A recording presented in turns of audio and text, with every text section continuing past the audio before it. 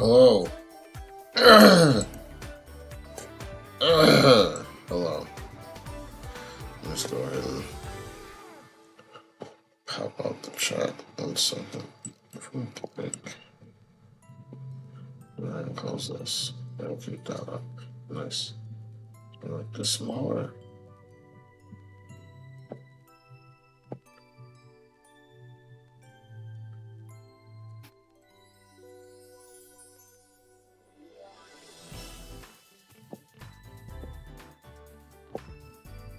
Really? Jesus, come on, kid. Oh my goodness. Jesus Christ, kid, this won't make this so difficult. I am pulling on you. Please listen.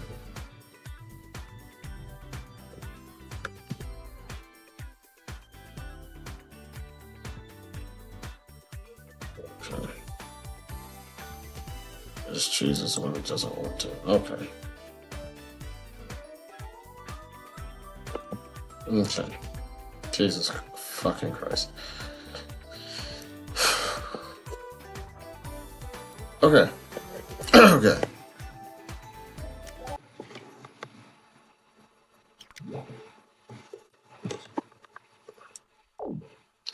We're starting on this new character at the same time finishing up this.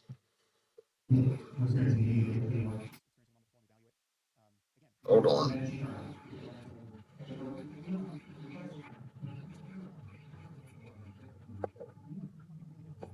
And we want to be different from, we just want to be more or less unrecognizable to the people we used to be. So we're going to now, we have a completed science of the mind. We're going to change lots of things about ourselves, and we're going to want different things, right? And so, we could be the cartoon version of this. I think the book is, you can imagine an island of perfectly matched sadists and masochists, right? Who just, I can't imagine sadomasochism actually works this way, but just imagine it did, where you could just have people who were being cruel and being made miserable, but they really were finding this incredibly rewarding because it's just the kinds of minds they have. They have this sort of S&M reward function. That's conceptually possible from my point of view. And I'm willing to stipulate it might be unrecognizable to me, it might be even odious to me given my moral intuitions, but it's conceivable we live in a universe where something that strange from my point of view could nevertheless be a peak on another peak on a moral landscape, right? Different from the one I'm attempting to ascend. Sure.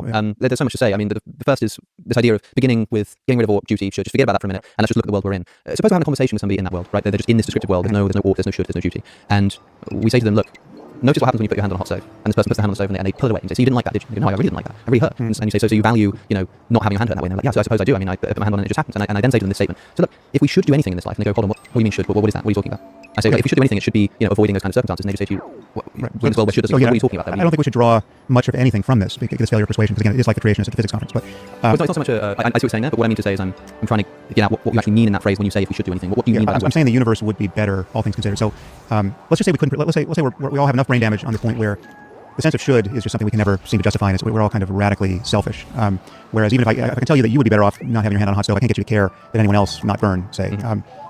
Well, certain things follow. One is, given what it is to have human mind and human relationships, given how social we are, given what, given certain positive states of mind that are on offer, like love and compassion, you'll see this person unable to have certain experiences that we also recognize are sources of happiness, even our primary sources of happiness. So they're going to be cognitively and emotionally closed to really loving their kids. If they can't figure out how the universe is better, or to care that it'd be better not having their kids tortured, right? They only care about their torture. They're limited in their consequences to that limitation. When you say the word better there, because I asked what do you mean by should, and you said something like that the world would be better. What do you mean by better? In precisely the same way that it's better for them, in the way that they acknowledge that their parents not to be on a hot stove, it's better for their kids not to be tortured in the same way, even if it's viewed from above, not a personal view, it's viewed in the totality of it. I suppose my problem is, but if that is the case, then in the same way that you can essentially just translate words like good into talking about well-being, I can do the same thing in the opposite direction and translate words like value into things like preference. So if I say something like, look, you put that hand on that stove and you take it away, all that tells me is that I prefer it not to be that way. And I could say that I can convince this person that the world would be better if not. And what do you mean by better? Well, I mean better in the same way that you take your hand away. That is, you would prefer it to be that way. Yeah, or someone else would prefer it, yeah. And that's fine. But now it seems like what we're doing is if that is the language we use, we're saying that the world would be better. This is a good thing to do. It just means this would be a way that people prefer it. And that's fine, but that means that we're talking about moral subjectivity. That's essentially the definition of moral subjectivity, right? No. To say good is to say this is what people just prefer. No, I mean, it's only, I'll grant you that the term preference is deflationary, but it's only deflationary because we reserve it for things that don't really matter, right? The moment you make things matter more and more and more and more and more, and you get into the territory of the worst possible misery for everyone versus its antithesis, some sublime state of satisfaction that endures for as long as possible for everyone capable of it. And the difference... That is true. Like, when it comes to, the word preference usually describes like something that isn't necessary, but you would like it to be a certain way. Sam Harris is right, like once you get to a point to where it's like it's so important to where it's no longer a preference, like after a while, like let's say I think we should live in a society where we aren't just killing each other just randomly just because we feel like it. Like, is that a preference? Well, if it means a society can't function unless people respect that rule, then it becomes less of a preference and more of a just a necessity for the well-being of people kind of thing. Gulf that opens up between those two states of the universe, or any microcosm within that universe, that gulf is not to traverse that gulf is with the term preference. It seems like a misuse of how we use that term, right? It only seems deflationary because of what we do with it. But yes, it's what matters. The fact of mattering, the objective fact of anything mattering, is a subjective reality. I'll grant you that. And again, this is the split between ontological and subjectivity and objectivity. It's not a matter for rocks and quasars. It's a matter for conscious systems to notice the difference. Right. So without consciousness, the world of value goes away. Right. It's got to matter to someone somewhere somehow, at least possibly. Right. So if it's I would grant that it could potentially affect an experience as opposed to actually affect an experience and still matter. But if there's something out there that couldn't possibly affect anyone's experience, now or in the future, no matter what happens, well, then that thing doesn't matter, right? By definition, in my world. Yeah, I mean, so it's not a bug of my view. Rather, it's a feature that it captures what we care about, in my view, in when we talk about right and wrong, good and evil. Yeah. And I think it does. You can talk about should and duty, but those are, I will grant, it's not a lot hinges on whether that strand of the conversation succeeds for me. Like it's because one of the entailments in my view is that we really are radically ignorant as to what is possible and what is real ultimately. Like, even one of the knocks against consequentialism and utilitarianism, which I admit, and it's profoundly inconvenient, is that it's very difficult to know when to stop gathering data so as to judge any act to be good or evil. So it's like, is Putin's invasion of Ukraine bad or good? Well, I certainly think it's bad. I'm reacting as though it's bad. I'm condemning him as though it's bad. I think he has bad intentions. I think he's a bad person. I think there's a lot of evidence for that. But what if the invasion of Ukraine and all the misery endured there by the Ukrainians and all the needless destruction of life and property somehow does something to world affairs that just 30 years from now we recognize, okay, that was actually the thing that got us to get our heads screwed on straight. The hand on the stove for 30 seconds. Yeah, and everything got better after that. Right. So it's actually, it was, in hindsight, it was the best thing that happened in 500 years. Right now, I have no reason to think that's true. I would highly doubt anyone suspecting that is true, but I can't rule out that possibility. Right. So that's contained in this analysis. Right. So the thing that really confounds people, and it's the thing that is we got a Russian shill, folks. People immediately move to the claims I'm making about moral truth to an effort to adjudicate practical moral decisions that exist very much in the gray area of there are trade-offs and calculations we can't do, and who knows what in the final analysis is really morally true. What's going to be better for any individual or the greatest number of individuals? And this comes to the distinction I make in the book around answers in practice and answers in principle. Right. So what I'm saying is that there are answers in principle ultimately at the end of the conversation, a billion years from now, where we can say we can cash out our truth claims as being real, right, or having been real. There might not be answers in practice, and yet again, this is a double standard in science. There are an infinite number of questions for which we don't have answers in practice, and yet no one would be tempted to say there's no truth there. Of course, yeah. How many stars are there in the Milky Way precisely? Exactly. And what is their weight? And it's just changed. Right. For what it's worth, I mean, all of this is fine in that there seems to sort of be two steps in the moral landscape enterprise here. One is good is about well-being. That's step one. And step two is once we grant that, we can make all kinds of scientific claims. And this is where it becomes relevant to talk about how people will object. But you can't know in practice, but there is a principle answer. All of that stuff, I'm totally with you on. Like everything on that side, I completely agree. It doesn't matter that we can't know in practice, whether we should cure cancer or racism. Like that doesn't matter. There could be. That's the kind of pushback I get, even from moral philosophers. They'll say, well, I don't know how to measure well-being. Right? Sure, give me a device. But so I hear that you are concerned about the definition of well-being and that it's not precise and that it couldn't be precise. It's not that it's not precise. It's that I suppose, and I'd be interested to see what you think of this. When you've spoken to... When it really gets down to the point, well-being, let's say you live in a country where a lot of people are religious. If they view that religion as the government should enforce it, as we should have laws that coincide with the religion, if you say no, we shouldn't have that, they're going to view that as, okay, so the government is not in the well-being of us because the government does not include the well-being of religion. So they will look at it as, well, if the government was more religious, that would increase well-being. Like, how do you argue that, Sam Harris? That would be the question. They're just wrong because of religion and they can't prove it, but they live their whole life that way. It's the whole foundation of their life, as well as many others. So. To Daniel Dennett about free will. Right. And most people listening will probably be familiar. You don't believe in free will. Daniel Dennett is a compatibilist. He believes that there is free will, and you've had sort of a lot of back and forth about it. And one of the things that happened in this debate is Daniel Dennett puts forward this thing, which he says, look, I can... The actions that I'm performing, they come from somewhere within me, they're due to my will, all of this kind of stuff. And so that's freedom. And you accused him of something that I think you coined as the Atlantis fallacy. You said, look, you're describing this thing, and you're saying, if free will means anything, surely it's got to mean like something to do with the action not being inhibited by exterior forces, it coming from somewhere in my brain, this kind of stuff. And because it fulfills all of those criteria, it's free will. And you say, this is a bit like saying, you're trying to prove the existence of Atlantis. And you say, here's this city, and it's watery, and it's old, but you're actually pointing at Venice. And you say, but what is this Atlantis you're talking about? Atlantis is a sort of slightly, it's this watery city, it's really old. Like, it fulfills some of the criteria, sure, but it's not what people mean when they say Atlantis. Right. And that's the criticism you've made of Daniel Dennett. Now, I suppose what I want to do is make the same criticism here of you, that you're doing the Atlantis fallacy with ethics, where you say, look at this thing called well-being. It seems intimately connected to things that we value. It seems intimately connected to all sort of forms of moral systems that people have devised. Despite what they might claim is the basis of ethics, it's always got something to do with well-being. And you're pointing at this thing called well-being, saying it fulfills so many criteria. And that's the equivalent of you pointing to Venice and me saying, sure, it does do that, but when people say Atlantis, they mean something else. And when people say good, it just means something else. Yeah, so that's I would be happy to dispute that. It's Because in Dan's case, I can point to what he's leaving out. Right? He's leaving out something I think crucial. He is in fact changing the subject. Here, my definition of well-being, again, it's not a definition. It's just tell me what matters to you. Tell me what I'm leaving out. Tell me, and so if you're a fundamentalist Christian, you'll say, well, for me, it's all about this world doesn't matter at all. Really, it's just a matter of who goes to heaven and who goes to hell. Right? It's just following God's law. Well, that's just another circumstance of suffering and its antithesis. Right? It's you're concerned about your conscious life beyond the grave. Now, you might be wrong. In fact, you very likely are wrong about whether Christianity is correct, in the physics of things. But let's say you're right. Well, I'll grant you. Yeah, nothing's more important than not winding up in hell. Right? Sure. So but the way you would just like, well, tell me what you value. If it's not well-being, well, tell me what I'm leaving out. What could I be leaving out? Well, I do value well-being. I do. I suppose what I'm saying is I just think that is a subjective preference that I have. I just have this subjective preference for my own well-being. And but I want to follow the thing is, at the end of the day, morals are something that humans do. So, without the existence of humans, you could argue that morality simply does not exist. Because it's a concept that humans have like, imagine the Earth before humans ever existed. Was there ever morality? No. Animals and organisms, plants, they just did what they did, and there was no judgment placed on their actions. It was just, this is what they do, and then that's it. But like, we don't live in those times anymore. Well, it's not that we don't live in times anymore, but at the end of the day, if you're evaluating ethics, when it gets down to like the foundation of it, it is subjective. But because people say, well, it's subjective, I guess the translation to that is it's arbitrary, which is subjective and arbitrary are two different things. They do not mean the same thing.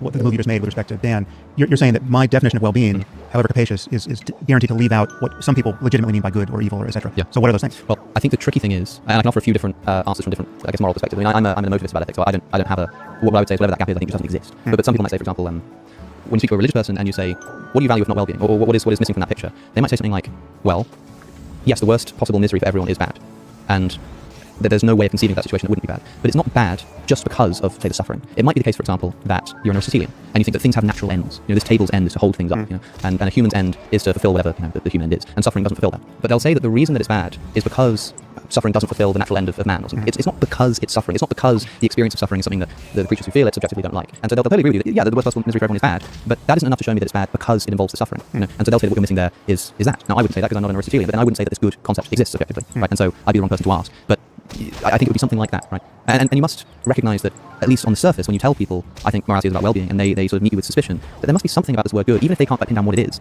that means more than just that. Yeah, well, so I'll grant you that people have different associations with all of these terms, and many of those associations are confusing. I mean, they make it's very easy to misunderstand what I'm saying if you have a fairly effete conception of well-being or happiness. I mean, they don't sound like substantial terms. It sounds like when you're thinking about what spa you want to go to on the weekend, then you're thinking about your well-being. But when your kid's getting tortured in the next room, well-being is not the framing that makes sense. But I'm using well-being and even a lighter term like happiness versus suffering to run as deep as we can possibly go, and deeper than that if we only had minds that could go deeper than that, right? So it's just, again, I'm willing to dispense with the conventional terminology in order to just reset the conversation and descriptively explore this space of all possible experience, right? And so what are the concepts? If you don't like words like good and evil, how do you want to think about a space? That is a good counter argument. Well, well-being is not well defined. Okay, that's fine. Let's talk about the total number of experiences we all have, and what the experiences that we share, and talk about how we feel about them. Because if we find out like 95% of people don't want their heads cut off, whatever you want to call that, well-being, goodness, whatever, we want to live in a world where we're not getting our heads cut off. That is what everyone has agreed on. That's how we move forward with the morality conversation. For you to then say, well, we don't have a word for that, who cares? It's about what can we enact and what can we culturally push throughout the world that helps people live happier lives. Now, if you want to ask, what does happy mean? Whatever makes them reach their goals, whatever helps them not experience happiness and fulfillment without them stepping on other people, at a certain point is going to be axiomatic, and you're not going to find a solid, rigid answer that is objective. You're not going to find it, so I would say stop looking for it. It's a waste of time. Where you individually and we collectively as conscious beings having navigation, right? Where morality is essentially the demand that is being imposed on us by reality, the reality that we are as conscious beings and whatever reality in which we're in. The demand is being made on us at each moment to do or not do something next, right? We're continually attacking in some unseen wind, and experiencing the results of that movement. Yeah. And we are, you can imagine beings like ourselves where they have a very different language. The conceptual layer that applied to this navigation could be very different, and it might not be easy to translate our moral talk into their talk about these changes. Right? Maybe you can tell me what I'm missing from my picture then. Because, like I say, I'm broadly speaking an ethical emotivist. But say more about the consequences of that. What does that mean? I'm not sort of I don't know, I always like to be a little bit agnostic about these things, open to change and all that, but I'm broadly attracted to this view that when we make ethical statements or pronouncements, we're essentially just expressing emotions of each other. And so when I say that murder is wrong, I'm sort of expressing some kind of distaste, or I'm expressing something akin to saying, don't do that, which is just like a command. It doesn't have any truth value. It's not even subjectively true or false. It's just like a command or expression. And so if that's the case, then this sort of ethical talk is completely different to the picture that you're painting. And so... No, not really. I can translate some of that into the picture I'm painting. Because again, it sounds like to say that it's just a statement about the way we feel or might feel. Well, to be clear, it's not a statement about how we feel. It is the expression of the feeling. So the mistake that's often made with emotivism is when I say murder is wrong, I'm not saying something like I don't like murder or I feel bad towards murder, because that can be true and false. As we were discussing earlier, it can be true that I don't like murder. It's the expression of the dislike to the murder. So A.F. famously has it as just going boo murder. That's not something that has any kind of truth value. And boo doesn't, but you're granting that it is possible to not like murder, and that could be an objective state of a subjective state. Yeah, that's no problem at all. Yeah, sure. Okay. And so I find myself in a world where I put my hand on a hot stove, and when I do, I go, I don't like that. And it's objectively true that I don't like that.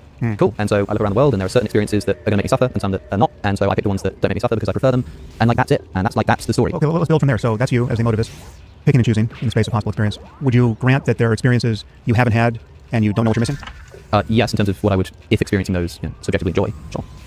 Right. So, and it might be there are circumstances where there are experiences that are available to people and other conscious minds, but they're not available to you given how you are. Right. So you might not have the talent required to get there, or the genes required to get you there. Absolutely. Yeah, no right. problem. Okay. So the landscape of possible experience extends what you currently know or even can know. Right. And that's true of every person. Absolutely. And we're saying boo at each other in that context. And this landscape we're talking about is a landscape of experiences either possible or actual, which if I were to experience them, I would go, yay. I go, yeah, sure, great. But the yay, the thumbs up and thumbs down can be increasingly strident, right? I mean, like there's experiences that are so good. Absolutely. That you'll have the experience of everything that's happened up to this moment in my life, it was comparatively worthless compared to this experience that I'm now having. Right? And obviously the opposite is the case. So what do you make of the fact that these experiences exist, right? And they're radically different, and there are right and wrong answers with respect to how to get from one to the other. It's not, you don't randomly get just hurled toward one or the other. Sure. There are at every level that we can understand ourselves scientifically, from the genome on up. So genetics and neuroscience and psychology and sociology, if that were actually a science, economic systems, every contribution to a possible change in the character of our experience can be more or less well understood. Absolutely. Yeah, no problem with that either. So all those converging lines of fact-based discussion can be brought to bear on this navigation problem. Yeah. So because I've got this subjective preference to reach this peak, I can use all of the scientific resources available to me to go and reach that peak. Okay. Now, what if we just add one other element to this, which is you've got your preference weights such as they are now. You got the factory settings, but you didn't pick your parents, you didn't pick your genes, you didn't pick the factory, you didn't pick your culture and the world into which you were born, and you've been tuned up by forces beyond your control. Now we have something like a completed science of the mind, and you can actually change your preferences. Right? There's this additional question of whether you should do that, whether that would be a good thing to do, but good as measured by what? Well, in my universe, we don't have terms like good. Yeah, that hadn't entered. So you'll just say boo differently if we change those weights. Right? So let's say like somebody offers me the opportunity to take a pill, and let's say in this world I don't really like music that much, right? So I don't really care for it, whatever. And I can take a pill that's suddenly going to turn me into this great music lover, where I'm going to experience this brand new joy. And although right now my preference isn't to enjoy music, so it doesn't seem to matter to me, I can change my preferences. So that now this new pleasure opens up to me. I can experience it. What would I do? I look at that pill and I go, yeah, sounds great, awesome. And I take a pill just because I would prefer to have that preference. It's a second order preference, right? But there's still no space here into which has entered a concept of moral prescription, of goodness, I'm still just in this world where there are experiences I prefer, and I use my scientific analysis of the world to achieve those. And when something comes along that allows me to really radically improve that feeling of subjective preference, hell yeah, use all the science you can get to give me those pills. Right. But still no moral judgments here, right? Well, there are potentially, but they might not be necessary. I mean, as long as you're going to concede that you might not know what you're missing, if you might not know how good life could be if you only made certain changes to yourself or to your thinking or to your culture, right? So we have a bunch of people like you who just don't want to talk about shoulds and oughts, right? And they never do. They just occasionally they say boo, but they don't think anything really hangs on it. And then it could be an empirical fact about you and or people like you, that you're cognitively and emotionally and culturally and civilizationally closed to certain outcomes, which are available the moment you begin to play a little bit different. I'm not sure why those would be correlated, because this idea that there are experiences that are available to me that I don't even know what I'm missing, that doesn't require me to believe in any concept of morality. Because if you said to me, I'm bracketing morality, the judgmental valence of that term, for the purpose of this part of the conversation. I'm just saying that we're in the descriptive still value-laden landscape of this feels much better than this over here, which I never want to taste or touch again, right? Crucially, just for clarity, I would say, in my view here, this is subjective value. These are objective facts about conscious systems. Objective facts about how to best achieve what one subjectively values. Yeah, but that term doesn't do anything deflationary for me. It's just there are certain things that only exist as appearances in consciousness, right? That is their ontological status. Right? There's no even if we could later correlate them with other states of the physics of things. It's just you can't conceptually reduce them. There's no the there is as conscious experience, right? And I would say consciousness itself is one of those things. It's just that the only evidence for consciousness. It feels like I'm kind of keeping up because, like, once you get into philosophy and like the conversations about it, like this goes over the head of like generally most people, because people just don't think about morality a lot. They're just like, well, what feels right, or what has been taught to me, what, you know what I'm saying? So like stuff like that. But it sounds like what he was getting at earlier, to where like I understand, just people get held up so hard on the, well, you can't objectively base anything in anything, so who cares? It's just like that's not. If that's the case, you can't have a conversation about morality at all. Then that would be the next step. Fuck.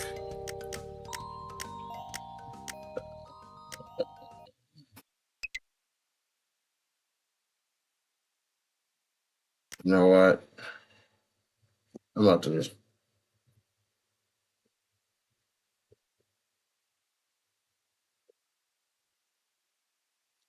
I'm about to spend $5 on this game. Yeah, I'm doing it. $5. Yeah, $5 fucking. Hold on.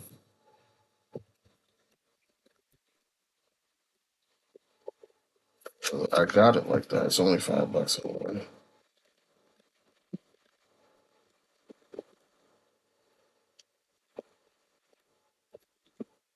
Give me 1 second. Mm-hmm.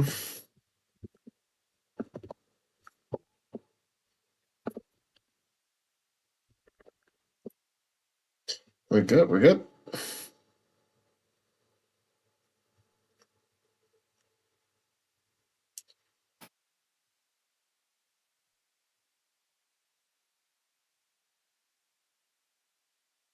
What?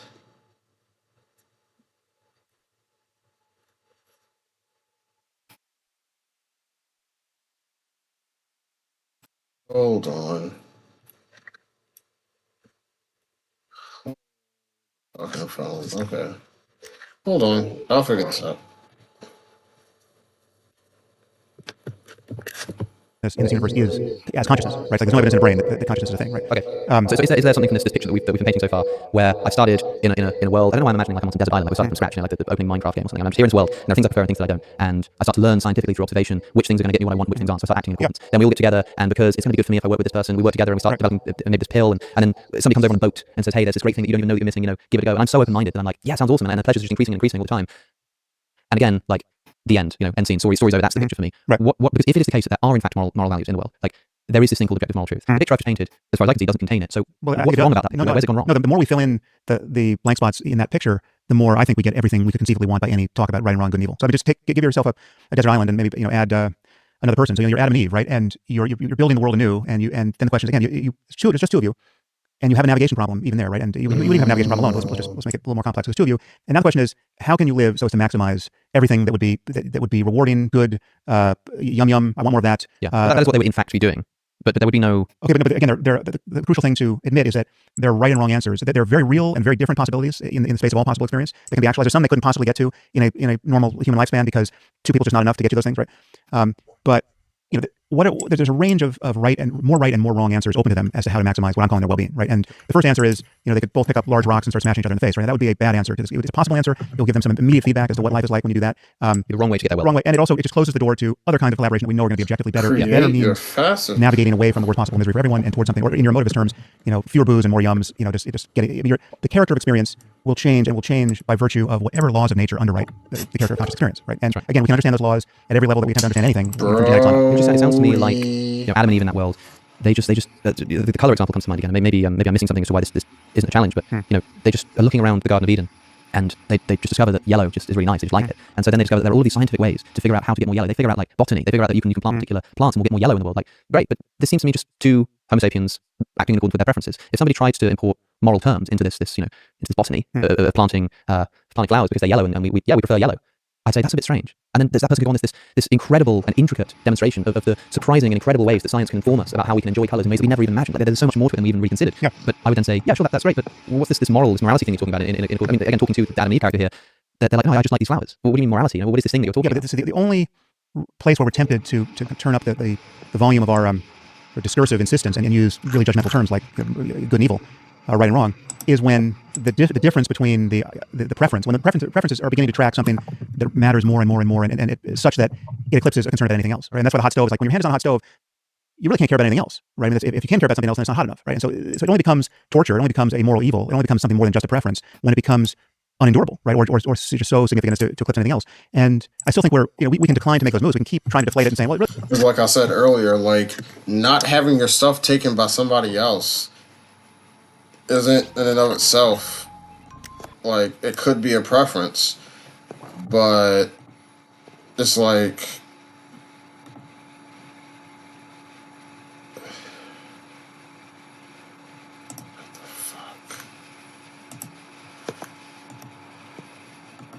I don't understand. But yeah, so it doesn't be at a certain point. It's no longer a preference. It becomes like a necessity for society, pretty much. Yeah.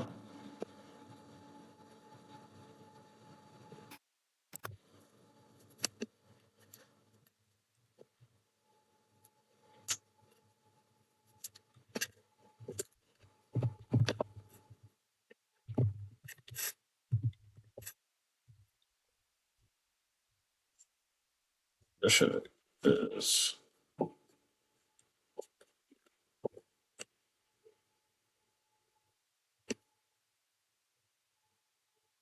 You know what? Hold on, y'all. I gotta go take a shit.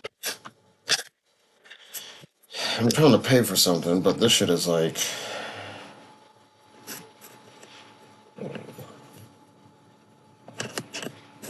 We're gonna take a quick break. I'll be right back after I take a shit.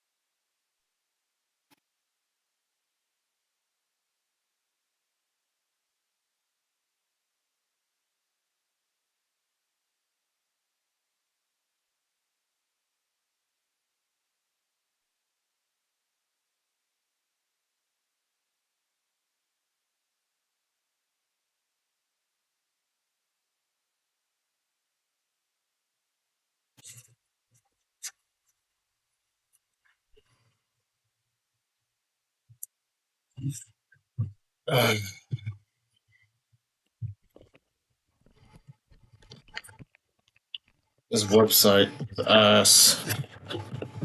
This website is ass. Cheeks. Website is so ass. Anyway.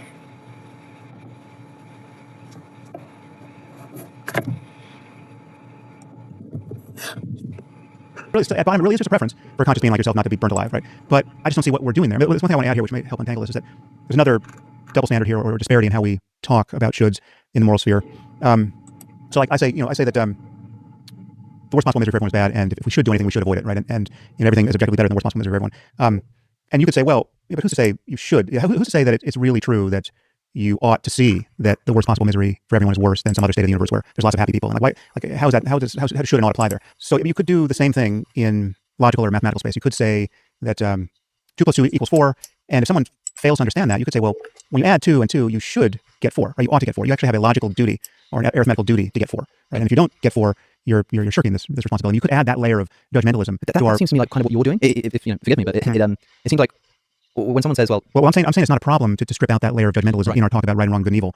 Well, if somebody says 1 and 1 makes 2, and you said, like, look, 1 and 1 should make 2. And I said, I don't know why you're using the should language. It does make 2, right? Yeah. And the worst possible misery for everyone is something we should move away from. Whereas I would say it's just something that people do move away exactly, from. But arithmetically, 2 + 2 just does make 4. And people just do move away from the worst possible misery, exactly, right? Yes. There is no, it's definitional. If you wouldn't want to move away from it and you want anything, it's not the worst possible misery. I totally agree. But notice how, like, if that's the case, because with that we agree on something, we just do move away from suffering. We just do get 2 when we add 1 and 1. If you said to me, again, a little caveat here, nothing turns on it, but this is not pure. It's not pure pleasure principle. I mean, there's all kinds of suffering we do move toward because they're deep. We recognize that there's deeper happiness and things we want on the other side. Sure. So that's why it's helpful to talk about the worst possible misery, right? Even conceivably. Yeah. Sure. So people just do move away from it. And when you add 1 and 1, you just do get 2. Right. If you turned around to me and said, well, I'm just going to start talking in this language of should. I'm just going to say, if you add 1 and 1, you should get 2. And what I mean by that is essentially a moral prescription. No. Again, I find that really weird. The difference. So I think you're taking the wrong end of this thing, or the opposite of what I'm trying to illustrate. I hear you making my point. What I'm saying is that this should talk, this ought talk that people think is intrinsic to morality, I think is grafted on in the same way that I'm now grafting on in a very seemingly ridiculous way this judgmentalism with respect to logic. Right. So you're saying that people, I'm saying it just is better. People generally do this should thing. They just add the should factor when they're talking about the prescription. If there's a button here that we could push at no cost to ourselves that would reduce the misery of human beings on Earth by half, and let's just stipulate that there's no other unforeseen negative consequences that occur as a result of that. But just like, consequentially, this is just better. Everyone who's miserable gets much less miserable, and no cost to ourselves we can push the button. So what does it mean to say we really should push that button right now? That's one way of talking about it. I would agree for shorthand. It's fine. I say should all the time, right? But I'm saying the world would be objectively better if we push that button, and it would be so much better that if someone understood all of the causality here and still declined to push the button, that person would be a moral monster. Right? Again, in this area of talk where we talk about right and wrong, good and evil, and morality and should, right? Like, there'd be something wrong with that person because I just imagine what that person would have to think and say and feel so as to decline to push that button with clear conscience, right? Like what if we're talking about Kim Jong-un character or somebody who might say, well, what is it to me that all these people are suffering? And I kind of like the idea that there's this much of a disparity between my current happiness and so many billions of people who are really unhappy, right? And so part of my pleasure in getting out of bed in the morning is knowing that my feelings of satisfaction are at some kind of zenith with respect to all the background misery that I don't have to take any time to understand, but I know is there, right? So if you give me this button, not only would I not push it, I would want another button where I could further miserate people, right? Well, that's what we mean by evil. That's what and we know the reason why that person is worse off than other people, from my point of view, with respect to the moral landscape, is that we know that to be that sort of person is to almost by definition not be available to certain states of consciousness that we all agree are some of the most important and beautiful and creative states of consciousness on offer, insofar as we can see it right now. I'll grant you, there could be some very weird spot in the moral landscape where you get, perfect sadists and perfect masochists, etc. So things could get weird, and there's some description of the laws of nature that would make sense of that. But the crucial point for me is that even if there are other high spots on the landscape that are weird, there are many spots on the landscape that are not high, no matter who you are, no matter what you want, no matter how we tune all the relevant variables, they just suck, right? They're low spots. And again, these are objective claims about conscious minds now and in the future, however they're constituted. Yeah. Right? I really want to dig into this, my pleasure, good for me, versus other people's pleasure or well-being, being something that's morally, that ought to be morally preferred. But just before moving on to that, I want to say that it sounds to me, just to wrap this section up, because it's weird. I think we almost agree in that me being a motivist and just thinking that all there essentially is people's preferences and people acting in accordance with them. It almost sounds like you agree with me, and this whole thing about tacking on the should. Well, but should is shorthand for a lot that we know about human minds and human societies that deeply matters to us, right? We know quite a bit about the difference between the best possible lives and the best possible relationships and the worst possible, right? And so, and insofar, the shorthand is, if you could push that button, you really should do it, right? In fact, you should be willing to pay a fair amount of money to do it, right? Like, you should be willing to make some sacrifice personally to do it. And if I'm talking to someone who says, well, I don't see any of that, right? I don't see why I should even just lift a finger to do that, right? There may not be. I think there probably are ways to argue that person closer toward pushing the button if they're neurologically intact. Sure, you could say, did you consider the fact that there are people who might be miserable right now, whose misery would be reduced, and there are people who you might meet tomorrow who you might fall in love with, and your future wife who's out there who you're going to meet 6 months from now, she might be in a depression right now, and you could alleviate that. So there are ways to triangulate on even the most obtuse person, but there are people who will have essentially kicked themselves loose of any rational conversation about that we want to summarize with words like should, and then they might pretend to be to be living in some kind of moral solitude and not see why anything gets better if things get better outside their own consciousness. But it's pretty easy to see that they do, even by their own lights. And this is where even like Kantian analysis seems to track the same terrain, where it's like, Kant acknowledged that, even a thief couldn't want thievery to be a categorical imperative, because then everyone would be stealing from him and he would be no advantage to being a thief. I mean, so there's the things universalize whether you're thinking in those terms or not. Yeah, but it all seems to sort of translate into terms of preference here. But see, you're using the word preference as though it really took the air out of the balloon. What does it mean to say that you have a preference for not spending every conscious moment, you and everyone you love, and everyone who you might come to love, spending every conscious moment now and through any possible future, the longest possible future, perhaps a future that we can engineer to be much far longer than is naturally possible now, not suffering the worst possible misery? I think it literally just means that I would be happier in the knowledge that wasn't happening. Well, it's not happier in the knowledge. Well, it is in the knowledge when you're talking about other people. But even technically for me, like if I can't suffer without knowing I suffer. But okay, I said that as a technicality because if all my friends were being tortured, but I was just being lied to about it, I just didn't know, then of course I'm not going to be any more upset for that. That's just a sort of technicality that I'm making. But presuming that I'm correct about what I know about the world, like you're asking, what does it mean for me to say that I would prefer not to just suffer immeasurably for the rest of time? What it means is that I would be happier if that didn't happen, if that weren't the case. I think that is literally just well, that's circular, because happier means it imports the notion of preference on your account too. But perhaps. But for me, this isn't a problem. It's a brute fact about conscious systems. Again, you could do something like, you could say, 2 + 2 makes 4, just because you could put that in preferential terms as well. You could say, well, that's just the way it seems to me, right? So that's the way, I can't see it any other way. As a logician, you could simply say, you could subjectivize everything. You could say, it's just the way it seems to me. And what work does that? That isn't that true. I mean, if you want to be radically skeptical about everything and bracket everything, I have defended that view elsewhere, that essentially we can emotivize everything. And so rather than, let's say, pulling up subjective ethics into the realm of objectivity, we just pull the realm of objectivity down to the subjective realm that most people put ethics in. I mean, is that something like what you're doing then? Just saying, I'm just saying they're on all fours. Yeah, sure. Because first of all, everything is happening in and as consciousness, right? I mean, there's no, like, consciousness, on my account, is the one thing in this universe that can't be an illusion. I mean, because to say that it might be an illusion is to invoke consciousness just as fully as any veridical impression does. I mean, like to say that this is all hallucination, this is only the way things seem. Well, it's the fact of seeming. It announces that the truth of consciousness is as much as anything else, right? So it could be a simulation, this could be a dream, it could be a brain in a vat. None of that actually undercuts the reality of consciousness as I'm defining it, and as I believe everyone's experiencing it. So there's nothing, if you're going to keep pushing this analysis further and further and depriving our terms of the gravitas they seem to have in ordinary language games, you're going to wind up with something like a radical, mystical skepticism that privileges consciousness first above everything else, and only admits the seemings that seem to have pragmatic utility in physics or in medicine or in economics or in morality. But again, everything's going to be, there's not this disjunction of we've got science and rational and mathematics and our rational bedrock here, and then over here at some far more confected stage of the conversation, the stage where it's really just a bunch of parochial, not altogether true, certainly not scientific biases, where we talk the talk of boo and applause. That's where we talk about good and evil and right and wrong. It's that separation that I'm undercutting in the moral landscape. If you're going to grant me that everything is is on all fours, where we're talking about how things seem, right? And in every time we try to give our seeming some kind of weight, we're left pulling ourselves up by our bootstraps. So if you're Gödel, you're saying, well, you can't even get arithmetic without presupposing something that's true that can't be self-justifying within the domain of arithmetic, right? If you're going to grant all of that, and you're going to, at the physics conference, you're going to say, yeah, well, we just happen to want, the way we feel is our preference to understand the behavior of matter and energy, but we can't really say that's really physics. Maybe it's a totally different physics, right? If you're going to deflate everything equally, well, then it's all the same. I think we're doing a lot of work that isn't necessary. I think it's fine to use the moral shorthand of should. Can it be cashed out in those terms when it comes to the laws of logic or mathematical truths, where it seems natural for me to say of the worst possible misery that I prefer it not to be the case? It just seems so much more unnatural. Does it sound psychotic to say that? Like psychotic or psychopathic? Like either you're not tracking. Just imagine. You're held by your captors in a room away from your family, and you can hear the screams of your family in the next room, and they say to you, you want us to stop torturing your family because just give us the information that we know you have, and you say, well, I would obviously have a preference that you not torture my family as you're doing right now, but I mean, like that aloofness from the details of what I don't think I would put it so. But it doesn't actually track the way you would feel and would be right to feel given the kind of being you are. I would feel like I would I would prefer you not kill my whole family. I mean, I prefer it, but it's if not, man, shit.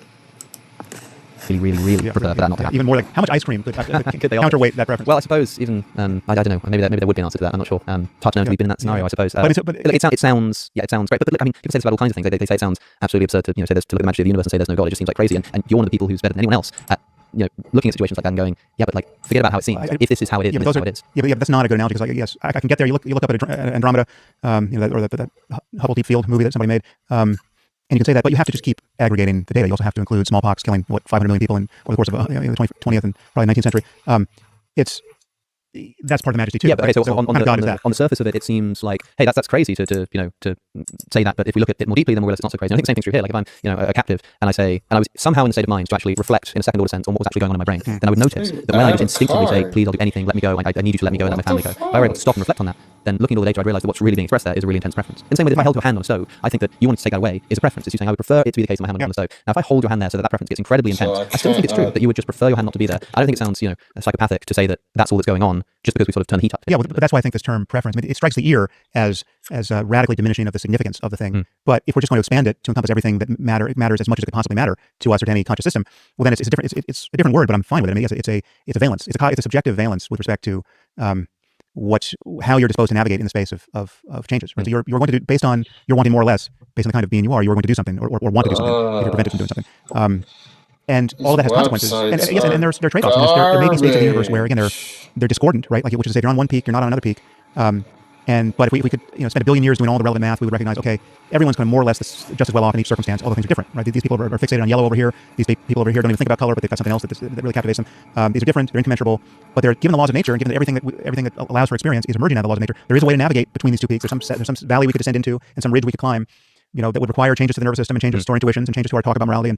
And there are trade-offs even within the gray areas of our own living where we don't know if we made the right decision. And if you could even say, like, imagine the person who's being tortured, or imagine a person whose family's being tortured in the next room, and he has secrets that if he gives them up, he's going to ruin the world. So it would be good if he didn't care about his family being tortured, right? And if we could give him a pill at that moment that would cause him to be, truly callous with respect to the suffering of his family, that would be the right thing to do because he'd save the world and he wouldn't suffer. And yes, it's too bad about his family, but in a consequentialist calculus, you save a billion lives and you lose two, and we'll take that trolley problem all day. Okay, that's a painful trade-off.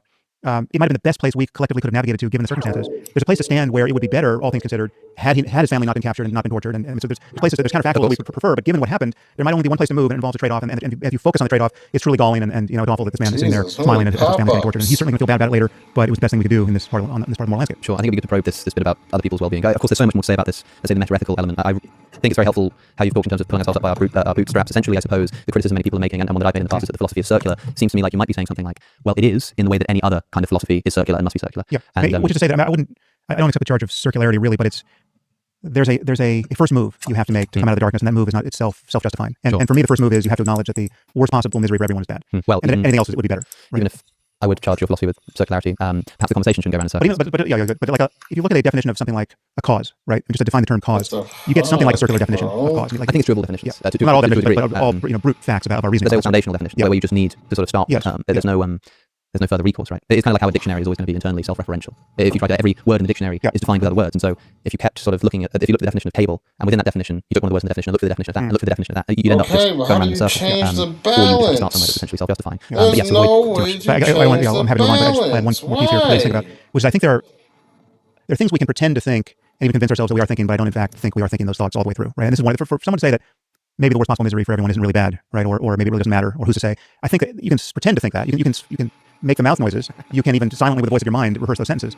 But you're not actually thinking that. In the same way that you're not thinking, if you pretend to think thought that all squares are really round, you can say those words, but you're not. It's not really tracking. The page not sometimes. I mean, it rings a little bit to me like when Jordan Peterson says, "I know you say you're an atheist, but I mean, you can say that, you make the mouth movement, you're not really an atheist. If you look at the way you actually behave and what you value and what you do, you're not really an atheist." And there's a sense in which you kind of get what he's saying. But that's no. I mean, I think that's just Jesus. But if you agree that when you seem to think that maybe all squares are round, right, or I'm pretty sure all squares are round, yeah, right. There's something you're only pretending to be doing there. It's not a normal thought. It's not the same thing as 2 + 2 makes 4, or we're really sitting here. Yeah, you said asking if the worst misery for everyone is really bad is. If you have a website that does anything, and like every time someone goes to a different page on your website and it's an error 404, you have a garbage fucking website. Sorry. Why is everything an error on your website? I actually have it. How you run a service, but like half of the shit is inaccessible. Like, what the fuck? Because there is no other place to stand to mean anything else by bad. And if you're going to say, well, I don't want to mean anything by bad, right? You're still going to want to navigate in the same way. Well, that's the move, isn't it? And navigation is the prior condition out of which our words like bad and good emerge. Right? Yeah. So it's like you're going to say like everything is terrible. Like it's all terrible. All I'll let you know if I come up with one. But it's only because you're not taking the time to really imagine what is being indicated that you can seem to apply word. You can see. Oh, pay for it this way. Okay.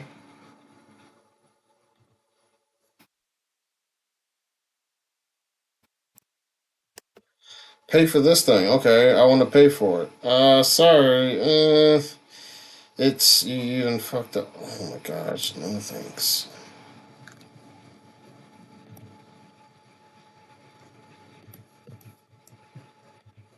I'm sorry. All of this shit is fucking annoying. It shouldn't be this hard, bro. Imagine someone making you jump through so many hoops to buy something from them. It's just like, here, this thing costs $5. Here's a $5 bill. We don't accept that as legal tender. What do you accept? We don't know. How do you run this business then, dude? Why is your business so ass that you can't do the basic of things? It's fucking annoying. It shouldn't be that hard to buy something.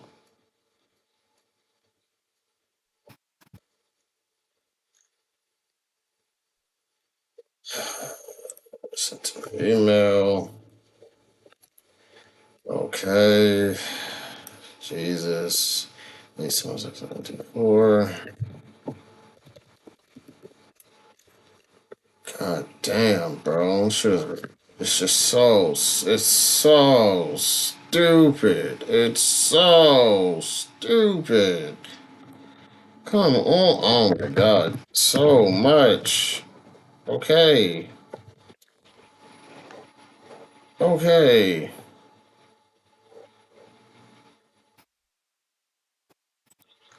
Okay.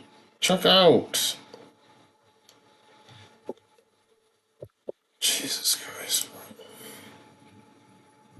I hate all these websites. We have this website. You want to buy something from this website? Okay, use this. You want to use this? Okay, we actually have to use this other website. And you go to that other website. Okay, this website actually uses this, but it's just like, why am I going through like 5 middlemen? Send me directly to a fucking pain. Like, why is it all of this crap? This shit is stupid as fuck.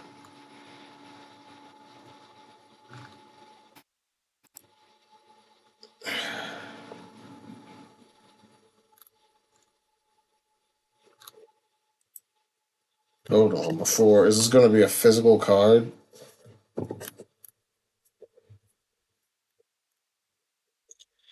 You know what? This shit is so fucking retarded, bro. This is like all of this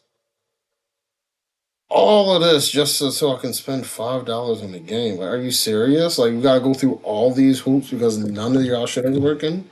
Every single option that y'all have is fucking annoying. All of them. All of them.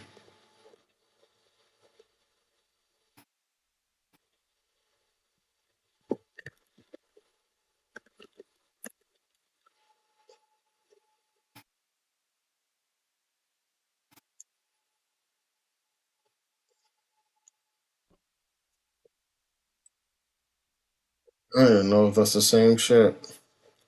I don't know anymore, bro. Everything is just so retarded now. I don't get it, bro. It shouldn't be. Why is it this hard to spend money? It's like, imagine someone's like, bro, I really want to spend money. Oh, well, you're making this difficult, bro. Oh, hold on. I'll figure out a different way to do this.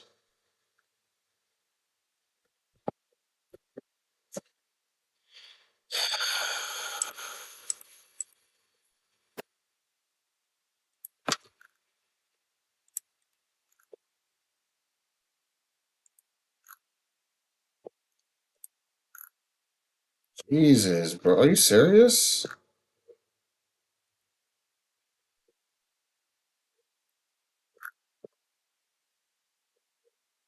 God damn, this website, dude. What the fuck?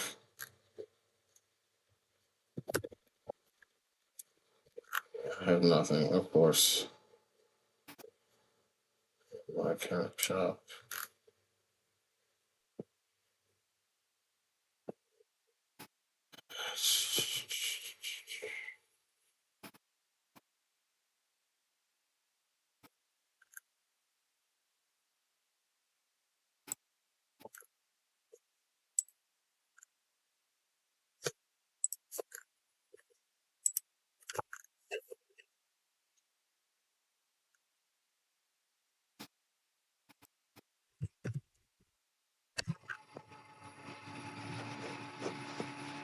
It's just so stupid, bro.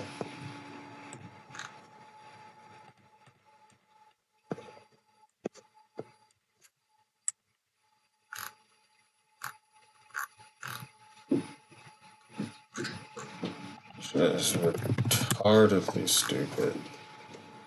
Like, god damn.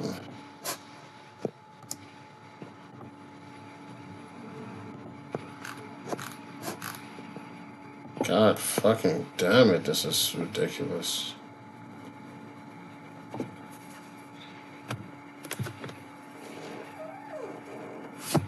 on fucking websites. Oh, you're having a problem? We'll get to you right away. And it's like, yeah, okay.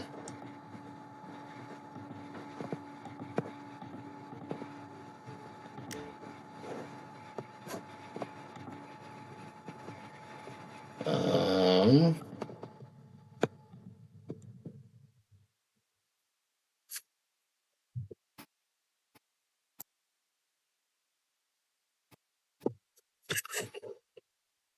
and this now it's just frozen. Now it's just frozen. Seriously.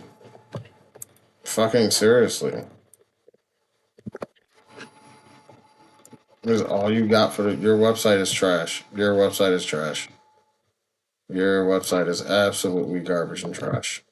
Why would anyone ever go to your website? You're a terrible payment processor. You're garbage. You're fucking garbage. Garbage trash. That's all I see is garbage ass trash.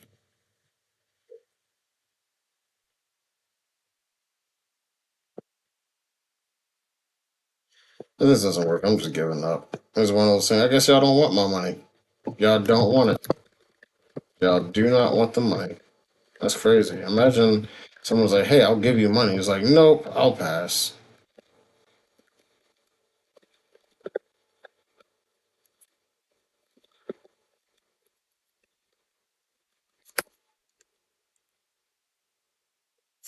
I give up. I give up. I give up. This credit card is not supported. It's crazy how like literally everywhere I go in life, literally every fucking place I go, anywhere, all the time, it's accepted. But now is because this shit is fucking trash, and all the places that use this are fucking trash. All of them. All of them. Fucking garbage. And you can't add money. You can't add money to your shit. You can't do it.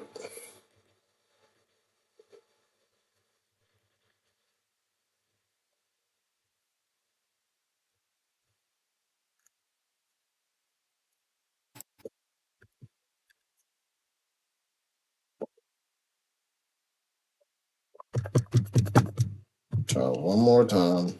And if this doesn't work, then I just fuck it. Fuck it, I guess. Y'all are trash. Y'all are a trash website. Maybe it's because I'm logged in currently.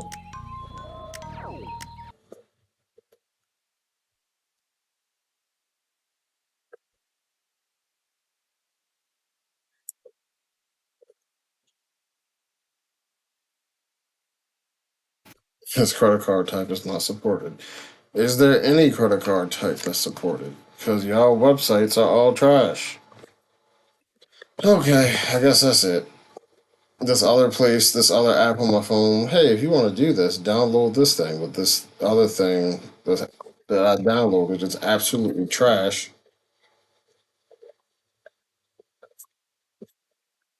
Yeah, what if I wanted to send money?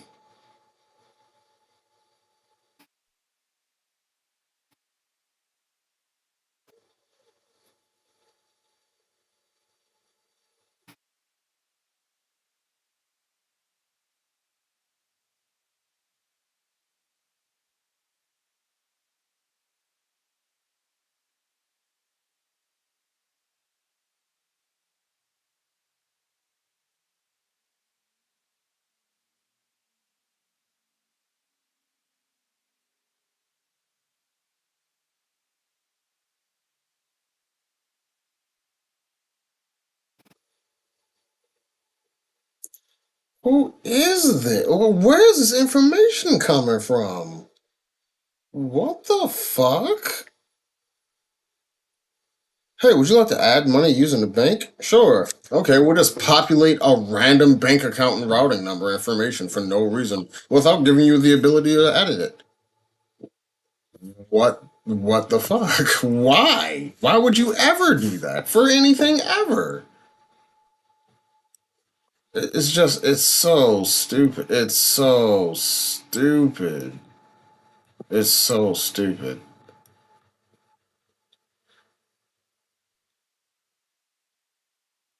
It's so fucking stupid, bro.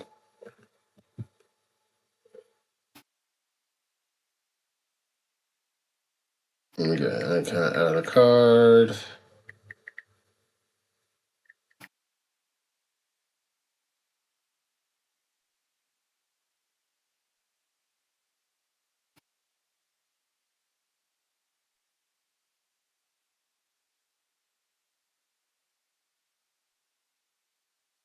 Our system is temporarily unable to do something so fucking basic. We're caught, like, imagine it's like going to KFC and then them saying, sorry, we're unable to give you chicken right now. It's like you're KFC. If you can't give me chicken, 85% of your business model is failing. Do you understand that? Seem to find some place to stand where you have more rudimentary intuition. Like I have a deeper intuition that there's some place to stand where I can say maybe the worst possible misery for everyone isn't bad, right? Or like I just can say it's an illegitimate move to say that it's bad because there's some place to stand over here where we can talk about bad and good that doesn't interact with the worst possible misery for everyone. And I'm just saying that you're not actually you're talking about round squares. You said to William and Craig that we've hit philosophical bedrock with the shovel of a stupid question. Yeah, we ask if the worst possible misery for everyone is really bad. That was a good way of saying it. I still think that. I agree. I'm going to steal it. I think that I suppose I would say I agree. It's bad. I would just say that like it's subjectively bad. Well, but again, that move doesn't mean what you seem to think it means.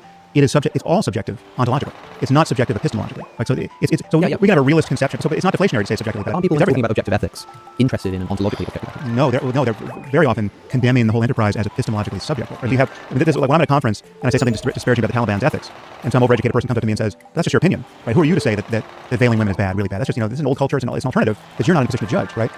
I'm claiming I am in a position to judge it because we know a lot about human well-being and about the possibilities of living you're certainly in a position to judge whether that behavior meets the standard that we all subjectively prefer. But you're not in a place, neither is anybody else. But they all logically prefer too. When they have a conference about math and they get 2 + 2 = 3, I'm in a position to say that I can judge the products of their conference by the same feels, the bad logical feels I'm getting. You know, right? I agree with you there, but it's funny. I've often taken it in the other direction and toyed with this idea that I've called it in the past global emotivism. I always thought if I did a PhD thesis, it'd be on something like this, taking emotivism about ethics and just going writ large. And it rested upon this observation that if you pay close attention to what your brain does when you say, why can't P be true and false at the same time? You know, the law of non-contradiction. Why can't P be true and false at the same time? Just think of it for a minute. P being true and false at the same time. What does your brain do? It just goes, no. It just goes, boo, right? And so I think maybe and it's also the reason why the conversation is so difficult is it's very easy to say that P is true and false at the same time. Yeah. It takes no more effort to say that sentence. And so there are many people who say things like, well, slavery's not wrong. I can't say it's wrong. I don't prefer it. Right? It's not how I live. Right? But like, there's no place to stand where we can actually say that it's wrong. I'm saying that if you're actually going to do the work of trying to link the word wrong to anything that could possibly rationally be attached to it, and effortlessly link it to in all your other modes of living, especially when weird things happen, like you find yourself hostage of an authoritarian dictator, and your kids are getting tortured in the next room. But then your feeling about the word wrong is not nearly as academically precious, and it means what it tends to mean, right? And so I'm not the move. If you want to go up toward emotion as opposed to down toward bedrock, I think I can probably go in that direction and bring everything I care about with me. I just don't think it does necessarily work you seem to think it does. I think it just gets us. Then we're. I mean, the truth is, I think it's just likely to be true. I mean, we're ungrounded on some level. I mean, we're not. All of our truth claims are happening in a space of where we don't have the foundations in hand. And in fact, coherence doesn't even require foundations, really. I mean, it's like your dictionary, right? It could all be at some level held together by itself. But the bedrock really is consciousness. The dictionary still works, right? Yeah. It's still a useful book, even if it's entirely self-referential, as everything must be. The reason why I'm not a pragmatist, pragmatism is some version of this attitude where you're essentially bracketing truth claims. You're not really saying that anything is really, really, really true. Like like your beliefs have been married to reality in a way where you can know that they're truly tracking. The map is truly tracking the territory. Because you can never stand outside the circle of your beliefs and your language games, so as to compare them to reality. Right? All you've got are these mouth noises you're making and words like boo, and all you've got is the history of whether this is performed well or seems to have performed well in your conversation with other people and in your navigating the world. And are you getting what you want out of life on some level? Are your planes falling out of the air or are they flying? At no point do you get to say yes, this is this propositional claim about the world is true in a way that is truly non-cultural, non-perspectival, outside of all possible language games. It's just you just don't get that, and that's fine. But the reason why I think that still must yield to a truly realistic picture of truth claims that is wider still is because whatever population of pragmatists you give me, no matter how smart, playing their language game, we know that there's always some place to stand where they didn't know what they were missing. And in order to make that move, even to pragmatically make that move, we just have to admit that there's always space around any pragmatic conversation, right? It's just there's the physics 5 centuries hence, which can show some error in the current physics. And the only way to make sense of that is to say that there's a larger space. It's not merely just a matter of conversation. It's not just a language game. So, hopefully, briefly, because I would like to move on here. Why should I care about someone else's well-being? Now, you do talk about this. I think this is in this might be in the moral landscape, or it might be from your reply to the critics on the moral landscape. Right. You say, if we're not able to perfectly reconcile the tension between personal and collective well-being, there is still no reason to think that they are generally in opposition. Most boats will surely rise with the same tide. It's not at all difficult to envision the global changes that would improve life for everyone. We would all be better off in a world where we devoted few of our resources to preparing to kill one another. And I think that's certainly true, that in many, if not most circumstances, raising the tide for everyone is going to be good for me. But the example you've just given, for example, everyone's better off in a world where we devoted fewer of our resources to preparing to kill one another. It's not better for everyone. It's not better for people who are profiting from selling weapons to each other, for example. And suppose you spoke to one of those people and said, look, if we became more anti-war as a world population, the tide rises for everyone, well, except for you, because you're going to essentially be put out of a job. It's just a sacrifice you're going to have to make, morally speaking. And if they ask you to justify why there's any moral truth at all, you do it with reference to them putting their hand on a stove and them having this sort of feeling that there are ways that are better than not for them. they're going to say, well, hold on, how does that map onto other people? Yeah, so the first answer to your question, why should you care about other people, is really private to the question. You can just notice that you do, right? That, like this is 2 reasons. One, you don't get a moral system all on your own. Morals, if you're the only human, who the fuck gives a shit about morals? Like, who cares? You're the only one. But once you involve other people and other people who want to live a certain way and behave in a certain way, now, since all these people are involved, I can't just do what I want despite them. I have to include them in my decision. That would be a good reason to care. And 2, especially if there are people who disagree with you, who want to counter, I don't know, whatever moral truths you're espousing. Is your default mode if you're not a psychopath.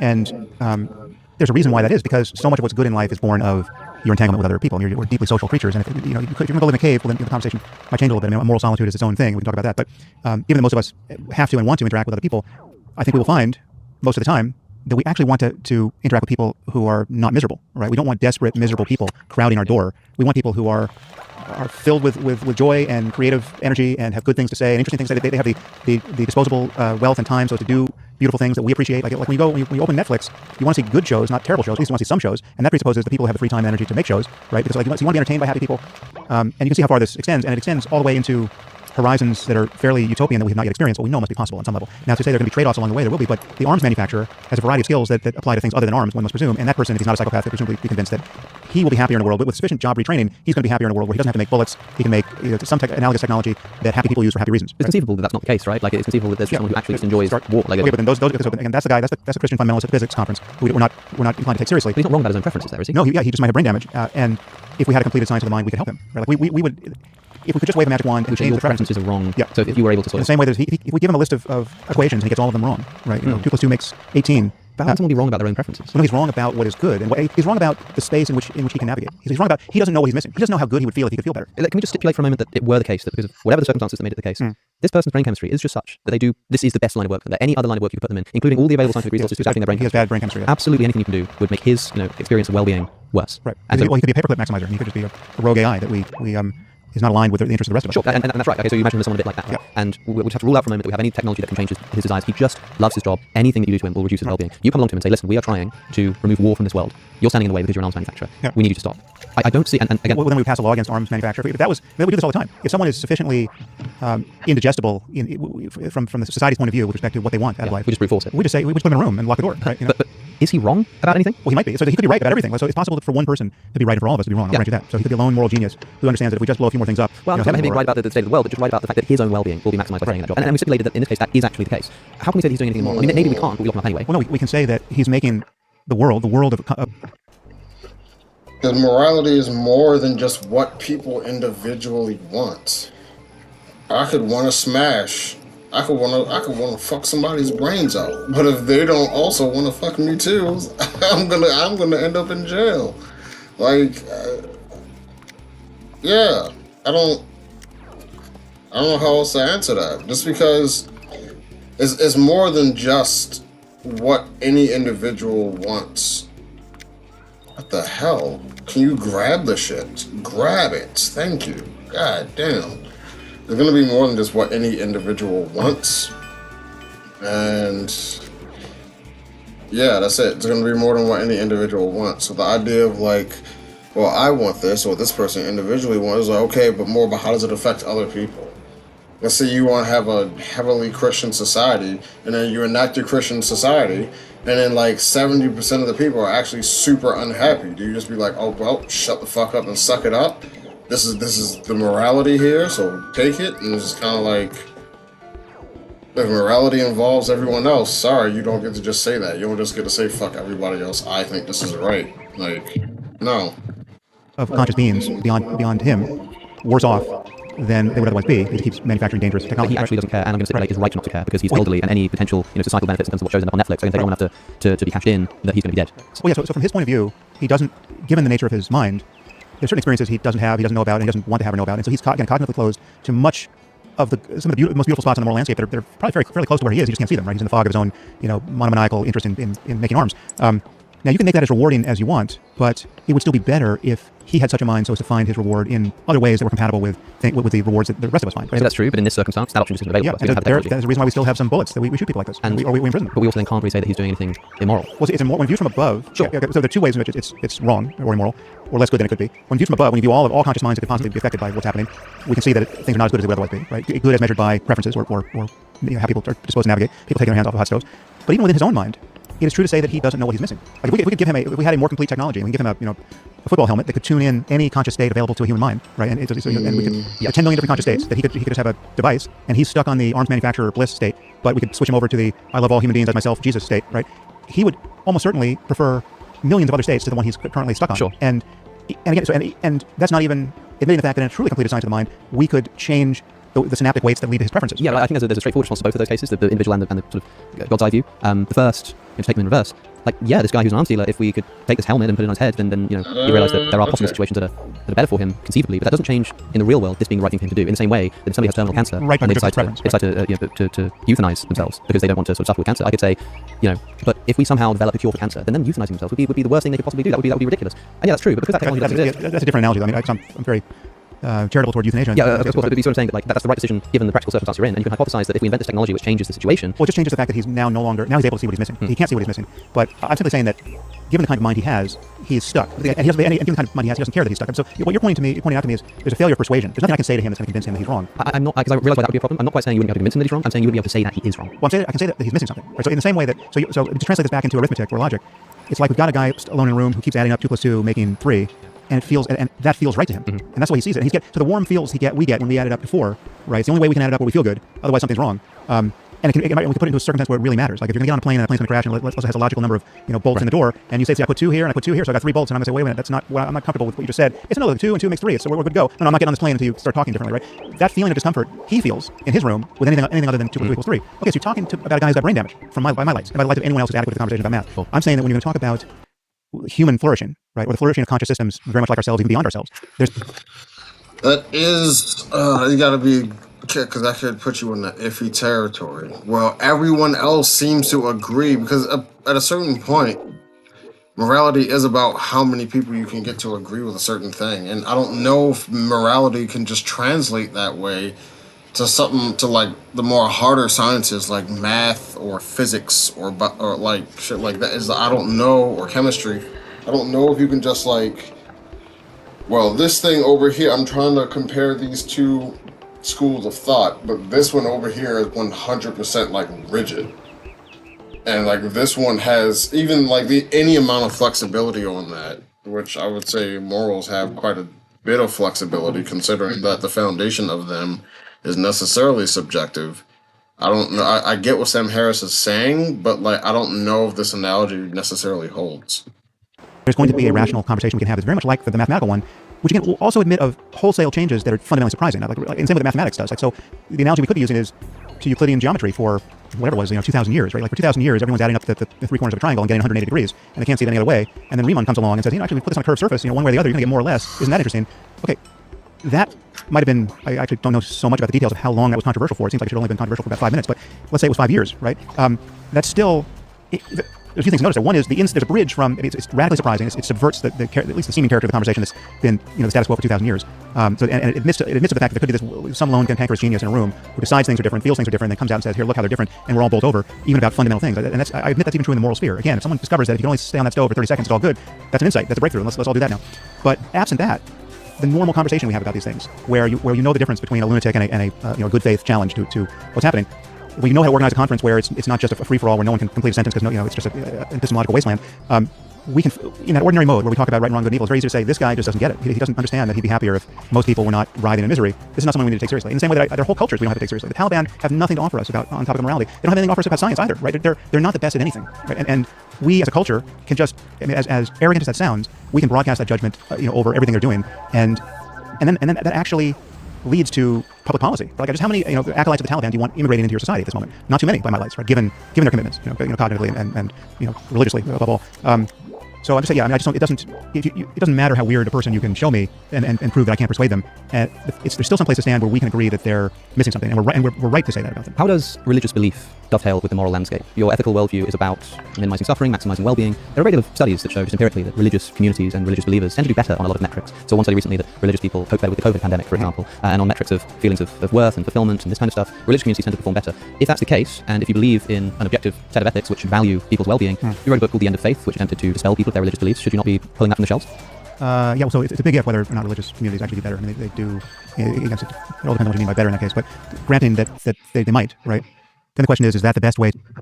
I think they only do so because I don't think it's the religion in and of itself that does it. Because, well, on one level, if you find that this happens across multiple different religions, at the very least, you have to say it's not my specific religion alone. It would have to be religion generally, and if that's the point, if that's the scenario, then we can look like, okay, what is it about religions that provide a level of fulfillment? You get duty from it. You get a sense of responsibility to the people around you. You see people on a regular basis, on like, whether it's once a week, 2 times a week. There are different events. It's community building through the church builds the community. And then in the opposite way, the community builds the church. So it's like, if you can find a secular way to build communities up and gather together and work towards common goals and stuff like that, then I feel like you wouldn't need a religion at that point. But I don't know how likely people are to do that without a religion. People seem to just like don't want to do nothing like that for some reason. To do that sort of better, right? It actually required that you believe anything on insufficient evidence or live by one divisive dogma or another. Is the only way to get to that high spot on the moral landscape, right? And I think it's pretty clear that wouldn't be the case. I mean, I think it's just having a flexible conversation about reality that is responsive to changing argument and changing evidence, and being intellectually honest and not being ruled by the confirmation biases of your Iron Age ancestors. And all of this tends to be so good on so many questions of importance that I think just having a more sophisticated, modern, and honest conversation about reality, even spiritual reality and ethics, is going to be better in the long run. And that's how I would place my bet. But it's totally possible that there are circumstances where being religious is an advantage, or still an advantage. One day might not be an advantage. Right? I mean, it clearly evolved for some kind of beneficial reason. It wouldn't have cropped up in the mimetic landscape if it didn't serve some purpose. And maybe it's not serving that anymore. But I'm not sure about something. I'm not sure about the evolutionary story here. I mean, the reason to be skeptical of the whole notion of group selection, and leaving that aside, you could say anything you say about religion, you could say about belief in witchcraft. Right? It's culturally universal. It's been around for as long as anyone can imagine.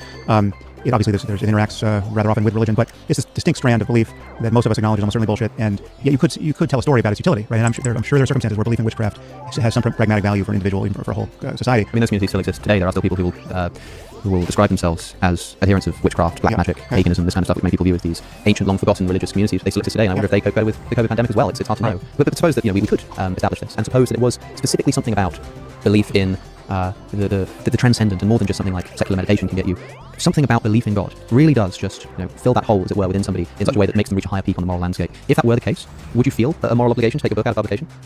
Well, yeah, I mean, there's a lot to stipulate there, and I'm almost certain that much of it's untrue. But if it were true, that there's a high spot on the moral landscape that could only be accessed by believing something that is in fact untrue, let's make a generic case of it. But it really is higher by every. I mean, it's better. It's heaven. You get into heaven by believing something untrue, so that any culture that would prevent you from believing that thing would be preventing you from getting to heaven. Like, let's say we just live in that sort of universe. Yeah, then I would say that there's a truly useful fiction that we would want. Which is to say, well-being supersedes any narrow fixation on knowledge per se, right? And the flip side of this is there are some things that are dangerous to know and understand correctly that I think we shouldn't know and understand correctly. Or at least we shouldn't promulgate that knowledge to all humanity. Exactly. Like weaponizing smallpox, I think it's bad to publish the recipe. We don't want to do that. And 3D printed. Yeah, exactly. If there's some technology that we could understand, so it was one of Nick Bostrom's black balls, right? Like you pull balls out of the urn of invention. There are white ones that are all good. There are gray ones that have dual use. It's like nuclear technology. You can get energy and also get bombs. And then on his in his thought experiment, there are black ones, which the mere discovery of the idea or the technology is synonymous with just the ruination of everything. It's just, and he gives many examples of things that could have been black balls but weren't. Like if splitting the atom was just much easier than it in fact is. If you could split it by just taking 2 panes of glass and some sand and putting them together in a microwave oven, and you get a thermonuclear device, in that case fusing the atom. We would just expect all of our cities to just go up in mushroom clouds more or less by the end of the day, right? Because there's always going to be some psychopath who wants to do that and who's suicidal. So it's just very lucky that we haven't found that thing. So yes, if that thing is out there, that's a species of knowledge we don't want, right? So this is just another form of that argument.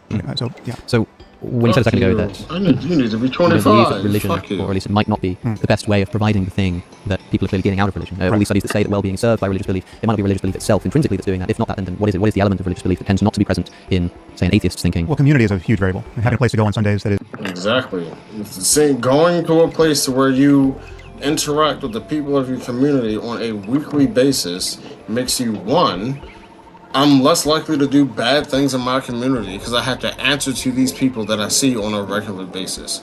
Two, I'm less likely to do bad things in my community because I know these people. That's my mailman. That's the person who owns the local deli down the street. Like, I can't. How could I do these? I know what these people look like. I can watch them suffer in real time. I can't just not care and not give a fuck to just continue to do some foul shit. Like, I can't do it physically.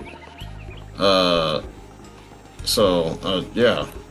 that's what I would say to that. That's why, because it forces you to build up to build social relationships with people you otherwise would not.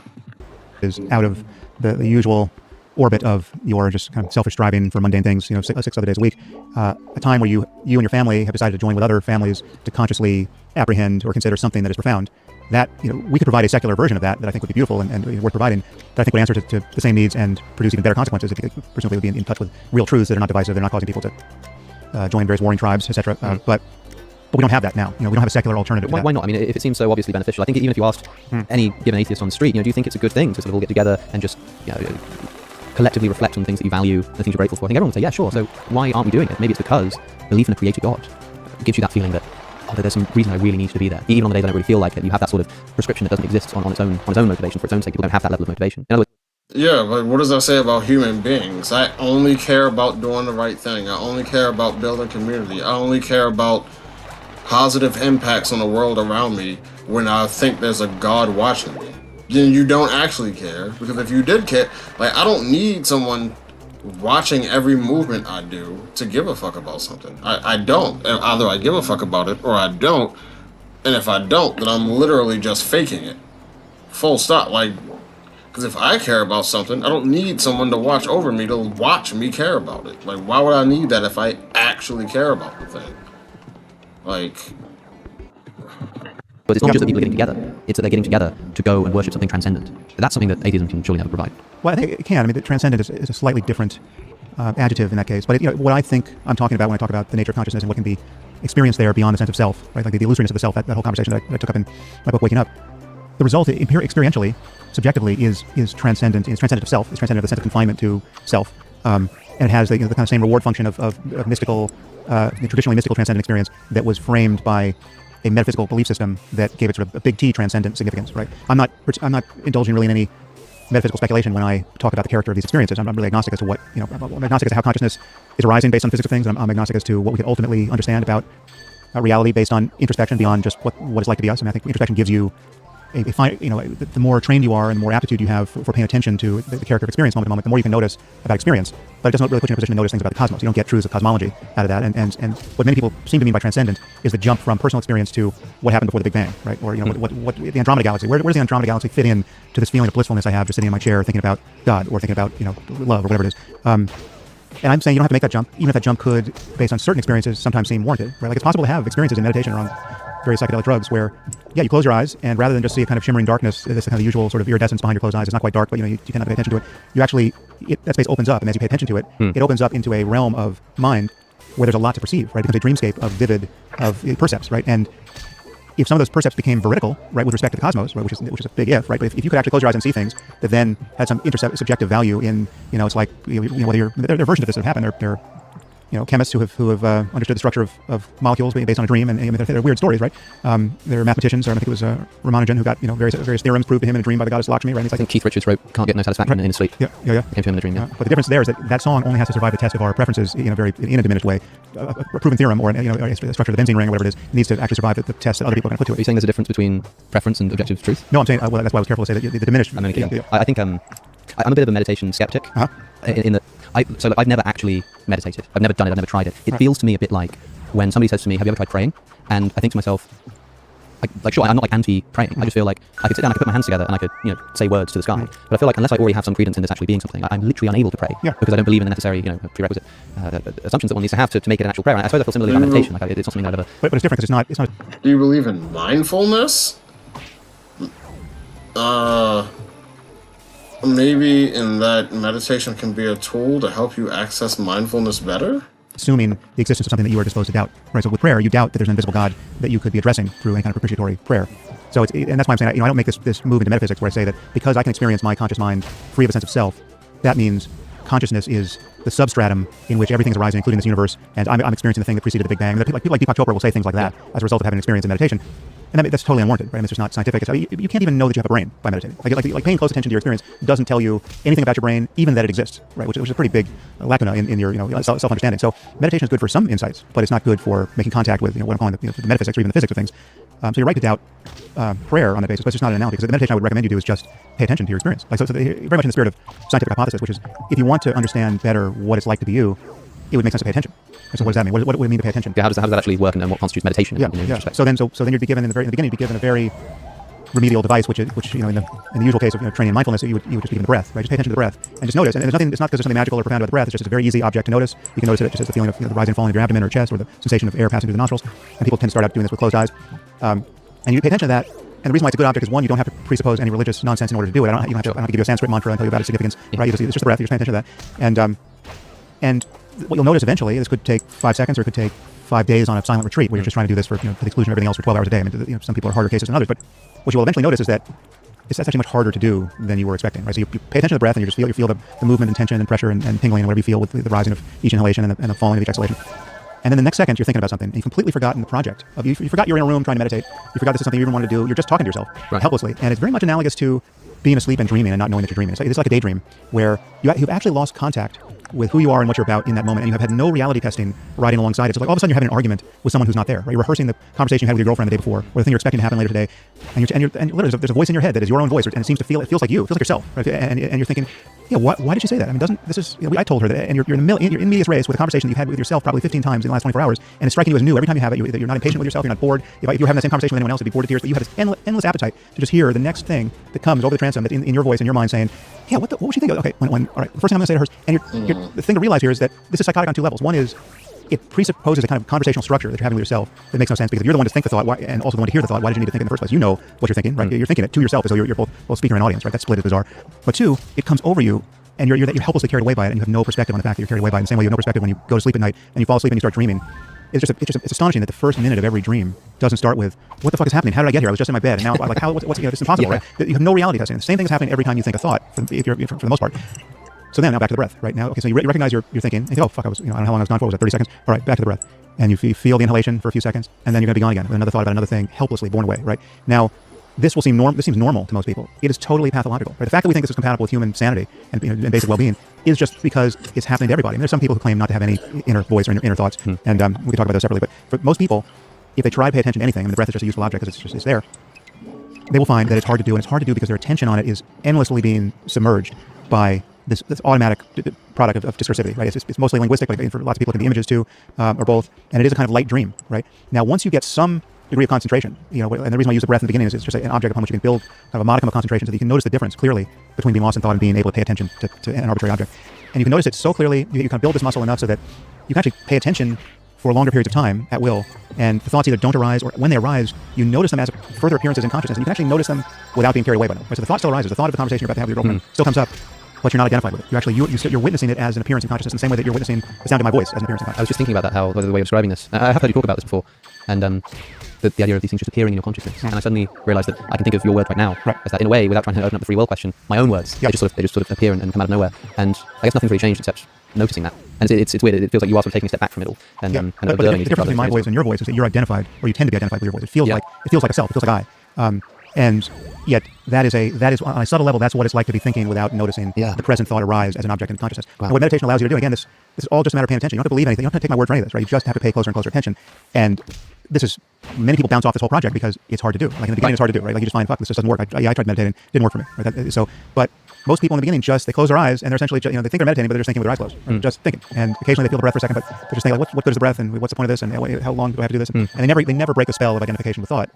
If you persist long enough to get some perspective on thought itself as just an appearance in consciousness, you can begin to feel that consciousness itself, this prior condition, subjectively, in which thought and perception and emotion and everything else you can notice about your experience is appearing, it doesn't feel like I. Right? Because the feeling that you're intuiting as I, the feeling of being a subject in the middle of your experience, that's not identical to experience. It's actually just on the edge of experience or in the center of it. It's somehow appropriating experience. There's a kind of unchanging center of gravity in the midst of whatever the experience. Right? That sense is itself another experience. It's part of experience. Right? Yeah. A little wrinkle of me is something that consciousness itself has a perspective on, and that it doesn't feel like me. Right? It feels impersonal. It does not feel like a subject is shining its light of consciousness on the various other objects of experience.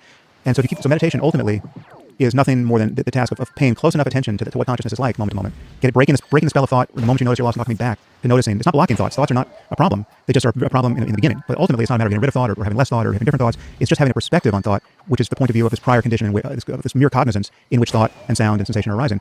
And it does connect with the free will conversation because, from my point of view, it completely unravels the apparent mystery of free will because people think that the mystery is we know we have it because we feel it very deeply. Subjectively, it's a truth about us. Yet objectively, it's hard to map onto the causality of things. But if you pay close enough attention to what it's like to be you, that is, i.e., meditate, you can notice that it's not even a subjective truth about you because everything just arises. The next thought just arises. The next intention just arises. The intention that counters that intention, that stops you from doing the thing you intended a moment ago, that just arises. The willpower arises and it wanes. The thought, oh my God, I need more willpower, that arises and it's effective or not based on some mysterious principle that you can't inspect. It's all just springing into view out of this condition that is intrinsically mysterious, which you are identical to. It's not that you have it, you're not on the edge of it, you're not using it.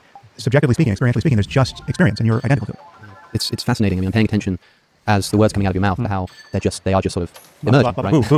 And it's weird to think that, like, in a way, as far as my experience is concerned, everything that I know of you and I'm hearing of you and I'm experiencing of you is just appearing in my brain. Yep. There's just this. I open my eyes and there's just this image, and I open my ears and there are just these words. And there's a sense in which when I'm speaking right now, I'm not calculating every word that's coming out of my mouth. I'm not, thinking about every sentence. These words, where the hell are they coming from? They are just going. I didn't know I was about to say the word going. It just came out, right? And you have no idea how you said it. And when you fail to say it, if you forget it for a moment and you struggle to find a word, or you say the wrong word, that too is mysterious. Your success is mysterious and your failure is mysterious. It makes it so fascinating to think that my own words coming out of my mouth seem no more connected to this thing I'm calling me than the words that are coming out of your mouth, right? And I don't know if that's what people are talking about when they describe the so-called ego.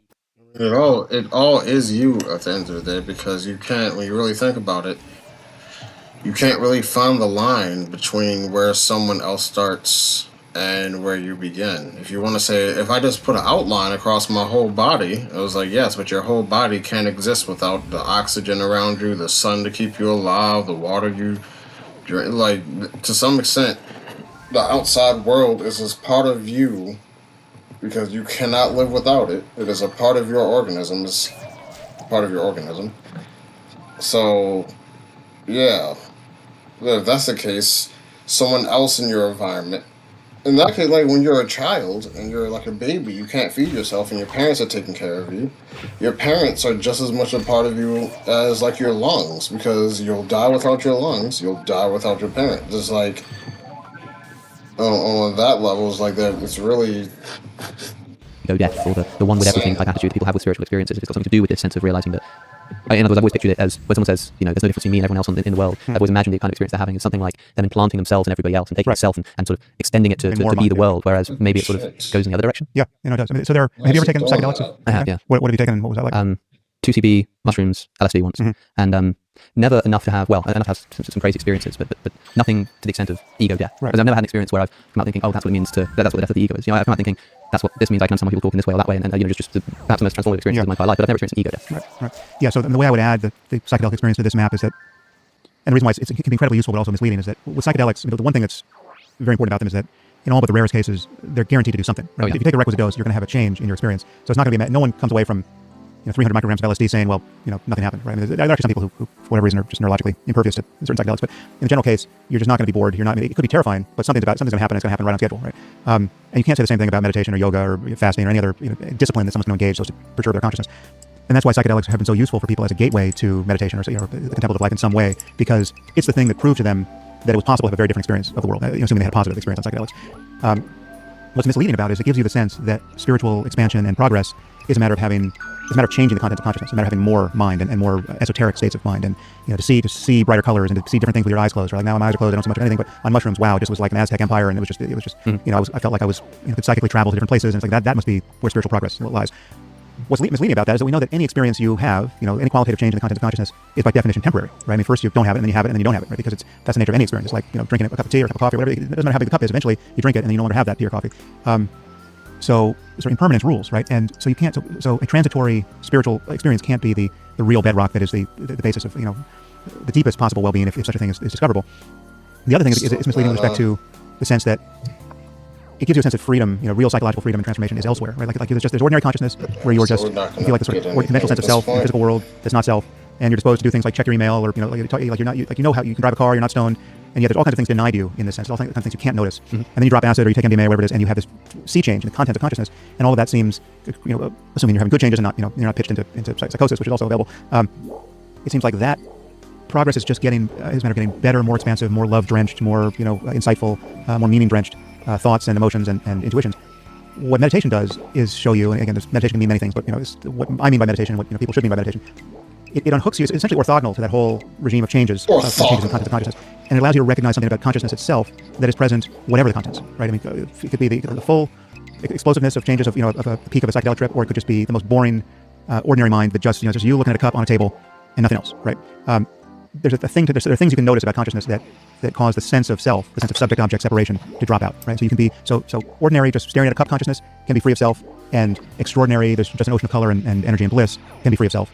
And that freedom, in some sense, equalizes those two states, right? It's not to say that there's not, the oceans of color and bliss have a lot going for them. I mean, it's fun, but it's great when they appear and it's fine when they disappear, right? And nothing really is lost if you can find this thing that is what I would call non-duality. It's also, it could be called selflessness, it could be called emptiness, and various framings in Buddhism and elsewhere.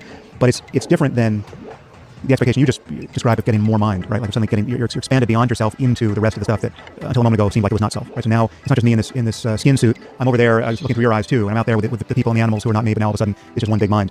I would imagine there's actually experiences that can seem that way. I don't, whether they're veridical or not is certainly debatable, but I think you can have that sense that you of unity with a larger totality. But that's not the crucial insight that is selflessness by in the meditative space. It's much more ordinary and simple recognition that if you pay close enough attention, like just in hearing any sound, like you hear the sound of traffic or whatever it is, the default mode is to feel like you're the one hearing. There's a hearer and there's a thing heard, and there's just this subject-object kind of divide that's getting bridged with this operation of hearing.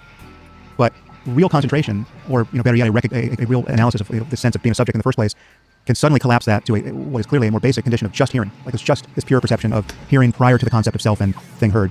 And there's freedom in that. And there really is, as you begin to rest in that more and more and recognize its implications psychologically, it does become the antidote to all kinds of ordinary psychological suffering. All kinds of knots in yourself that you otherwise are trying to figure out how to untie. You're just thinking, well, why do I feel this way? How can I feel better? How can I be happier? Why am I so disappointed and regretful and anxious, etc.? The more you can fall back into this recognition that there's no center to this experience, it suddenly gives you a direct experience of equanimity in the midst of otherwise even classically unpleasant experiences. Right? So you can be feeling significant physical pain, or you can be feeling nausea, or you can feel something that is I'm not saying there's no reason to act on bad perceptions. I mean, you might have to go to the hospital, but the question is how unhappy do you have to be at every step along the way as you're riding to the hospital or dealing with the uncertainty of what the diagnosis is. Like there's this adventure that happens at the level of concepts and at the level of changes, which you can keep punctuating with a recognition of selflessness, and each recognition does actually reset you to a place of real tranquility in the midst of it. And it's a tranquility that is not dependent on any changes. It's not dependent on the next good thing happening. It's not dependent on the bad thing that's present going away. It really is. It really does in a very paradoxical way tend to equalize experience. And how this, I don't want to bring us back to the moral landscape, but it is somewhat confusing how this might relate to everything I've said about the moral landscape, because everything I said about the moral landscape suggests that there really are stark differences between experiences. It really matters that your hand not be on a hot stove. There's there may be more to the story given the requisite ways of being in touch with what it is like to just be, in each moment rather than become in the next moment through thought and concept. So there's no you, there's just the sounds, the sights, the thoughts that emerge. I guess there's just experience. Right? So the conventional sense is you're having an experience, right? There's you, the subject, the ego, the self. And it's important to specify what that is for most people, because I'm not saying that people are illusions. I'm not saying that you don't have a body. I'm saying, but people don't feel identical to their bodies. They feel like they're subjects that have bodies, and they feel like passengers in their bodies for the most part. And you feel like you're in a relationship to your body. When your body malfunctions, when you have a pain that you don't want, or you have some symptom of something that worries, some possible disease that worries you, you're a prisoner of the body, but you're an inner subject. Yeah, you don't say, if your foot starts to hurt, you don't say, man, I hurt. People usually say stuff like, oh man, my foot hurts. Like there's like a degree of separation even in the language that we use to describe how we feel about ourselves. Subject. You're kind of homunculus with respect to your presumed sense of what you are, from the first person side. Now we know that makes no sense neurologically, right? I mean, you're either the whole body or your whole central nervous system, if you want to demarcate it in some way, or you're just a part of your central nervous system that is conscious, right? Wherever consciousness stops in the body, well, then that's the boundary of what you are. But most people feel like they're a subject very likely in their head that is in some sense unchanging, right? Like it's not that you notice changes, but you're noticing those changes from the point of view of being this subject that's not reducible to those changes, right? Like you feel like I was tired a moment ago, but now I'm not tired. But then you notice the change, there's fatigue, and now the fatigue is gone, but the subject seems somehow untouched by those changes. But the subject does seem therefore not identical to experience, right? Like you're having the experience, you're enduring the experience, you're riding around in the middle of the experience, and that's the false point of view that's undercut through meditation. Of course, when a thought arises in your head, that thought's not arising in my head, right? There's this first person center of consciousness to which that thought is happening. That's you and not me. If the self is an illusion, if the self doesn't exist, if there is no center there, then what is the thing that a thought like that can happen to that makes it such that you can have a thought but I can't have a thought? Yeah, well, that's why I said that people aren't illusions in the same way. And I guess there's some perspective by which you could say that people are illusions, but not for these purposes. it's not mysterious. From my point of view, it's not mysterious that I'm thinking my thoughts and not thinking your thoughts. Right? Because my thoughts, the only place for my thoughts to appear is where they are appearing in this system, this organism that is me, and you've got your own organism over there, which is you. And you, so the fact that you have your memories and I have my memories is no more mysterious than saying, I just wrote something on my palm, and it's on my palm and not on your palm. Right? Like, it's just a physically instantiated thing about this system that is, it's like the pain in my knee is felt in my knee because it's a pain, and there's only one knee in the universe that feels that is giving rise to this particular pain. Yeah. And there's only one brain in the universe that is susceptible to those inputs. And so it is with my memories, and so it is with anything else that I might think. But the I part of it, the sense that it's me and mine from the point of view of a subject, that's when it becomes impersonal. That's when it becomes, because consciousness really is just the fact that anything is appearing at all. So in some sense, consciousness for me is the same as for you, whatever you're conscious of, because consciousness is just a condition in which there is a qualitative character to anything. Right? So I view consciousness ultimately as deeply impersonal and in some sense transcendent. I mean, it's transcendent of the feeling of being a locus of consciousness in the head. Right? You can get rid of that feeling. You can inspect that feeling such that it disappears. And what you have is a totality of appearances that includes all of your experience. It's not like your experience suddenly changes radically, but there's no center to it. You're not on the edge of it. You're not separate from it. There's just it, right? And that there's a freedom in that because you're no longer. I mean, the sense of self is a kind of contraction. It's a perpetual mode of reacting to experience. So it is born of this perpetual. I like this. I don't like that. I like this. I don't like that. More, less, more, less. And you're constantly gripping the deliverances of your five senses in your mind, right? You're feeling. You're cognitively. You're trying to figure things out. You feel doubt. Doubt is a kind of emotion, right? And I would argue it's a negatively balanced one.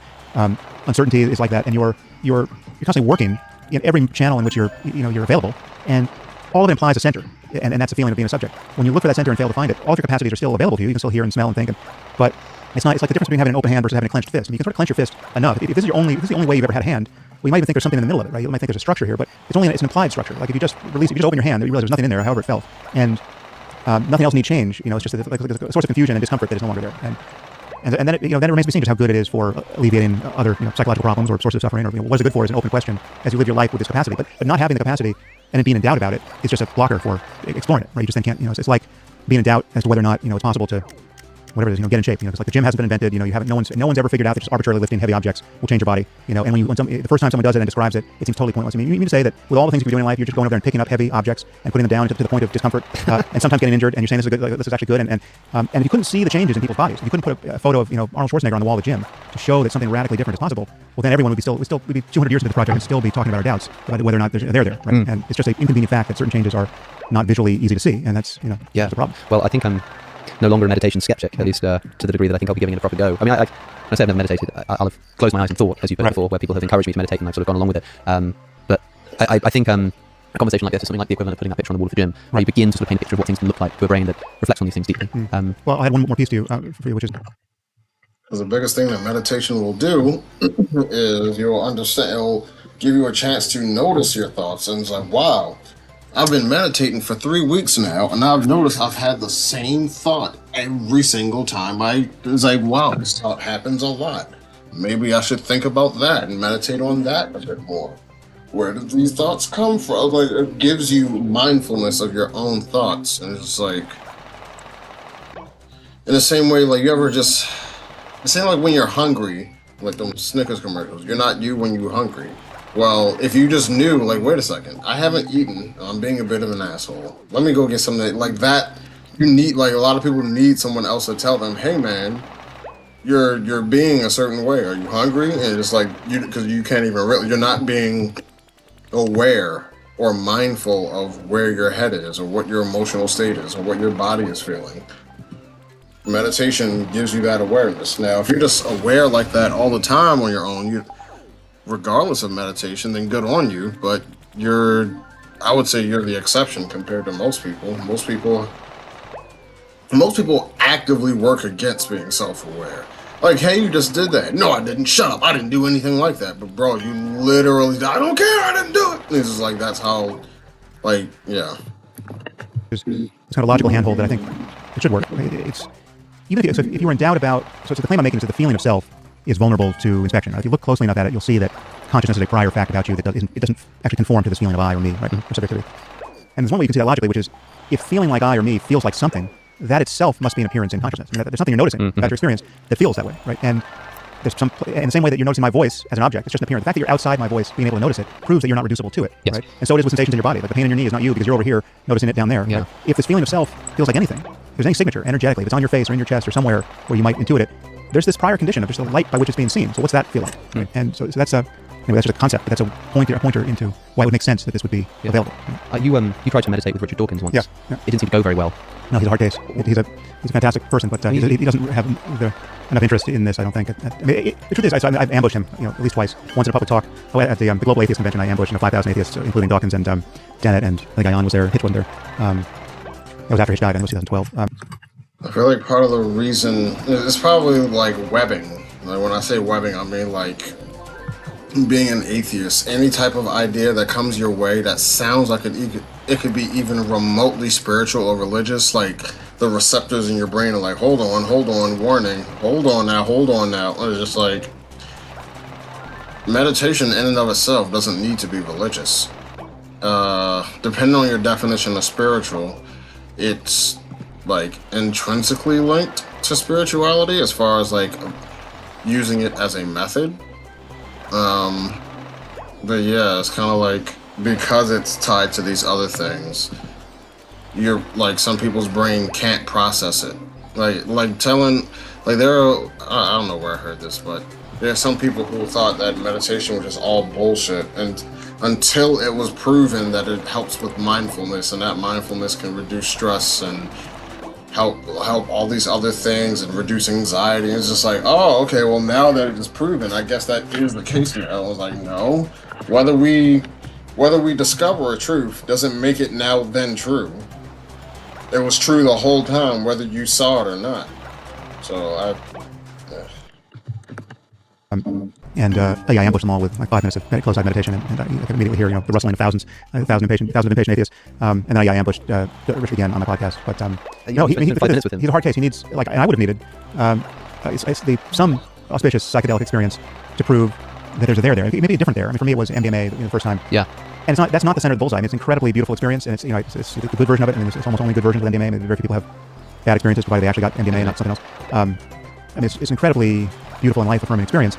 It's subtly misleading in my view with respect to what the goal is, because it gives you a sense that the goal is this just full flush of socially positive emotion that burns at 1,000 watts and makes you disposed to just do nothing but tell the people around you how much you love them and how grateful you are for them in your life. And it just becomes, there's something. I mean, it's a great experience to have. It's not, in some ways, it's not sustainable for obvious reasons. I mean, like, you just can't get, you don't have other gears, right? You're just the guy who. Imagine the legal system, all the judges and jury orders on MDMA. Yeah, or the HR department's complaining about what's happening in the office. Yeah, come on, man. I'm not sure he's a great guy. I thought he was sexually harassing me yesterday, but now I sort of like it. I don't know. I think it's interesting to listen to you talk to Richard Dawkins about this kind of thing and try to figure out what's going wrong there. Like, what is it that you could give to someone like Richard Dawkins? Because you spent 5 minutes meditating with him, and after he said, he's very polite about it. Yeah. He said, well, I wasn't bored, but I would be if it went on too long, and I don't see the point. And we didn't spend this much time. I spent much more time with you talking about it here, and then we didn't do a guided meditation. But I mean, it's important, I think, certainly for intellectuals and people who don't really care about understanding it too much, and they're just willing to give it a go. It is a door for those people too. But for the more hard-headed, skeptical types who are worried that this is adjacent to just whole reams of insufferable nonsense that they've been fighting against, their whole career, right? So all the religious analogs of meditation. exactly what I just said, religious analogs. Well, because meditation seems similar to this or has some overlap with this, I'm already skeptical to it.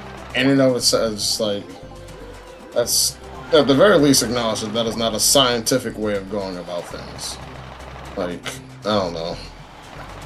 Because you can say that for any number of practices. Like, well, religion seems to be really intertwined with, being involved with your community. I guess being involved with your community is religious, but obviously you would say that's stupid. So you're going to need more than just fucking overlap to say something is woo-woo. And meditation itself is plucked from Buddhism and Hinduism, or at least in the Indian tradition. There's reasons to be worried if you're someone like Richard. So you have to spend a lot of time doing an exorcism on all of that, and that's fine. But it can be done. It's just the person has to be interested enough in it to do it. And if not, again, an experience on MDMA or acid or mushrooms for someone like Richard, he would come down from that. Again, provided he had a good experience, he'd come down saying, "Okay, you're telling me you can have something like that happen without drugs?" And the answer to that is yes. All right, now I actually didn't know what I was missing. Yeah. That would be the only rational thing to say there. And there's a reason, it's very easy to understand how you could have an experience like that without drugs, because drugs don't do anything to the brain that the brain isn't capable of doing. You don't get a new brain, you just get different, you get more neurotransmitters in the synapse, or you get the drug mimicking certain neurotransmitters, I mean almost invariably serotonin in this case. So it's like, it's not, you can build a conceptual bridge as to why you should all of a sudden take this possibility seriously, especially if you've had an experience that bowled you over for 4 hours. It just shows you that the mind's capable of more than you're aware of. Yeah. Do you think Christopher Hitchens would have been impressed by meditation? I mean, I can't imagine a man ever sitting down with his eyes closed and reflecting on the self. I don't know. Yeah. I never spoke with him about whether he'd ever done psychedelics, so I don't know if he did. And I get the impression that he didn't, because I'm sure I've heard him talk about drugs in general, referring to them as a pathetic escapism or something like that. And I don't know if he's talking about all drugs there. Exactly, probably talking about something like cannabis. One of the few areas where he may have agreed with his brother in a strange and unexpected turn of We've events. had strange encounters with that. Yeah, I have indeed. In fact, Sam, if this entire conversation is going to be about drugs, then good luck. Frankly, I'm sick to death. Well, you could get up and walk out. Walking out your own podcast, I don't think it's quite the same number of views. Alas, so I don't think he would have tried psychedelics. Right. Christopher. But one problem is that the deliverances of these methods are not publicly available apart from just kind of getting a vibe on the person who claims to have this experience, right? Like a person is like, people, like, I'm saying these highfalutin things about the nature of consciousness, and people are watching, just wondering, okay, does he really look that different from an ordinary neurotic guy who's essentially I'm claiming to have this rare experience on some level, and that it's transformative. I can only say you don't know how bad it would have been if I didn't have these experiences, right? So if you're not impressed by me as a commercial for these experiences, well, then you don't know how hard a case I was. But that aside, it's just deeply inconvenient that these it's basically invisible. But you can just reason yourself there by certain analogs, which are where you can see that the performance is it's just in certain cases where we're lucky to have objective epistemologically and ontologically proof of an inner subjective competence, right? So, I mean, music is a good example. Like, I'm not musical. Like, I don't, I haven't tried much, but had I had an aptitude for music, presumably I would be musical. I would be playing instruments. I don't play any instruments. I don't listen to a ton of music. I spend so much time listening to information that I don't leave a lot of time for music. There are moments where I love listening to music and I love it, but I just got to know that given how little I'm drawn to it and the fact that I don't produce it, I know there's something I'm missing. Right? I know that I'm not a genius of appreciation for music. Right? Like I'm most people tend to get more out of it than I do, just based on their behavior. Right? But I can know this about myself sort of by analogy, just kind of looking at how people behave and looking at some people. You give them a guitar, they can produce beautiful music. That's amazing. It looks like a miracle from my point of view. I can't do it. But all the outward signs of it are not, the inner capacity is not reducible to the outward signs of it. We could live in a world where it was just all music appreciation, right? Like none of us could produce it. But some of us are getting what, the most refined musical sensibilities are currently getting out of it when they listen to it. And some of us are skeptical. Like you could listen to, and the truth is I'm somewhat skeptical. When someone's pretending to get everything, the best things conceivable out of Bach, it's something that I tend not to want to listen to. I get how complicated it is, I can read about it. I can hear that it's complicated. I get that he's just this astounding genius in being able to compose it, but it's not what I feel like listening to. It doesn't answer to my preferences pretty much ever. And I know I'm missing something. And yet I can know that just by talking to someone like you or someone who's got a deeper appreciation. I could take a skeptical stance. I could say, there's no way you can prove that to me. And the look on your face is not proving that when you listen to Bach, the way you look doesn't make me feel like I should spend more time with Bach. Yeah. But I know I'm missing something. Right? I have to be missing something. Have you ever listened to Bach on psychedelics? Good question. Yeah. So I know that if I listen to Bach I know that if I did a meditation retreat and I just spent all my time listening to Bach, or I know that if I took acid or MDMA or anything, a wide range of drugs, it would all change and it would be way more salient and beautiful for me. I don't know that it would become my preferred music going forward. I mean, there's all kinds of music I've listened to on psychedelics, which it's been that experience was everything, right? And that's like the music was absolutely sublime, but it's just Bach was not the thing I would pick. But this is just to say that again, you can reason yourself up to the threshold of saying, the fact that I'm not seeing a point to this just yet is not necessarily a sign that there's no point. If you give me a guitar, I can't do anything with it. You put me on a desert island with a guitar and no adequate instruction, you might come back in a decade and I'm still not doing much of interest with a guitar. Right? I might actually not be able to play anything. It's totally possible, right? That says absolutely nothing about what's possible for beings like yourself. And same thing true with meditation. Yeah. I mean, there are people for whom it seems to be a skill. Yeah, and I don't consider myself one of those people. I ultimately became one of those people, but I was not some kind of prodigy where in the beginning it was just, obviously, this is I'm perfectly suited to do this. That was not the case. Well, I'll be giving it a go, and I hope that our listeners who are similarly skeptical about the Soul Enterprise might be considering trying it out too. It's fascinating to hear. This has been a little bit, like I said earlier, putting the picture on the wall. It's like we talked abstractly, conceptually about the sense in which you can begin to see yourself as separate from your experiences or the self-dissipating, whatever it may be, and that's the picture on the wall. I'm excited to try and actually get to grips with that and experience it in the same way that I can try and describe some intricate piece of music, but it's different from listening and actually experiencing the thing. Yeah. So, Sam Harris, thank you for coming on Within Reason. It's been great fun. Yeah, great to meet you. We continue. If you enjoyed that conversation, then you can watch more episodes of the Within Reason podcast by clicking the link on your screen. We're also on streaming platforms like Spotify and Apple Podcasts. Thanks for watching, and I'll see you in the next one. Focus on the issue. Come on. No, this is important. Give us the facts. This is an area where you can win. Give us the facts. Garbage. There were no military operations in Crimea, in Ukraine, or on the Crimea was border. captured. The whole thing's a military operation. True. Correct. That is right. No, that's what I'm saying. Why do these guys touch each other so much? I'm gonna have to reduce this to like 1.25 because There's too much touching here. I'm uncomfortable with this. Even as a bisexual man, the amount of touching that's going on at this side of the table is driving me crazy, and it's making me uncomfortable. I should have wore a gayer shirt for this. Every single time this guy opens his mouth to respond to anything, there is no factual analysis. There is no substantive disagreement. It's just narrativizing and storytelling. How do you not look at these three things and think, like, wow, Where's the response to this? We should just be talking about whether or not we think Donald Trump is a bigger dick than Hunter Biden. That should be the thing. We've seen Hunter Biden's. Why can't we see Trump's? Will you just shut up for 2 minutes? Seb, hold on a second. First of all, It's almost like a blood libel. It's Oh my God! given that Biden is the incumbent, Stephen, do you want to start us off? Yeah. Why is he good? I think that Biden is a good president because I think that he's shown that He's willing to defend and strengthen our institutions. I think that the United States is only as strong as the institutions that we have. You can have parchment guarantees from constitutions that say you're afforded XYZ rights, or you're guaranteed in the United States to be able to do some particular things, but at the end of the day, if we don't have a government telling you that the food is safe, or this medicine is safe, or your car is not going to explode at the end of the day, I think that none of those things actually matter, the parchment guarantees. So I think that Biden has done a really good job at kind of reaffirming our institutions, whereas I feel like Trump is a bit more negative towards them. The second thing is I think Biden has done a really good job at being able to actually bring different people in Congress together to pass legislation. I think that bipartisanship is really important right now, considering how divided we are. You've got things that Trump said about infrastructure for 4 years that never got done. The closest we got to infrastructure building in the United States under Trump are tariffs, which are basically just taxes on our own citizens, whereas Biden was able to pass the IRA and the CHIPS Act, which both have fostered a ton of new manufacturing that's been happening in the United States, which I think is really cool because we're finally building stuff again. And then I think that the foreign policy under Biden, I think that our aims right now are a lot more noble than they were under Trump. I think that regardless of your feelings, our participation with supporting Ukraine against Russia or supporting Israel against the situation in the Middle East is a lot more defensible than endless drone wars that we're trying to hide in Yemen, fighting in Syria, whatever other, the photo opportunities with North Korea, the back and forth with Iran, whatever kind of mixed bag of undermining the United. Am I sick? Your voice sounds a bit scrappy. It's probably just because we're using lapel mics and they're just whatever. It's the mic tuning and maybe the compression. Maybe August compressed this video.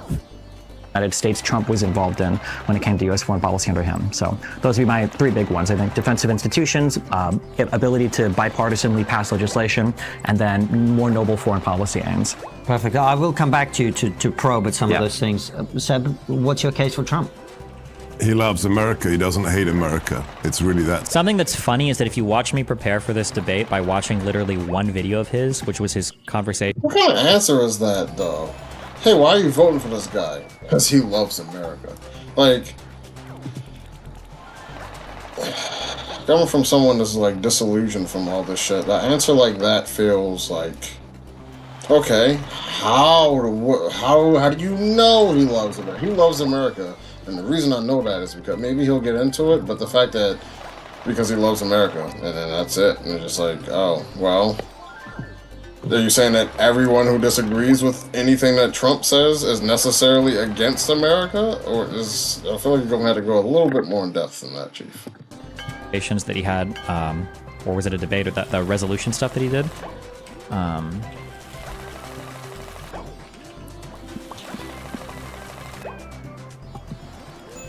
But I find it strange. He basically uses the exact same talking points. I don't know if, I guess I use a lot of the same talking points, but it's funny because he repeats them almost verbatim.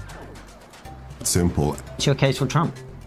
He loves America. He doesn't hate America. It's really that simple. And he understands the institutions are either broken or corrupt. And he's not a member of the political elite. He wasn't in politics for 47 years like the current incumbent in the White House.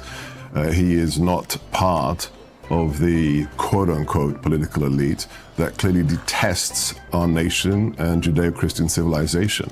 There's a reason that working-class Americans from across the nation voted for... Yeah, but overanalyze everything. It's probably easier for me to talk about for this video because a lot of philosophy is really abstract. Not abstract, but there's two parts of philosophy when you talk about the abstract one, and then the applied was on the ground. How am I actually going to choose to live my life? This stuff is more much more easier to grasp and deal with than the other shit than philosophy. Even though politics is downstream from philosophy, in my opinion. For him in 2016. There's a reason that recently in Harlem, we saw what? We saw a black 10-year-old child chant out, "We love you, Trump," which was then picked up by all the adults around that young boy. Does this, It's hard for me when I think of like things I need to counter because I'm like, this is so obviously sounds fucking stupid. Are we really going by like the one interaction? Like, is this convincing to anybody? Like, is this a serious argument right now? PhD political science, really? Trump, which was then picked up by all the adults around that young boy because they see in that man authenticity. He's not a machine career politician. He's not somebody with 21 shell companies funneling money from communist China, Russia, the Ukraine, into his son's dodgy dealings and then into the Biden family. He has authenticity and he loves America. The first time I met him, I've told this story on your show previously, I grew up in the UK. It was a very different culture for me to meet this reality TV star in his, golden tower in New York. But within 30 seconds of sitting down with this man, I realized two things. He loves America and he hates political correctness. That is the antithesis of the political class, whether it's rhino fake Republicans or the institutionalized Democrats. And that's why he's trouncing Biden in every significant poll in America. People see a man who understands America has lost its way. The elite on both sides of the aisle have betrayed especially American workers, and we need to fix it. That's why. And is it really true that like the Biden and the people around him hate America? I mean, isn't that an extraordinary claim to make, Seb? It is. It's kind of perverse, but if you look at everything they've done for the last 3.5 years, answer the question thusly. What else would you do for... Do you always notice the cameras and lighting when you do these things to get ideas for progress? Yeah, I'm pretty much always checking out like cameras and lighting now, yeah. But I see how like most people set things up. It's pretty standard, yeah. 3.5 years, if your ostensible goal was actually to destroy America, what would you do differently? Nothing. You'd open the borders, you'd give billions of dollars... I like these synthetic shots. ...to the greatest state-sponsored terrorism in the world. Oh, that's really cute. Oh, wait, look at this. So this shot is a composition of two other shots that they have cut together, but they've like faded one into the other. I wonder how they make this look as it does, because his hand, it almost looks like he's in my frame. That's cute. I think the synthetic shots are better than the wides. Although in this case, the wide kind of works because they've got the lighting set up on both, like they've got like the blue and the red, and then they've got a guy in the middle. So the wide here is okay, although the wide is a significantly worse shot than the normal 2, and then even the synthetic, I think, yeah. Goal was actually to destroy America. What would you do differently? Nothing. You'd open the borders, you'd give billions of dollars to the greatest state-sponsored terrorism in the world, Iran, that every Friday chants death to America. You'd undermine our relationship with our closest ally in the Middle East, Israel. Stop sending them the weapons they need. The wide is really low. True, but it's probably because if it goes any higher, it'll hit the... Did you just say undermining... Wait, hold on, what? Lights is a significantly worse shot than the normal 2, and then even the synthetic, I think, yeah. Goal was actually to destroy America. What would you do differently? Nothing. You'd open the borders, you'd give billions of dollars to the greatest state-sponsored terrorism in the world, Iran, that every Friday chants death to America. You would give billions of dollars. I need to hear more context on that, because people said Obama did the same thing, and the actual argument was, we did something to Iran to where we freed their assets. And then we said, we'll unfreeze it if you do this thing and work with us.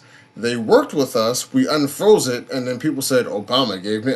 Technically, if I have $1,000 and the government, for whatever reason, freezes my account and that $1,000 is in limbo, and then I acquiesce to their demands, did the government give me $1,000? No. That's $1,000 of my own money. If you want to say, but Marcus, you're evil, that's a different fucking argument.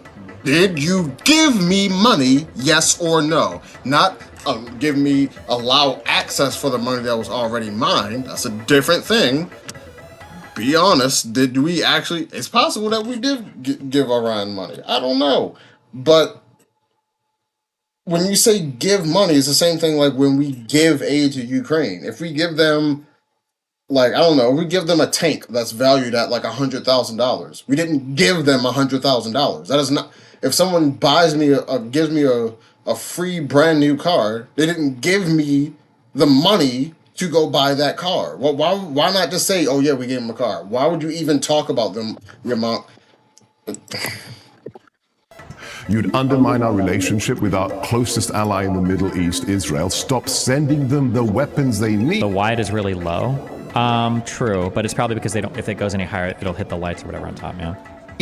To save themselves from the bloodthirsty jihadists that killed more Jews than we've ever seen since the end of the show, at the end of the Holocaust. You'd make it harder for Americans to live their lives. When on the first day of the Biden administration, you ban the XL Keystone Pipeline extension. You say no more fracking, no more energy exploration on federal lands. And what do we have? We go from $1.80 a gallon of petrol to now we have in California. What are you writing down when he's talking? Just key points. It's usually stuff he's writing down that I want to address. So if he says something, I'll write it down. I could probably upload my note. That'd be kind of a meme. That'd be kind of funny.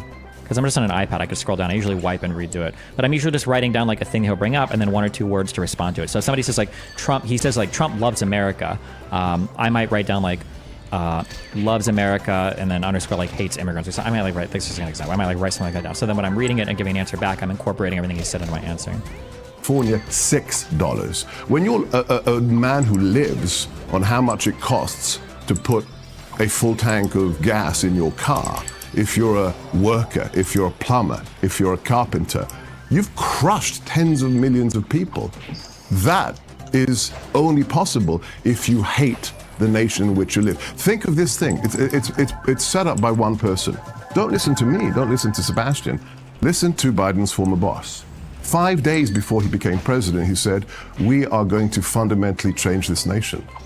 I know you're a married man, Konstantin. Mm-hmm. Don't tell your wife you want to fundamentally change her because she won't believe you love her. You'll be on the couch or in the doghouse, okay? You don't love that which you wish to fundamentally change, and that's what the left has become. Well, there you go. I'm getting marital advice as well. Stephen, there's quite a lot there. I'm going to come back to some of the points you made in your opening and let Seb probe them as well, but there was a lot there. Do you want to come back on that? Yeah, I mean, I disagree with almost every part. I think that, I don't think Trump loves America. I think it's pretty obvious that Trump loves himself. I think even Trump fans will admit that Trump is more in love with himself than any other individual entity that exists on this planet.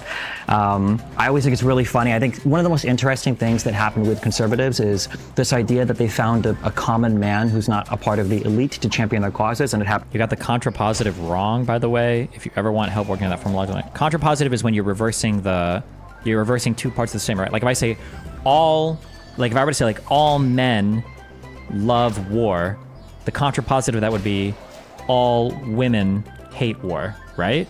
That's a contrapositive? Or am I using that incorrectly? Or you would say no men happens to be a billionaire real estate mogul from New York City that was essentially born with a silver spoon. I think that's incredibly interesting. When you talk about like... Wait, no. It doesn't work like that. Contrapositive. You reverse the consequent. Would it be all men hate war, no men love war? Would that be a contrapositive? Contraposition. Hold on. Contraposition refers to the inference of going from a conditional statement into its logically equivalent contrapositive. Oh. Oh. Now I got the equips. Just give me the equips. Never mind. I've been using this. Ignore every single time I've ever said contrapositive ever then. Okay. So if I say like... Destroyed by facts. All women love destiny. The contrapositive of that would be no women hate destiny, right? Silver spoon. I think that's incredibly interesting. When you talk about like, I mean, we could go into family stuff. I think it's interesting that people are so critical about Hunter Biden when Kushner is signing multi-billion-dollar deals with Saudi Arabia, when Kushner was working in... Hold on, but that's whataboutism, right? That's not, like, Hunter Biden could be a bad guy and Jared Kushner could be doing whatever you say he's doing. Those are not... Sure, I'm not. It's not a whataboutism because it's not a defense of Hunter. I think it's more remarking that it's interesting what conservatives that are fans of Trump are selectively skeptical of. That if Biden had created a position in the White House for his son Hunter to work, I shouldn't use the word interesting. I should say that it points to faulty reasoning. That's what I should say more specifically. Under, and then he had sent his son to go and negotiate on behalf of the United States, and then afterwards his son was signing multi-billion-dollar deals for companies that he worked with. This is like Burisma, but 100 million times worse because it's in the official capacity as a government worker while being related to a president who didn't divest. I guess all I'm saying, sorry to interject, I really want you to get the time, but I just, that argument could be played the other way. If Donald Trump had a son like Hunter Biden who was doing what Hunter Biden did, everyone on the left would be outraged too, right? So I you don't could really play hear many that. people on the left talking about Kushner that much, considering how crazy those deals are. I but- mean, people have talked about it less. It's true. Sure. Anyway, Whereas carry for on. Hunter, I shouldn't have even it's significantly less. To pretend that talks about Kushner were anywhere near the level as the obsession with Hunter. Actually, has Kushner ever been brought up in any congressional things with Democrats? Maybe he has and I've just missed it, but like the talk is nowhere near equivalent. Like, Hunter Biden, I mean, Marjorie Taylor Greene has pictures of him in Congress. I don't know if you saw that. In terms of like, what would you do if you wanted to make the country worse? I mean, I can think of several things. I would encourage my supporters to lead an insurrection on the Capitol. I would try to say that the election results weren't real. I would claim that the election was fake before even coming into office, which he did before his first term. I'd probably start to gain notoriety or popularity in the political world by suggesting that the current president was born in Kenya, not the United States. A lot of people forget, but that's how Trump initially picked up his popularity. It was with the birth certificate stuff with Barack Obama. I think that when you talk about like wanting to fundamentally change this country, I don't think Biden wants to do that. I think Biden genuinely loves the United States. I look at somebody like Donald Trump, who undermines basically every single part of this country, whether it's the legal and judicial system, whether it's trust in the voting process, whether it's NATO, whether it's U.S. Impressions or the U.S. reputation abroad. Yeah, I think that Trump fundamentally has no respect for any part of this country.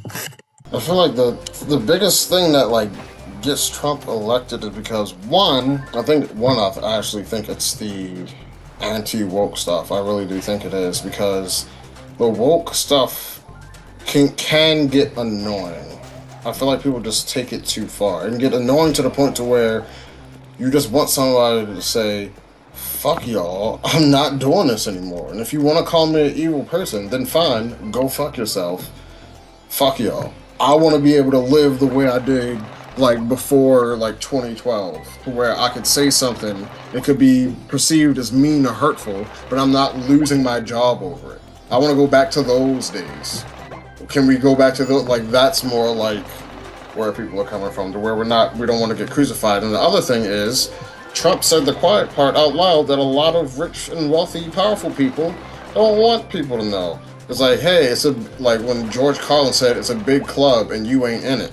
For the longest time, that club has been like, what? There's no club.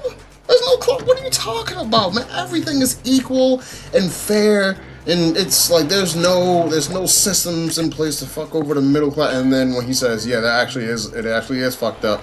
I use the same systems they do. This is how the rich stay rich, and yeah, it's corrupt. Yeah. A lot of on the ground people will be like, aha, I knew it, because these sentiments have been brewing excuse me, long before Trump came along. You could argue that it was around in the early 2000s, because even Obama ran on hope and change. Why would you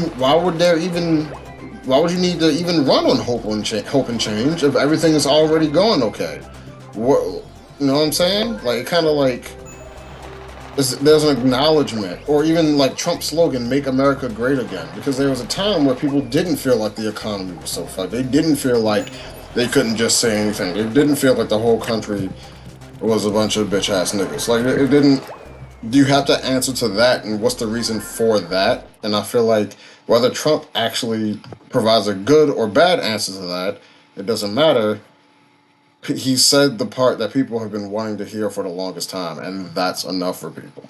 What you should be asking yourself, why do none of the other politicians have that level of, yeah, I'm going to acknowledge when the elites are doing something fucked? Why don't any politicians or the news ever say something that's like actually challenging to the paradigm? You would have to ask that question. If the answer is, well, because they don't see it as profitable, that's fine. It could be not profitable. There's a bunch of people who's going to be like, oh, okay, we're not going to acknowledge truths now because it's not profitable. That's how it translates to regular people on the ground. That's why he suggested suspending the Constitution so that he could look for voter fraud. It's why before getting elected, he said that people that burn the flag are one of our most important First Amendment protected rights, should have their citizenship stripped from them, which is insane. And I would also probably try to undermine the current sitting president and the current sitting Congress by telling them that they're not allowed to get things done on the border, because if we keep that as a real problem, it'll help me in the next election cycle, which is why we weren't able to pass any bipartisan border legislation to actually fix the asylum problem that we have right now, that the current government's hands are tied on. Despite the fact that it was so similar to the last Republican bill. Should have read it at the end, but... Seb? I just, most of that is just absolutely risible. He loves himself more than anything, any other human being on the planet. Yeah, that's why he's facing 730 years in prison right now because he wants to be president again. He could have just gone off back to his private life, running his businesses, but no, he actually said a few days ago, I'm prepared to go to jail and make that sacrifice any day because the Constitution is more important than my freedom. That sounds like a very selfish individual, absolutely. Do you not think, though, I think it's a fair critique to say that Donald Trump is narcissistic, and so he would want to go back because he feels that he was badly treated. The reason he didn't get re-elected was the election was stolen, and he wants to show the world that it's a personal ambition project rather than... At the cost of going to prison. Well, some people want to sacrifice... Sometimes narcissism doesn't make sense. There are a lot of people who say, I have this, I will be doing this thing, and this is how I feel about it. Yeah, but what about all these downsides? Don't care, I want to do it. And then what is your answer to them? But you all hurt yourself. Don't care. It's not about hurting myself. It's about doing this thing that I think is noble. Would you ever be like, yeah, just like you're using regular non-narcissistic logic to like analyze a narcissist? You're gonna come up short every time, my guy. Themselves so everyone can see how they've been badly treated because they're so obsessed with, looking Look, right. I'm glad we're so good at psychoanalyzing people from the outside. Just saying. I like how it moved from me attacking Trump to him trying to defend Trump and then failing to defend Trump and then criticizing the analysis of Donald Trump. That was funny. Like, you notice the shift there? Like, initially, well, I think Donald Trump loves America. Really? I think he's a self-absorbed narcissist.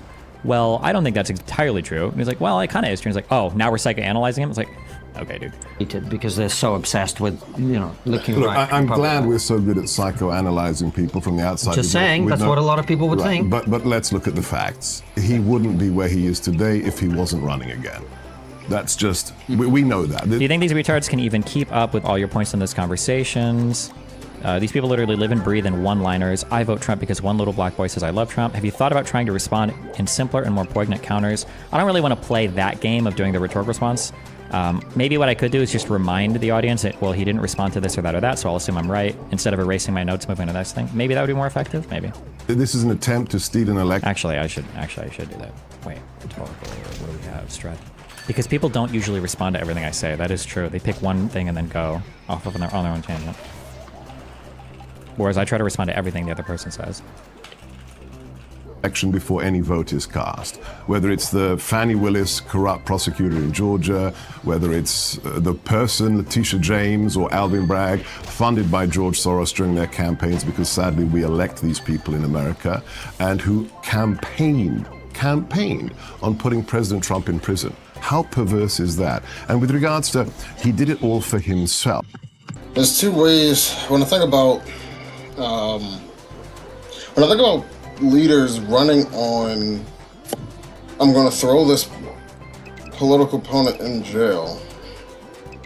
The reason why it feels like that's not a real point is because if Trump ran on, I think he even did, lock her up, he said that about Hillary, everyone was like, yeah, we fucking hate Hillary, you lock that bitch up. And so it's just like, that saying we're going to lock up a political opponent in and of itself, if you really want to argue with the way people actually think if that's a good or a bad thing, literally depending on who it is. Oh, is it someone I'm in favor of? Oh, this person is a fascist trying to lock up political opponents. Oh, this person is a person I hate? Absolutely right, you should lock that bitch. And it's just like, y'all don't have a, you should never lock up political opponents, or have a sometimes it's okay and here are the conditions for when it's okay. That conversation doesn't happen. I don't think people can do it. I don't think people can do that. I don't think they can do it.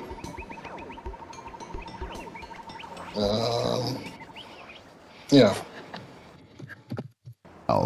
Your last debate with Omar, you went super hard. Why not do that here? Or were you feeling Gorka out? Did I really go super hard? I think I dropped 2 F-bombs.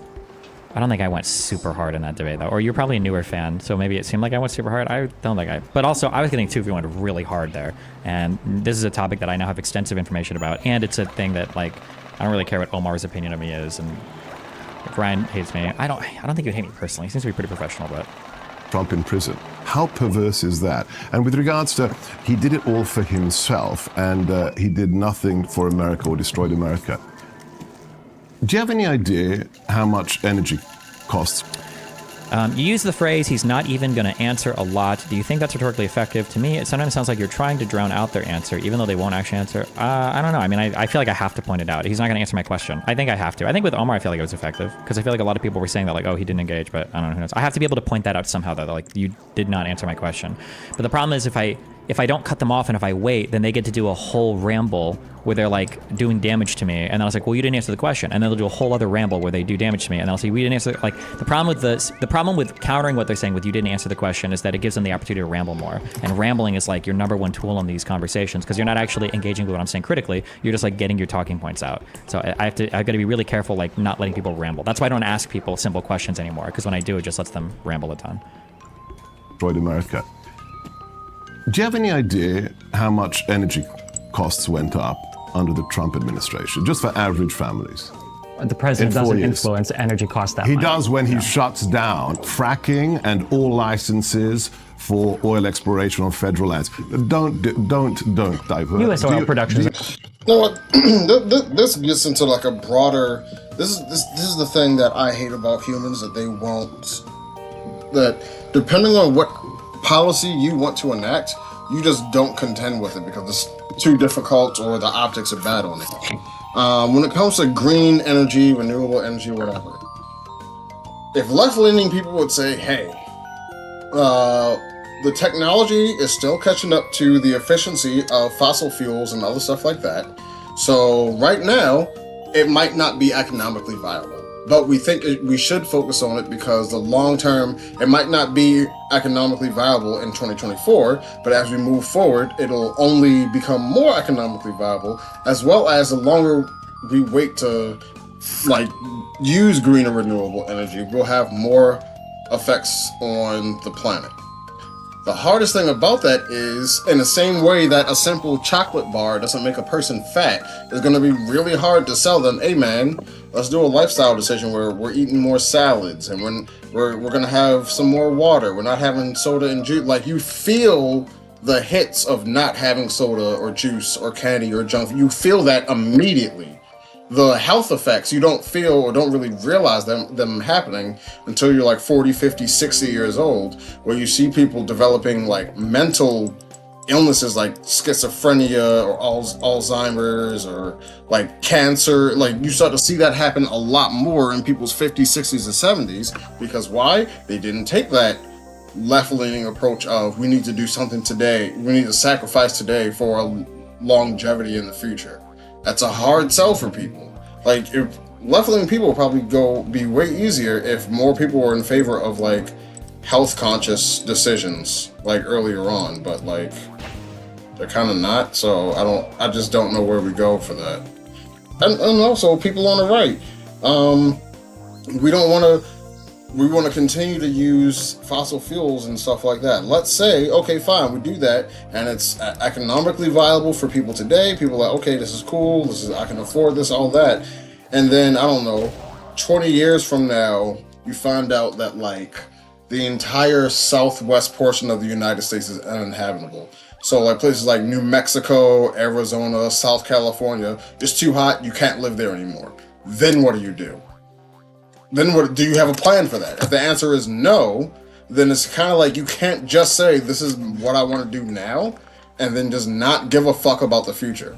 Like, or at least say that. Be like, hey, this is a plan for today. I'm not worried about the future. But you won't say that because it's like there's a certain level of, I'm going to give you just enough of what I want to do and only expound on the positive parts and completely hand wave anything negative, which is what every fucking person does, which is why I'm not involved with this shit and why it's annoying. At an all-time high, so that's absolutely not true. It is. Not true. It is. We're energy independent right now. Okay, you're making stuff up. Okay. People how go much did energy go up? Do you know under Trump? Are we counting the last year under COVID when the entire world was slowing down? Over 4 years, how much did energy go up? Do you know? I'm not sure. 4%. Do you know how much it's gone up in the last 3.5 years under Biden? I'm not sure. 20. I mean, oh my God. Okay, like, the reason why that feels dishonest is because, let's say in 2020, Trump actually won a second term. The rest of the world, no matter what we do in the United States, if the rest of the world shuts down their economies, our economy will be affected. So literally, let's say Congress doesn't do anything, the president doesn't do anything, and the judicial branch doesn't vote that doesn't have an agreement that any law is unconstitutional. Let's say we didn't change anything, but the rest of the world decided to shut down our economies. America's going to take a hit. Do you blame anybody in our government for that? Do you? Because it's just like, what could they have done differently despite them not doing anything? The only answer at that point is, well, they should have countered what the rest of the world shutting down. That is the only position you can take. Anything other than that is just cope. 8%. Who's destroying America? So, but that's also a global trend. Inflation But also, isn't it's just a a thing that function of affects. what we created. When we were in the Trump administration, for the first time in our history, we were net exporters of energy. Think about what that does for the lifeblood. I don't know what people get this. I don't know where they get this talking about from. I don't even know like I don't know where this idea that we're not producing energy or not producing oil or whatever like comes from. Like our exports are at like all-time highs right now. Our production is at all-time highs right now. Our imports are at all-time lows right now. I don't know. I don't even know what else to say. You're just objectively wrong. You're just wrong. I'm like arguing with a guy who's telling me that the sky is purple. I don't know what to say. I don't know how I can possibly counter. Well, I know what the counter is. Or I'm sorry. I understand now because I was too busy living in when he brought up the energy and shit, I started thinking like math and not math. I started thinking like factually. What I should have remembered is a long time ago, I think Obama was stalling permits on drilling or fracking on federal land or something, which I don't even know if that comprises the majority of all the drilling or whatever. I don't think it does, or like new permits basically. It wasn't stopping all drilling and fracking on federal land. It was like new permits or whatever. And I think Trump wanted to restart these or did, but I think Biden largely has as well. I don't think Biden stopped any of this. And the US today is like doing more like oil exporting than we ever have. And our energy production is higher than it ever has been. It's just wrong. You're just wrong. You're factually incorrect. We were net exporters of energy. Think about what that does for the lifeblood. An economy requires energy. The thing that makes me check out of politics is because no matter what's happening, there is a factual answer. It doesn't matter how people feel about like how much oil production there is. You can just look at oil production under Biden, oil production under Trump. Which one was more? Was it a general trend going upwards? In that case, I don't know how much I would put on the president at that point. If it's a general trend, let's say it's a Republican president, Democrat president, then another Republican president, and that trend continues to just go up as far as oil production or energy production self-sustaining. But you can't, like, what would you say? Well, under this president, but then this, you can't make an argument. It would just be, oil production and energy self-sustainability has been increasing over the past 10 years. That's the only thing you can say. The moment you start jumping into, well, technically under this president, it's just like, it feels like at that point you're not concerned with what the actual stats are. And the thing is, like, it's just like, there's certain things out there that, like, there's certain things that where, like, there can be facts and then there can be interpretations of those facts. But once people are disagreeing on what the facts actually are, it makes me think, one, the fact of the matter cannot be discovered. Like, we have no way of determining what the fact is. Or two, there is a fact of the matter and people are going to fucking weave between those facts because if their narrative goes against what those facts are. So if I want a narrative like, hey man, the sky's falling, the sky's gonna be green and not blue anymore, we gotta do something, and then 20 years go by and the sky is still blue, I can't just be like, well, it's not really blue, it's kind of like a teal. It's more like a turquoise kind of. It's shifting from, but everyone is just like, the fact of the matter is the sky is still blue. So I don't care what your agenda or your fucking narrative is. The sky is still blue. Come up with an answer for why the fucking sky is still blue. I know it's a scary, evil thing for the left. I feel like it's one of the few times you can ask for a source without sounding like an autist. No, well, I like having people to fact check in a debate. That actually feels really good. What debate did I do where they did that? It wasn't with Emily and Ryan, right? Ryan said he was going to fact check me on a thing and then didn't say anything because he was wrong. I feel like I was in a debate recently where somebody was like fact checking. Maybe it was a little bit on breaking points where Emily would come in and say something. Maybe. But oil and gas is how you run an economy. It's how you get food to people. So when we became the first time ever a net exporter, or talk about the other aspects of the economy, we have the lowest unemployment for minorities in the United States. That's not true anymore. This is an old... Why even talk? Well, who cares about minorities? I thought conservatives didn't see race. Who gives a fuck about what's happening in the minorities? Or is it only a talking point when it's something negative about them? Old Trump talking point, but I'm pretty sure even minority and unemployment, that number that they love to hold on to so much, is better under Biden. But it's even lower than it should be, really. People think that like unemployment should be 0%. Our unemployment is really low right now. Since record keeping began, and the lowest unemployment for women for 70 years. Look at what we have today. I mean, it's absolute. The fact that most... Why is it that every time you debate these people with high levels of education, you destroy them? Does it black pill you towards intellectualism and higher education? Well, it's more, you just have to understand what this guy's doing. This guy is a political operative that worked for Trump, and he wants to get another job in the next Trump White House. So our education is not really relevant here. My guess, hopefully, listening to him speak and everything, my guess is going to be that if you pull him out of a hardcore political environment and give him stuff to analyze as an educated person, he probably could do a pretty decent job. But he's just got to repeat. He's like in a job interview right now for the next Trump White House. That's what he's doing, right? Can you not just ask, what did Trump do exactly? I don't know if that's true. I don't know anything about this guy. But when I put his website in the description for this video, it was America First, so I can at the very least say he's like hardcore conservative. But I don't know anything. I can't speak to that. I don't know. To make energy only rise 4% instead of 20% under. But if it's not true, it's a bit of well poisoning on Mr. Borelli's part here.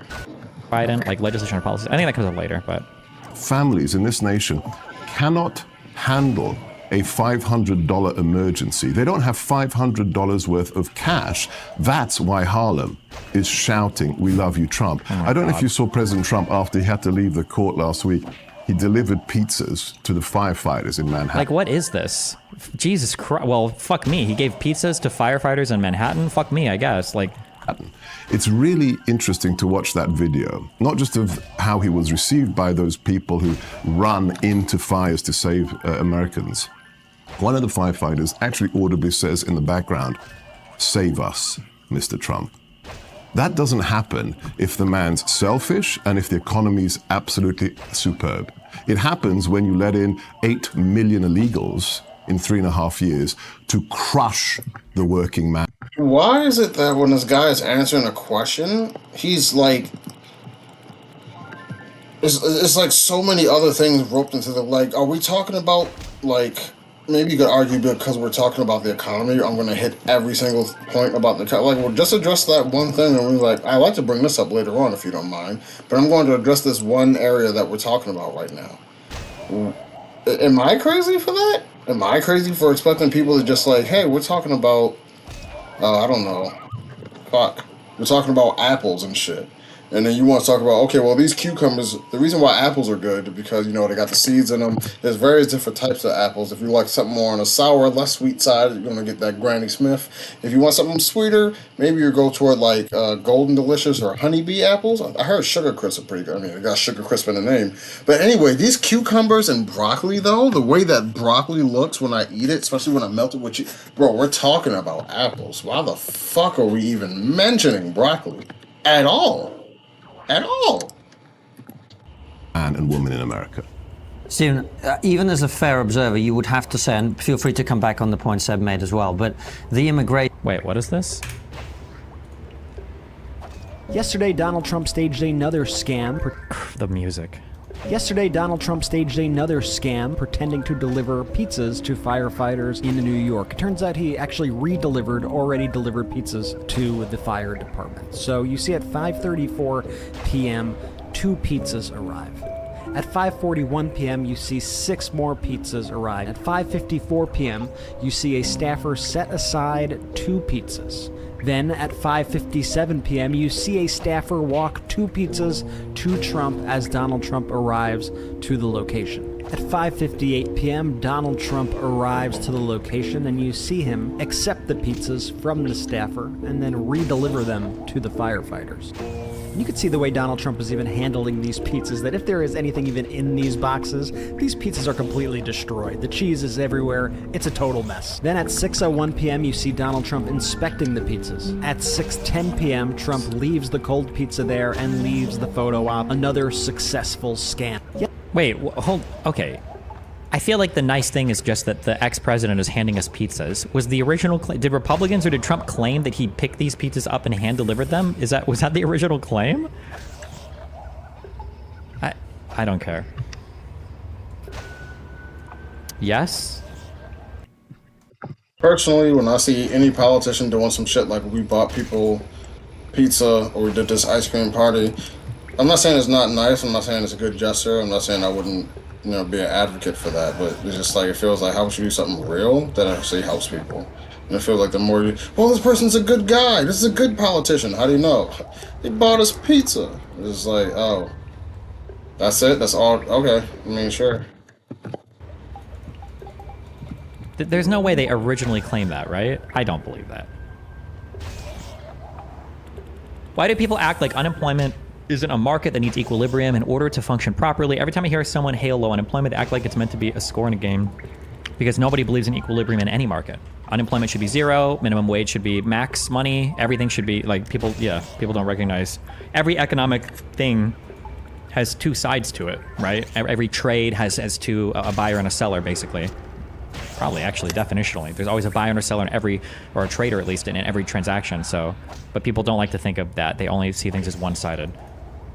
That's why you see the demonization of people that are on one side.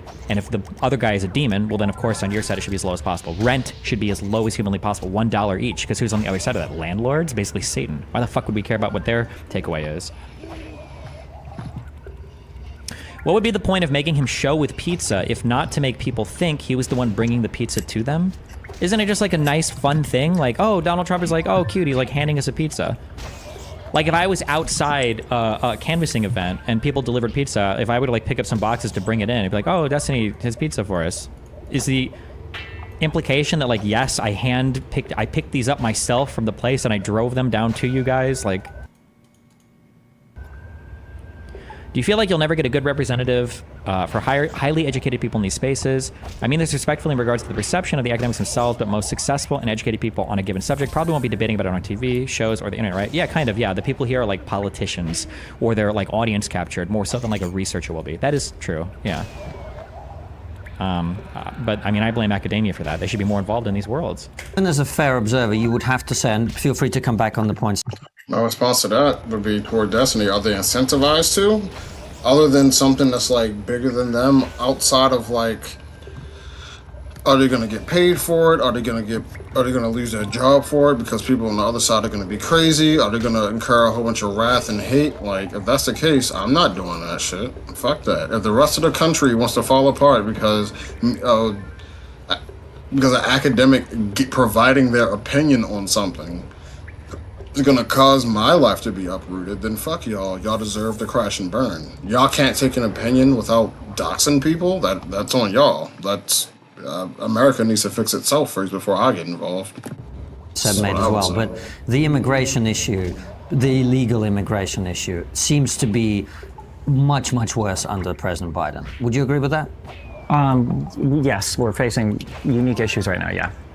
So, why would you want to re-elect a man who has allowed this many illegal immigrants in, despite the fact that I think it's fair to say the vast majority of Americans agree that this shouldn't be happening? I think that when it comes to border stuff or immigration stuff, I think that most of the disagreement, I think for America, I think we generally agree on most things for what the immigration policy should look like. The problem is we have a very unique problem right now at the border relating to asylum seeking, and the federal government's hands are tied in terms of how you can deal with those people. So with the way that the law works right now, if you're an illegal immigrant and you come up to the border, you see that like the encounters have gone up dramatically. Well, so was the actual catch rate of people coming in. Like, not that many people are sneaking past the border guards. The reason why is because you don't have to actually sneak into the country anymore. You just have to show up between a port of entry, or maybe even at a port of entry now, and go, hey, I'm here to seek asylum. And once you've done that, it's like a get out of jail free card, and you're basically, they have to take you in, they have to process you because of how the federal laws on the books are right now. Wait, I need to check this out because I said or, because I don't remember exactly. Can you seek asylum between ports of entry? Can you seek asylum between ports of entry? Actually, this might be my notes somewhere. Let me check real quick. Wait. Search. Port. Entry. Okay, asylum. Refugees and asylum seekers. Refugees need a well-founded fear of prosecution or persecution due to race, membership, and law. They apply for admission from outside of the U.S. This is for a refugee, but asylees, available persons already in the U.S. based on the same type of protected grounds. For refugees, they can apply at a port of entry at the time they seek admission or within 1 year of arriving. Okay, so they can literally just come to... They can literally just come to up to the normal border guard and say, hey, I want to seek asylum. Okay, yes, all right. Which is a huge problem, by the way, because then you have to process them as asylees. And then because we don't have enough judges to actually go through all the cases, you're given basically a slip. You're saying, hey, please show up for your trial, and then you basically release them into the country. Some people would try to say that, like, Biden does catch and release, or we have like a catch and release law, but we don't really. It's like a combination of pretty complicated things on the books for how we deal with asylum seekers. Now, Biden and the Democrats in Congress wanted to deal with this, but Trump was literally telling Republicans in Congress, do not touch the border issue. That's why the bipartisan bill that Republicans had largely approved of a few years earlier got completely shut down, because Republicans don't want to close this issue. Again, in classic Trump fashion, which is putting Trump ahead of the country, we didn't do anything about the border because Trump was telling Republicans not to fix a particular issue because he wants to win re-election. That's an issue that Biden and the Democrats tried to solve. I should remember the name of the Republican that drafted this bill. What was the name of the senator who was irritated? Does anybody remember? Name of senator drafted immigration bill. We saw him on CNN Express. Oh, was it Lankford? I should have remembered this name. I need to do better at remembering names. I think he was pretty ass mad. Because I think he was the main person that had drafted this bill up initially, right? You're a real gentleman about this, and I know you're not trying to zing your colleagues, but it's your colleagues in your party, sir, who torpedoed this, who didn't get the facts right on what you just outlined was in that measure. They killed it. Ironically, not Democrats. Right. It was, and it was painful to be able to watch it. It got stirred up in all the presidential politics, and several of my colleagues started looking for ways after President Trump said... There's another reason why I don't give a fuck about politics. You're telling me there could be a good idea to do, but because it'll be under a certain president and it'll make them look good, we're not going to do it. Let's say there was an act. Let's say there was a bill that like, if we did this bill, it would reduce, I don't know, child trafficking by 95%. If someone came along and said, I don't think we should do that bill. Well, why, politician? Why shouldn't we do this bill? Because it'll make the other side look good. You should go to hell. I hope you never hold office again. Why should the rest of the country wait because you don't like the other side looking good? You need to get over yourself and shut the fuck up. Don't fix anything during the presidential election. It's the single biggest issue during the election. Don't resolve this. We'll resolve it next year.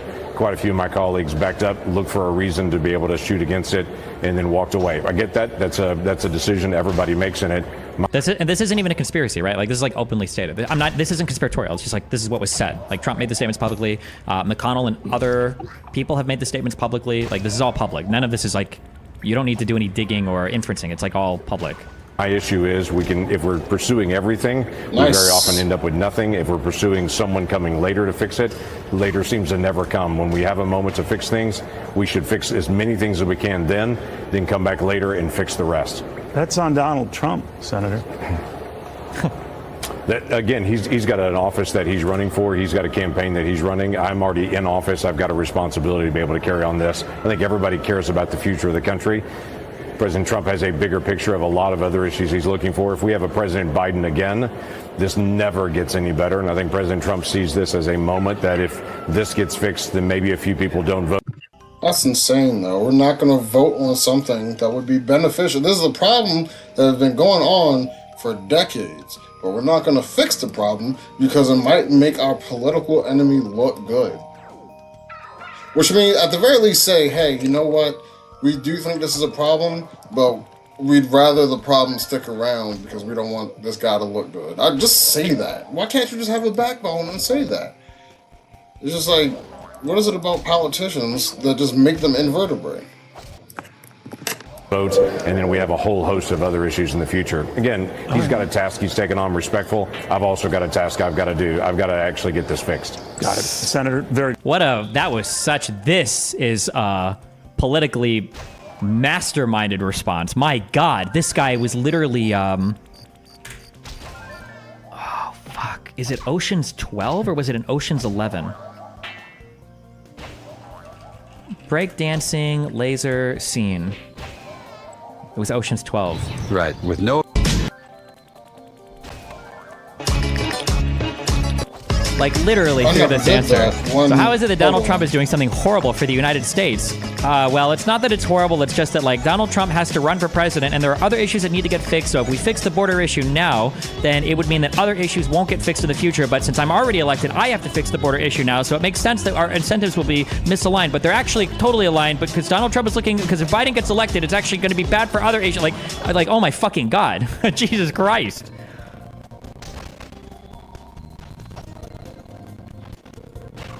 So long to get some of these other 8 Republicans persuaded to your position here? Was it the overall nature of this bill and what was lost in that time period for Ukraine? Well, that's a good question. You already know the answer. I think the demonization of Ukraine began by... Destiny is full TDS, and I love it. The number one victims of TDS are people that have TDSS, okay? Or Carlson, who, in my opinion, ended up where he should have been all along, which is interviewing Vladimir Putin. And so he had an enormous audience, which convinced a lot of rank-and-file Republicans that maybe this was a mistake. I think the former president had sort of mixed views on it. TDS stands for Trump Derangement Syndrome. And there's a lot of people with Trump Derangement Syndrome, where every time they see a criticism of Donald Trump, they say that somebody else has Trump Derangement Syndrome. In reality, they have TDSS, or they have another version of TDS called Trump Dick Riding Syndrome. But the president had sort of mixed views on it. We all felt that the border was a complete disaster, myself included. And Chad, you remember covering the phases we went through. First, there was an effort to make law, which requires you to deal with Democrats. And then a number of our members thought it wasn't good enough.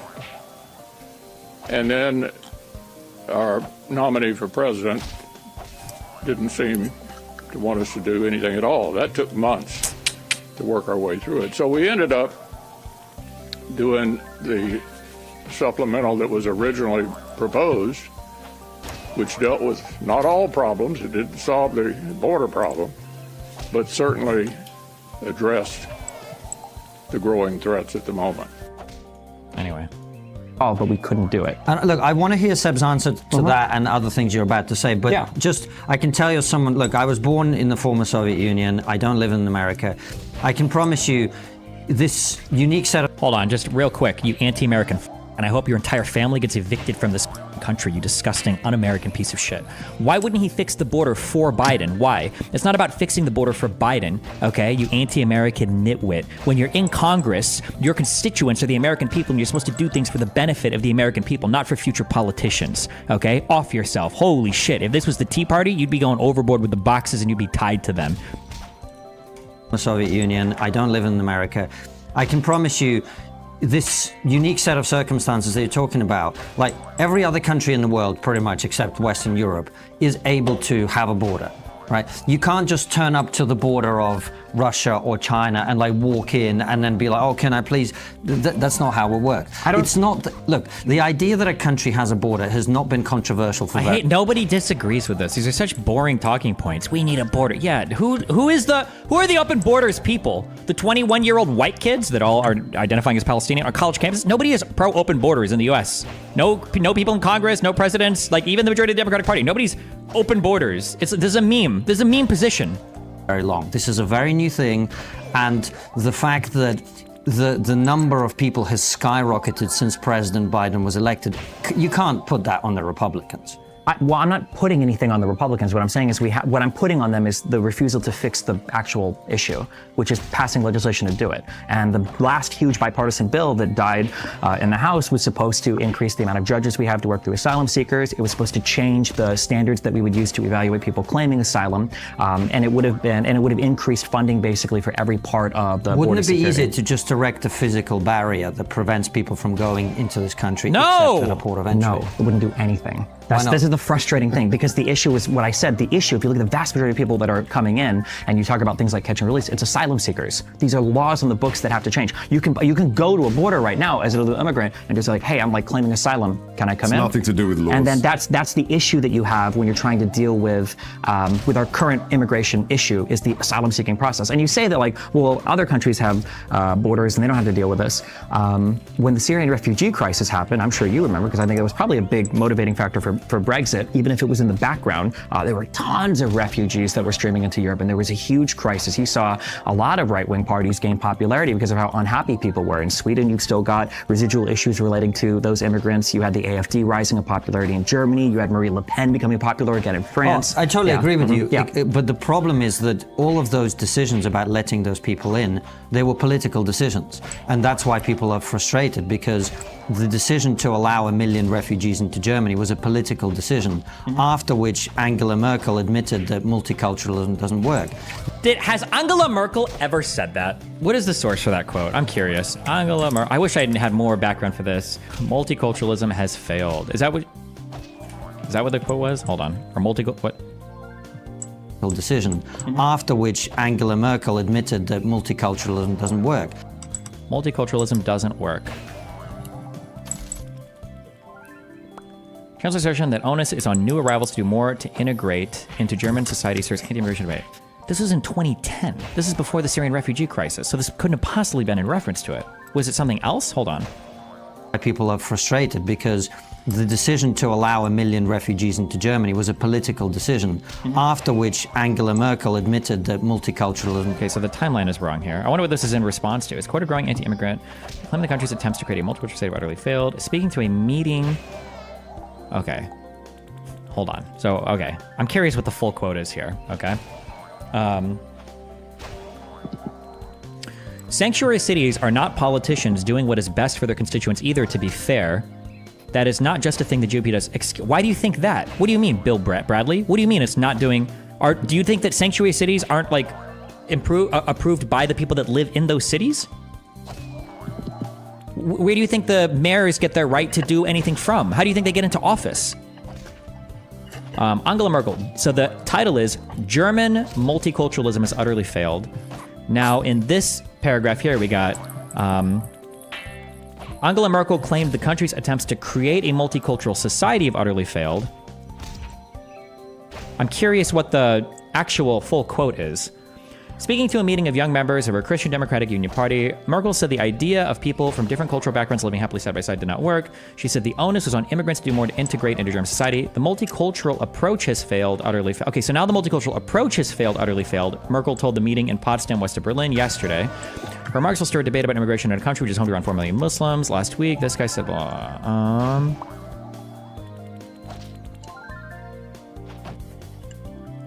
Here it says, Merkel said too little had been required of immigrants in the past and repeated her arguments that they should learn German in order to cope in school and take advantage of opportunities in the labor market. This is reasonable.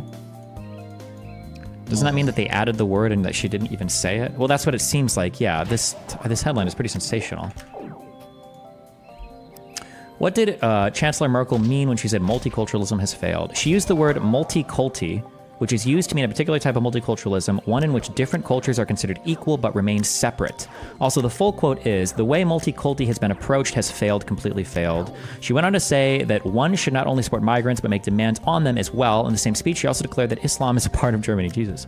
I wish I would have had this background. Are there any German speakers in here that can confirm this, though? Like...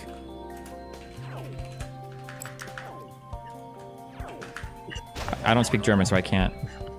Because this sounds, just going by what this person is explaining, that seems to jive more with her saying that too little has been required of immigrants in the past, and repeated her argument they should learn German in order to cope in school, so that immigrants should do more. German source from 2019 translated. Okay. This is translated from German? Well, this isn't a transcript of anything. It seems like more or less the same type of article, no? It's an interesting speech because it very clearly demonstrates the pitfalls of using sound bites and selective quoting. If you want to paint Angela Merkel as a xenophobe, you quote her as saying multiculturalism has failed. If you want to paint her as a traitor to the fatherland, helping Muslims to invade and wipe out the indigenous culture, you quote her as saying Islam is a part of Germany. It seems, if you look at the entire speech, that she was saying that Germany has done multiculturalism wrong. She thinks, or at least at the time she made the speech, thought that migrants should be encouraged to integrate more. They don't need to completely abandon their own culture, but they must adapt the German way of life. That sounds reasonable. Is there a link to the whole speech? Like... Nope. Angela Merkel, multiculturalism, failed, Islam, Germany, part. If it was a speech, there should be a transcript somewhere. In Frankfurt am Main ist bei den Kindern unter 5 Jahren von 3 Kindern. In Frankfurt am Main, 2 out of 3 children under the age of 5 have an immigrant background. Haben 2 einen Migrationshintergrund. Und wir sind ein We are a Land, country which, at the beginning of the 60s, actually brought guest workers to Germany. Now they live with us, and we lied to ourselves for a while, saying that they won't stay and that they will have disappeared again one day. That's not the reality. This multicultural approach, saying that we simply live side by side and are happy about each other, this approach has failed, utterly failed. We should not be a country that gives the impression to the outside world that those who don't speak German immediately or who were not raised speaking German are not welcome here. That would do great damage to our country. Companies will go elsewhere because they won't find the people to work here anymore. That means that the demand for integration is one of our key tasks for the times to come. At the same time, it must be a German trademark to be a country that gives people here an opportunity. Okay, this sounds reasonable. This is why I don't trust anything. I feel like I can't trust anything I read, ever, anywhere, ever. Also, it's just like, because everyone is too busy trying to paint a narrative, they don't give a fuck about giving people accurate fucking information. Who would have guessed it? And then people like Destiny will turn around and call people who don't vote privileged, which it is. In a way, but at the same time, it's just like, I don't want to deal with people that can't be honest with me. Why would I listen to a bunch of people that you can't just give me the information? You have to twist it. You have to put it through your filter. No, motherfucker, give me the information or shut the fuck up. I'm not listening to you. That's it. Like the fact that you would have to twist information before I even get it means I should never listen to anything you have to say ever. Assuming this is the speech that this is coming from, and it looks like it is, October 17th, 2010.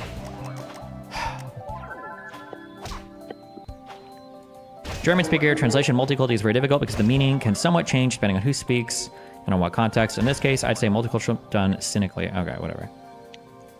Do you think that exporting the American idea of national identity has been a bad part of American imperialism since 1776? Anyone can be an American, but only since World War II, but only post-World War II did Europe bring immigrants.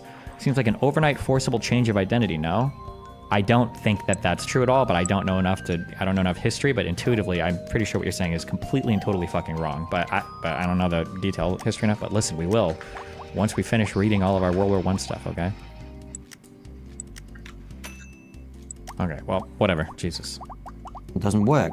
It's not like the countries fail to have a border. It's that politicians choose to create a situation where millions of people flood into the United States. But that's the choice that Trump and the Republicans have made right now when we've said, hey, we can change this with bipartisan infrastructure or with bipartisan immigration legislation. It was on the books. It wasn't on the books. It was a bill. It was ready to be passed. It would have addressed all of these issues. But Trump told Republicans, do not pass this bill. I need this as an election issue. And he didn't, even though this... Hold on. It does seem like she was essentially criticizing the number of refugees and how it was done, which was the contention here from Constantine anyway, right? No. When you're quoting, no, fuck you. That's too much charitability. No. The quote, the way that he said it, and in the context of this, made it seem like the number needs to dramatically decrease, okay? When you have conversations about immigration or integrating refugees or immigrants, the conversation is a sophisticated one. It's not just a matter of number. It's not just a matter of multiculturalism, good or bad.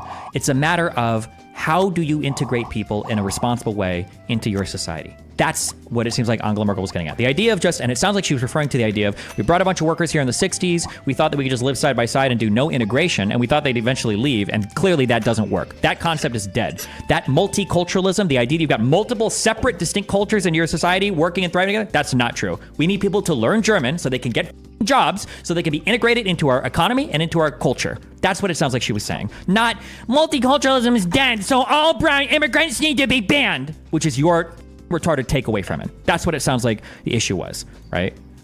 It feels like when somebody makes a statement that requires a bit of analysis, it's like you're getting sparkling, pure fucking Britannica tap water, whatever the fuck, but you have to pour it into a toilet filled with diarrhea before you can take a drink. Like that's the filtering that you're doing on some of these statements. Oh, they said immigration bad. Sorry. This bill had, I wish I could do not pass this bill. I need this as an election issue. If they refuse to do that, then what? Then kick them the fuck out. If you can't learn a language, I think language is important. I think you should have to speak the language where you go. I think that's an important thing. That's my personal take. Anything else, I don't give a f. You want to have your holidays, your women want to wear keeper suits, you want to cut your children's for whatever, for circumcision people. Actually, I am opposed to that one. But if you want to do any other weird, whatever shit, go for it. But I think you should probably speak a language in a country. I think that's pretty important. Unless you're Canadian, French, and Quebec. Issues, but it was on the books. It wasn't on the books. It was a bill. It was ready to be passed. It would have addressed all of these issues. But Trump told Republicans, do not pass this bill. I need this as an election issue. And he didn't, even though this bill had, I wish I could remember the name of the Republican that had co-authored this, but this is like basically a Republican authored bill that would have fixed all of these problems. I want to give you more time on the other points. But I will say one also, just so once we finish. We're truly honored to be partnered with Monk Debates, the place where the world's leading thinkers debate the most pressing issues of our time. The next Monk debate is one I promise you will not want to miss. The motion is anti-Zionism anti-Semitism? On June 17, British commentator and trigonometry favorite Douglas Murray and international legal expert Natasha Hausdorff will debate former MSNBC anchor Mehdi Hassan and Israeli journalist and critic Gideon Levy. Cool. To find out how to become a member and watch the debate... You should do ad reads edited into the cut like this when the guest is gone. What? Like do an ad read while I'm debating? Like just say like, hey... live, go to The USA doesn't have an official language at all, should it though? I feel like we should for English, but that's just me. Yeah. www.monkdebates.com. And now, on with the show. Conservatives love to bring up the lowest unemployment for minorities under Trump and blah, blah, blah. We have the lowest unemployment for minorities right now under Biden. The idea that you would look at unemployment and use that as like a win for Trump when unemployment under Biden has been the lowest that it has been in all of U.S. history. And it's after rebuilding an economy and not like soaring ahead of like historically low interest rates year after year after year, which kind of led into a lot of the issues that we experienced with inflation and having to tighten up interest rates and everything. The economy under Biden has done exceedingly well. It would be nice if we had a Democrat come into office that wasn't trying to clean up the mess of the last conservative. We had Obama come in after the end of Bush's presidency, which was the 2007 housing crisis, which was like an international financial issue. And then we had Biden come in after Trump's horrible mishandling of COVID. It would be nice if we could actually get a Democrat to come in and run a clean 4 years instead of cleaning up the mess of the last conservative and then still trying to compete on things. Seb, obviously you heard my interjections about immigration, and I think they're fair, certainly from my perspective.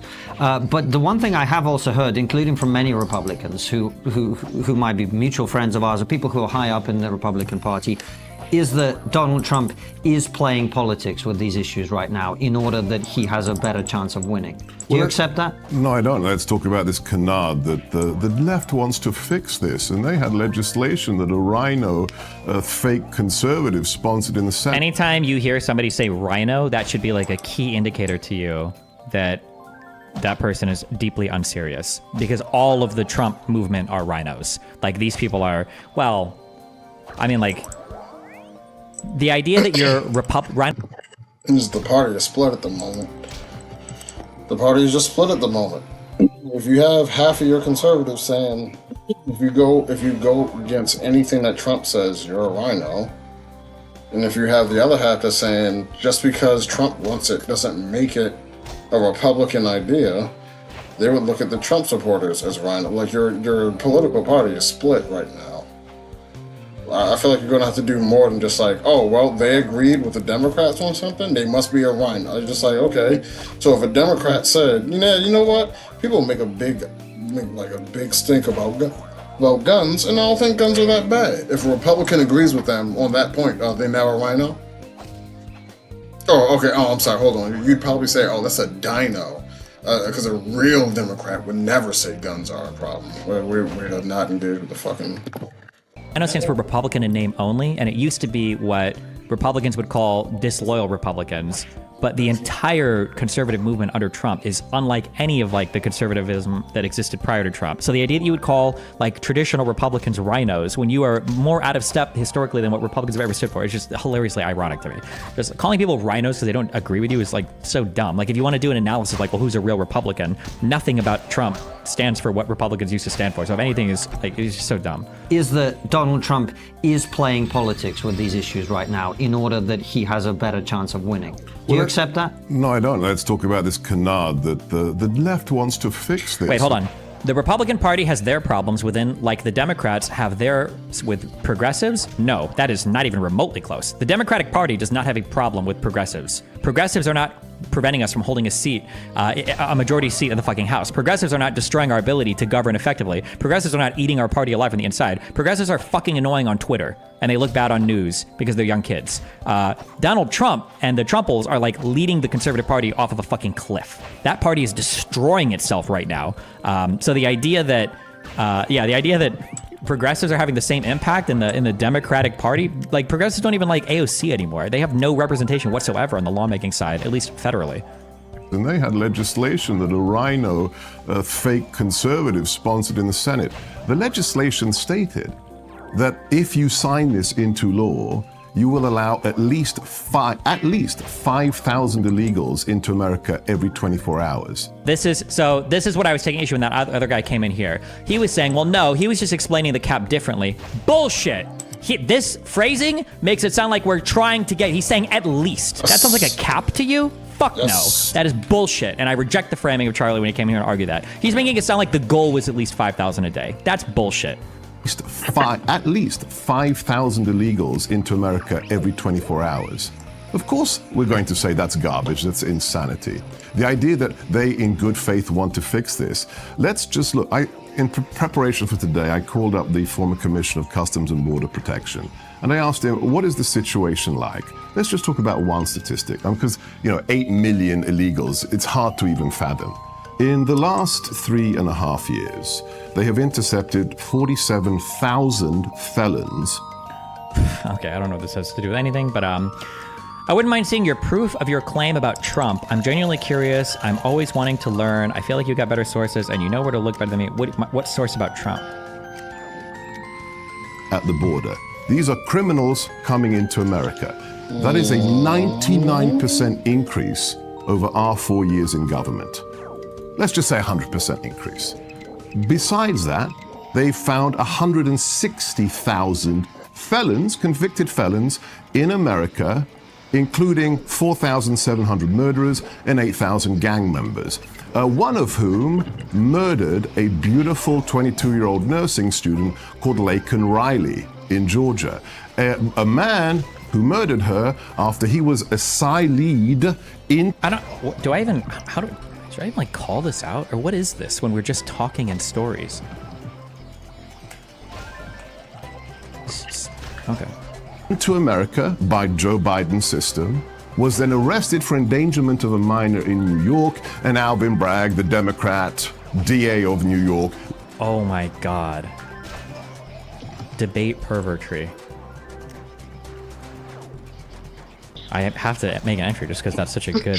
I personally never understood the, no, I understand it, I just think it's stupid.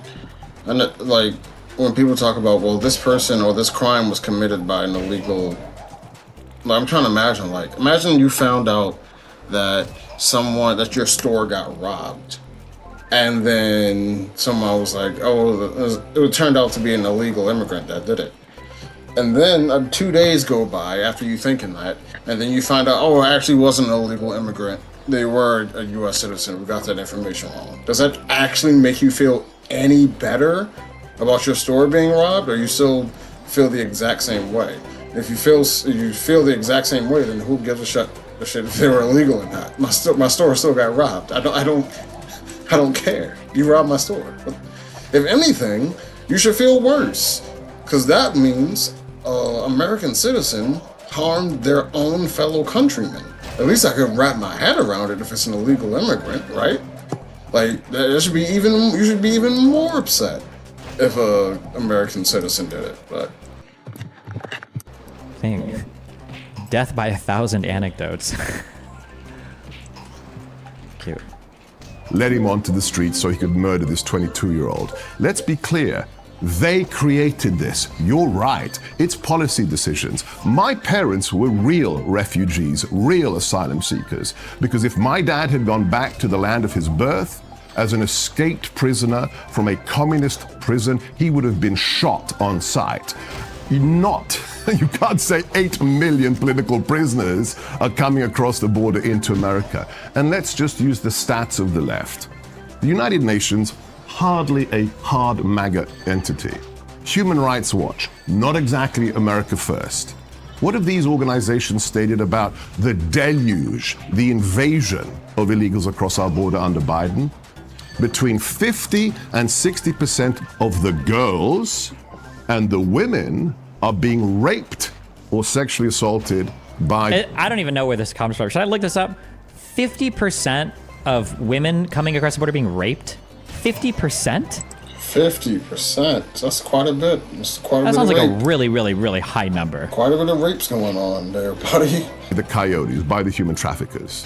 It is absolutely empirically a statement of fact that Joe Biden has become the largest human trafficker in human history. The party of...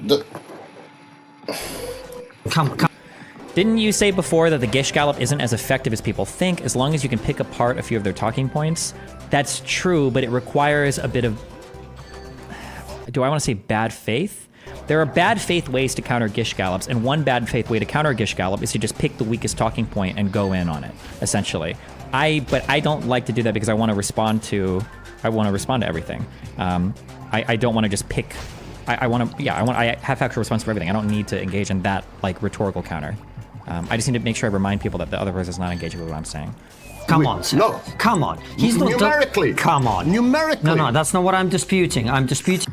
Even the guy that was like not supporting you, but he was like acknowledging your points. It's like, okay, that's a bit of a that statement.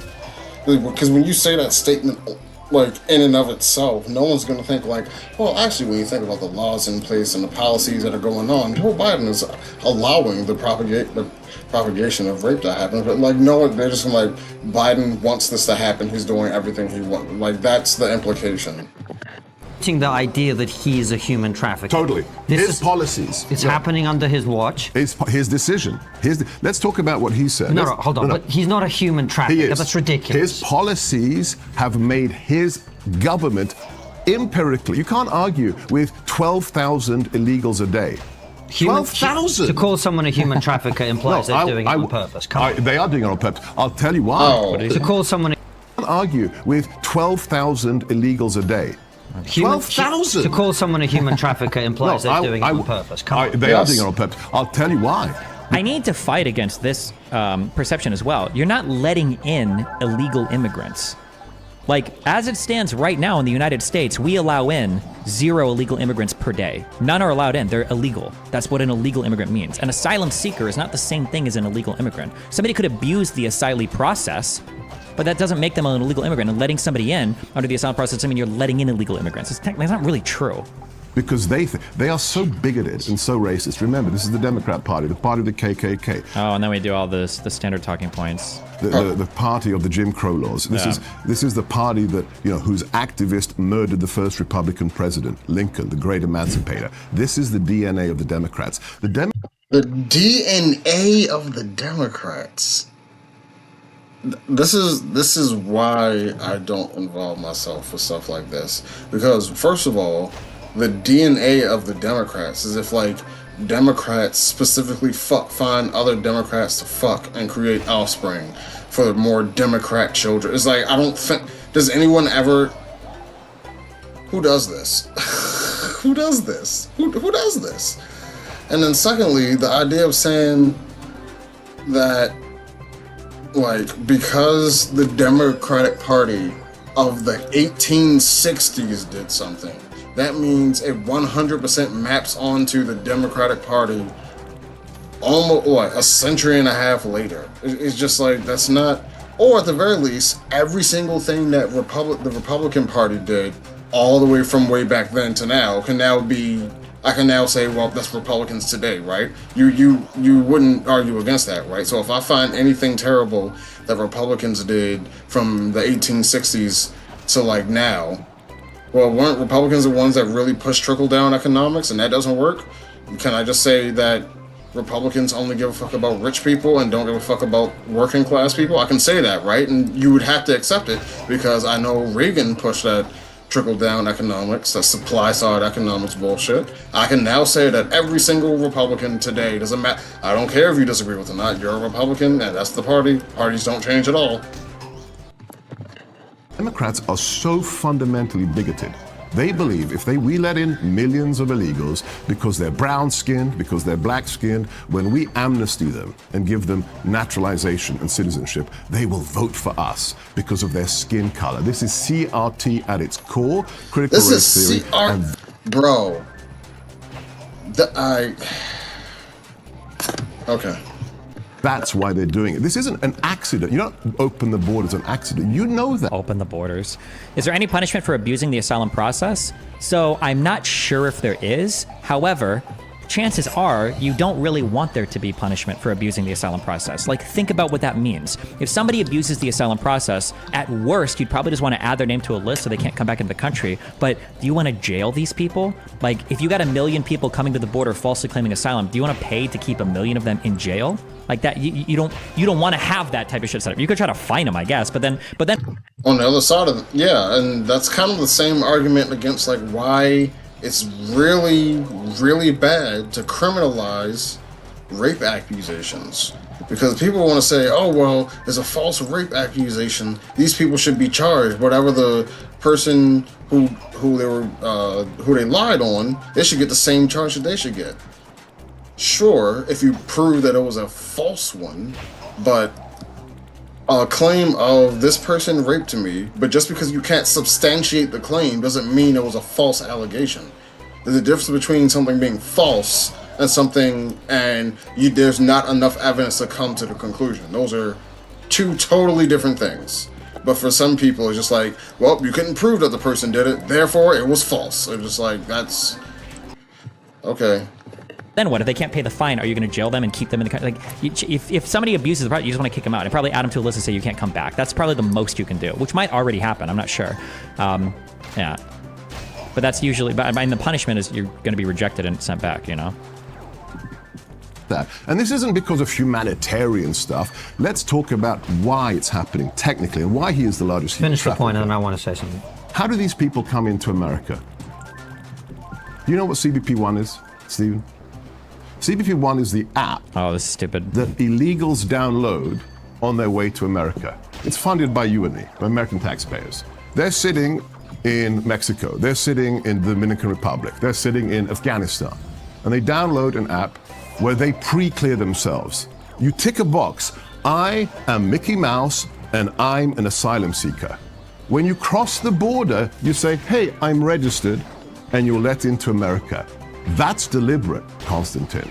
That's not accidental, that's deliberate. And these people are political refugees. Okay. Why didn't you build a wall when you had the chance? We tried to, we were stymied consistent. You know what President Trump had to do? This is the insanity. The protestations from the establishment were hysterical. We had to repurpose DOD funds and say the border is actually a national security issue if you've got terrorists coming. Completely off topic answer. Terrorists. Completely off topic, answer when you can, but thoughts on... Are illegal immigrants terrorists now? It feels like we're just... That's not what the word terrorism means, dog. Why at this current time period our country seems to be very divided on many topics. In my personal opinion, I think it's because of the internet. The internet is allowing us to filter ourselves into hyper-selected communities, which is not good. We shouldn't be able to filter that much. You need to be able to talk to people and interact with people that are different than you. And the internet is giving us the ability to avoid that. Across the border, we had to repurpose national security funds to build the border and buy the steel to build the wall. That took us over a year. What does Joe Biden do? He comes into the administration, and the steel members that we had bought to secure the border, he sold them for scrap iron. That's why. Is this true? I don't even know what the fuck this is about. I have no idea. This doesn't sound like it. Sounds like a meme talking point, but deliberate, and that's why he's a human trafficker. The talking points are funny. I think they are funny. I'm gonna use the restroom real quick. Hold on. Fuck. I need to put my teeth in.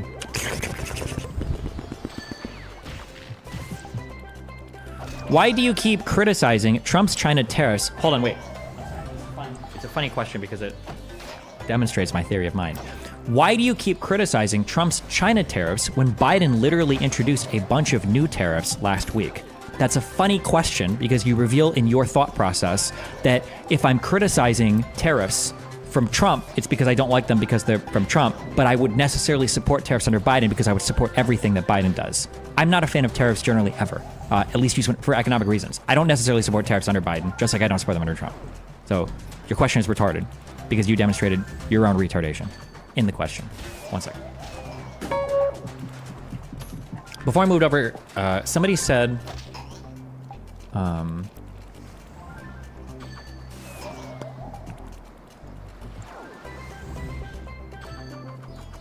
the problem seems worse in the United States than other places. Okay, if I had to guess, I think that there is a bad phenomenon that happens. I've talked about this before. I haven't written anything about this yet. I'll add this sometime.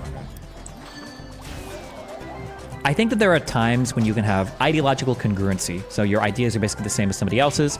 I think that this needs to adjust based on the size or locality of your group. So for instance, I would expect in a household there to be a very, very, very, very high level of ideological congruency. Probably similar religion, similar many shared values, similar nationality, support for country, similar language, similar political idea. Like for the most part, I would expect there to be a really, really high level of congruency in a particular household. I would expect there to be a very high level of congruency in a particular neighborhood, a pretty high level of congruency in a city, a pretty high level of congruency in a state, less, probably a lot less at that point, and then some level of congruency on the country. I think that the values that you have, they should become more particularized and with higher conviction, the more local you get. So maybe for like the United States, maybe we have as a shared value between all US citizens, something like a support for democracy, right? And like the Constitution, I guess, maybe. Jesus fucking Christ. And then some tolerance of like different types of people or ideas or whatever. These are like broadly speaking, these are like very broad American ideas. Maybe like in a particular state, maybe you have some shared values around like some kind of cultural things. Maybe like most people in California like surfing or something. I don't fucking know. Or like as a Californian, maybe you feel proud about your agriculture or tech sector or something. I don't know. Maybe to get to a particular city, maybe you got a strong feeling about like, oh, well, I'm in San Francisco. It's probably a sanctuary city, right? Maybe you feel strongly about like immigration. Maybe you feel strongly about like weed or marijuana. As you get to your particular neighborhood, maybe you guys like feel strongly about like, I don't know, block parties. I'm just being random shit. And maybe in your household, you feel very strongly about you like Che Guevara and Mao and Stalin or some shit, whatever. You're tankies. I don't know, right? I think that the issue that we've run into today is all of these circles that you have in the past were based on real locality in like the actual real world, right? I'm next to my neighbors. I'm next to my family. I live with them. They're my family. I see my neighbors every day. I drive to work and I'm with my coworkers or my labor union people, or I see my church community every day. I read the paper. I see what's going on in my city, my state, and then eventually the country. But I think the issue that's happened right now is there's a weird perversion where people are growing this center circle so much because of the internet that now people are expecting an ideological congruency that you would have only seen in households. They're expecting that to expand like across the entire country. Like this circle has become so large for people. And the problem is you're trying to incorporate so many different types of people, so many different ethnic groups, so many different cultural groups, so many different religions, so many different people. You're trying to incorporate all of them into this circle, and it's like fucking people's minds up. And somebody said it seems worse in the US. My guess is going to be just because in the US we're just a bigger country. I'd be curious for like India and China. I don't know what their internet looks like. If culturally, if they run into similar problems like this, or if they have other issues that are popping up. But I think that I think that the issue is that people are selecting for groups and then they expect this big ideological congruency amongst people that are nowhere near each other, right? Like if you might live in Los Angeles, California, and you might get upset because somebody in Arkansas doesn't agree with you on gay rights. And traditionally, that just would have never happened because these people aren't talking to each other. If you live in LA, you're not talking to, I don't even know what a single city in Arkansas. What's the capital of Arkansas? It's not Arkansas City, is it? Arkansas capital. Oh, Little Rock. Okay. People in Little Rock aren't usually writing letters or telegrams to people in San Francisco or LA, right? So you wouldn't expect that level of congruency. But now you do because of the internet. I think the internet is just fucking up a lot of shit. And in the US especially, because it's such a huge country with so many different people that are all on like the same internet, I think, yeah. Does that apply to interrelationships though? Do you expect most couple to share strong political value and most persons don't go in couple with people from different... I don't know what the fuck this sentence means. Does that apply to interrelationship, though? Do you expect most couple to share strong political value and most persons don't go in couple with people from different political view? I could understand what that Run that one means. through the translator, like 2 or 3 more. I mean, do you think people only date people with the same political ideology? Like, is a Republican going to date a Democrat? Is a liberal going to date a socialist? That's the question. More times, okay? Jeez, I feel like I could understand that. I personally think it's cringe when people can't understand. I guess one thing, it was completely jumbled, but I was able to parse that together, and it's like, you should be able to put a sentence together, even if the grammar isn't on point. Like, it's not that hard. That's why he's a human trafficker. The talking points are funny. I think it's really funny. I think if you're listening to this in video form, I think you should rewind because I think Seb accidentally gave away part of the plot. It's funny because you described that border bill and you said that it allows 5,000 illegal immigrants to come in a day. Minimum? Wrong. That was the maximum cap. No. One of the issues that we face. I did, sir. I did read it. Let me finish. I did read it. You should read it as well. No. So apparently it's capped at 5,000 with an allotment for 1,400 more, but more or less the same thing. This idea that was the minimum they were trying to let in, though, yeah, fuck the guy that came in here, Charlie, trying to say like, no, he was just, no, bullshit. I'm wrong on the precise number because it was 5,000 plus 1,400, but he thinks that the goal was to have at least minimum 5,000. Issues that we face. I did, sir. I did read it. Let me finish. I did read it. You should read it as well. No, I did read it. And it's funny because what you'd said later on was that we were seeing numbers sometimes in excess of 12,000 per day. Mm-hmm. The reason why that bill was so important, one of the things that would have been nice is it would have actually placed a cap on the amount of people that were coming in and claiming asylum. That 5,000 per day would have said that once we hit this cap, we are not processing anybody else. You could have the most legitimate asylum claim in the world, and we would not allow... Why would there be a minimum anyway, so it doesn't make sense? Well, because in their world, Democrats are intentionally bringing in illegal immigrants to vote for Biden. That's their world. So, of course, it's a minimum because you want to keep bringing in illegals to change the election results. Can they vote federally? I don't even think they can. Actually... they would probably use Texas. The best argument you can make is because illegal immigrants are counted on the census, it will help, it'll pad the House of Representatives. But depending on where they go, it'll pad the House of Representatives in favor of a red or blue state. So depending on, it would literally have to depend on how it's distributed. Having illegal immigrants in your country does not, especially when people from Mexico, South and Central America are definitely, at the very least, when it comes to cultural and social issues, way more conservative. So on that end, that you already know that's the case.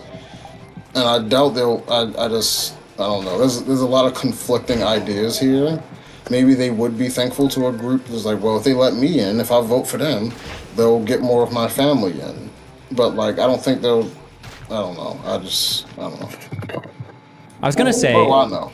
What is evidence that illegals? Because I was gonna say, don't most illegals go to California? Why would we need voting there anyway? California already goes super blue. I'm curious if like the proportion of illegal immigrants to the states that Trump lost, those 7 states that he gets super ass mad at, do they have a lot of? I mean, illegals don't vote anyway, but yeah.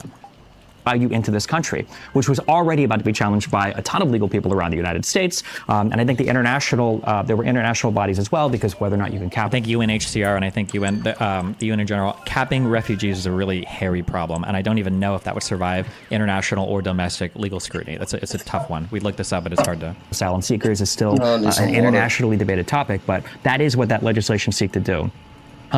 If you feel, again, so passionately about the border, why didn't we pass any bipartisan infrastructure or bipartisan immigration legislation? Why did Trump shut it down? Because you have to have the other side acting in good faith. You can say that, but you did. If you really truly believe that the other side is at fault, then it seems like you need a candidate besides Trump, because Trump wasn't able to get anything done when he was president. You just said it yourself that Trump had to repurpose DOD funds to do it. This is a good point, but I shouldn't have gone to this yet. I should have just hammered home one more time. There was legislation on the table. What do you mean by not acting in good faith? No, I can't ask the question, because if I ask that question, he's going to ramble off at his retarded shit. There was legislation on the table. Republicans walked away from it, not Democrats. If you really truly believe that the other side is at fault, then it seems like you need a candidate besides Trump, because Trump wasn't able to get anything done when he was president. You just said it yourself that Trump had to repurpose DOD funds to do it. Trump had a larger margin in Congress. Trump had all 3 branches. The answer to this talking point is that illegals are counted in census, which affects electoral college votes. I'm pretty sure when we read an article on that, I think it was +1 to Republicans was the final sweep when you looked at all of the potential illegal census counts. That was my understanding. So I can go and look that up again, but. Branches of government and accomplished less than Biden did when it came to legislation, when it came to the border, when it came to infrastructure, when it came to foreign policy, when it came to almost every single aspect of running this country. And Trump was the one that came in saying, I'm the business guy. I can bring people together. I can get these things done because I know how to get people to work together. And all I hear from people once Trump left office was, well, the deep state got me, and it was the other guys, and I couldn't do anything, and I had to take money from the DOD to do it. I couldn't figure anything out, and blah, blah, blah. And now that he's out of office, supposedly running for America, despite the fact that what he's really running for is so that he can pardon himself from his crimes and even from hopefully state charges. What he's really running for, is to save himself. And that's why he didn't care about the border. That's why he tries to continue the border problems. He wasn't able to fix it when he was in office because he's more concerned with his reputation than actually bringing people together to get anything done. I don't understand how, even if you believe everything that you've said, that asylum seeking is an issue, that illegal immigration is an issue, even. Why don't Democrats put out a bill with only immigration on it, so if it got rejected, then your point would stand that Republicans don't want it? That's what they did. What are you talking about? The bipartisan immigration bill was on its own. I think initially it was going to be wrapped up with other stuff, but it came on its own, and it failed on its own. It got shut down because Trump wanted to keep the issue open. No?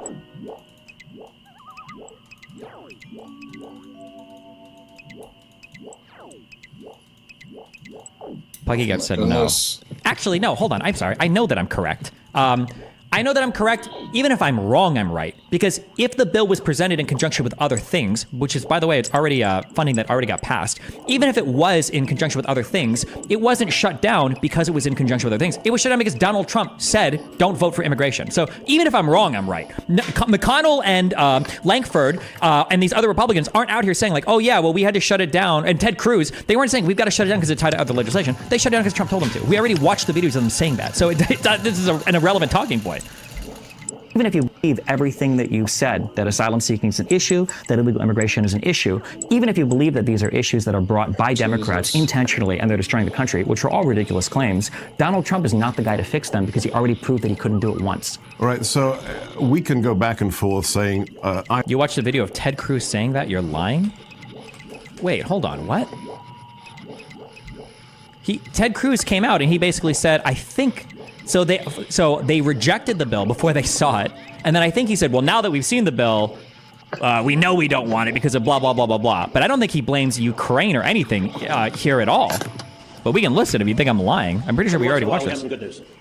The good news is this bill is dead. Now, my views on this bill have not been ambiguous. At the last press conference we had here, I described it as, quote, a steaming pile of crap.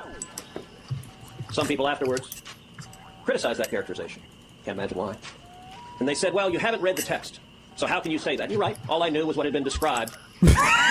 You're right. Wow. I did say it was a steaming pile of crap before I'd read any of it. Wow. True. Okay. The fact that, and mind you, here's the thing. This politician just told y'all, for my Republican friends out there, a politician just said, bro, I didn't read that shit at all. Someone else told me it was bad. Your whole job is legislation. You're telling me you voted no on something without reading it because someone else told... What are you, in high school? Well, we can't be friends because this other person said that you were terrible, so I can't be your friend. It's just like, are you going to evaluate it on your own? Nope. It's just like, this is just, I don't understand how you can get away with saying something like, yeah, I don't do research, I don't look into the shit that I'm voting on, but I feel incredibly fucking strong about it. Okay, but, you know, my constituents are retarded. They're Republicans, so they don't care, but that's okay. And I can even admit to it on stage, and they don't care, but okay. And they said, well, you haven't read the text. It reminds me of when fucking Mitch McConnell was like, yeah, so we're going to make sure everything dies. I'm not going to let any legislation get passed. But, and people fucking cheered for that. But if a burger flipper at McDonald's said, I'm not going to let any burger get onto this grill. I'm going to make sure that no one gets a burger.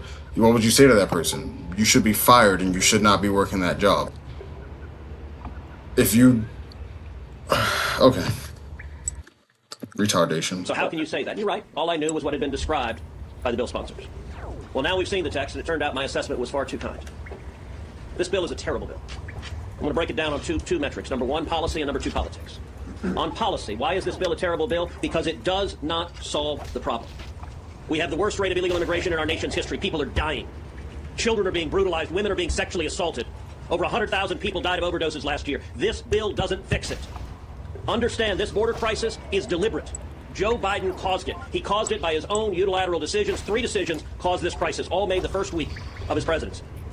He inherited the lowest rate of illegal immigration in 45 years, and his first week as president, he halted construction on the border. Under COVID. Nice, good one. I like the whole we can't blame Trump for COVID, but we're sure as fuck going to give him credit for what happened under COVID when it's good for him. That's always funny. Inherited the lowest rate of illegal immigration in 45 years, and his first week as president, he halted construction on the border wall. He reinstated the disastrous policy of catch and release, and he pulled out of the unbelievably successful Remain in Mexico agreement. That caused this explosion. It also means Joe Biden could solve it. None of this has anything to do with the bill, by the way. Tomorrow. How would he solve it tomorrow? By reversing those 3 decisions, and you would get, once again, a secure border. Joe Biden doesn't want to secure the border. Kamala Harris doesn't want to secure the border. Chuck Schumer doesn't want to secure the border. And this bill was designed not to secure the border. Instead, this bill codified Joe Biden's open borders. This bill codified catch and release. Catch and release is contrary to law. But if we'd have passed this bill... That's contrary to what law? What? Catch and release would be right there in the U.S. Code.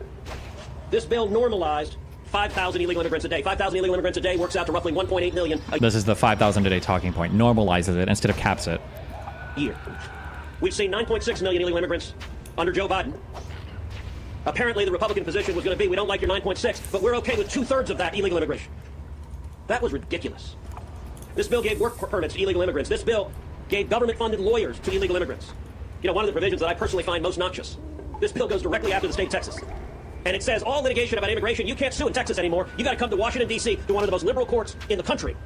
Texas, sorry, we're throwing you out of court in Texas. You got to come to D.C. As I observed on X last night, one sane Republican would side with Joe Biden over the state of Texas in this battle to secure the border. That's what this bill did. So as a policy matter, it was terrible policy.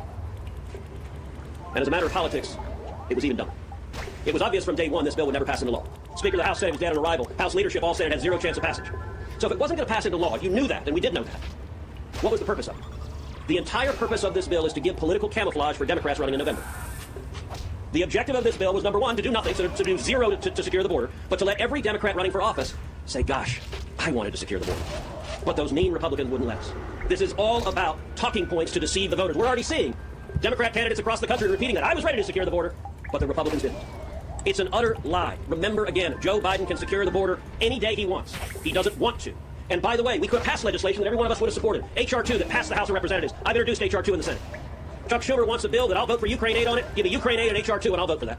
Because that actually would secure the border. And what did Chuck Schumer say at the outset? Nope. H.R. 2 is off the table. Why? Because the Democrats do not want to secure the border. The H.R. 2 bill was unhinged. But that was also way more extreme than anything Republicans even suggested in the past. They want this invasion, and the Americans who are dying as a result. Destiny took the bait from the Dems. Embarrassing. What bait do you think I've taken? Hello, lawful. Quick, say something before I permaban you. What bait have I taken? Please tell me. Please educate us. But anyway, there you go. The primary rejection of this bill was not because it was tied to Ukraine or Israeli aid or whatever. That's not true. And forth saying, I read this, I read that. Look it up for yourselves. Everybody can do that, okay? I just want it to be common sense. Does anybody with a straight face... Wait, do I have that as part of my debate pervertry? Anytime somebody says common sense? I need like a...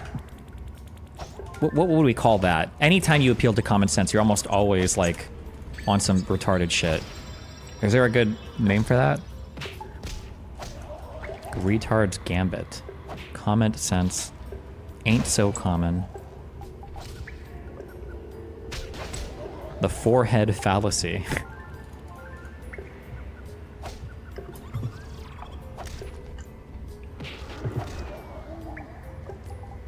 Tragedy of the common sense. Okay, sure.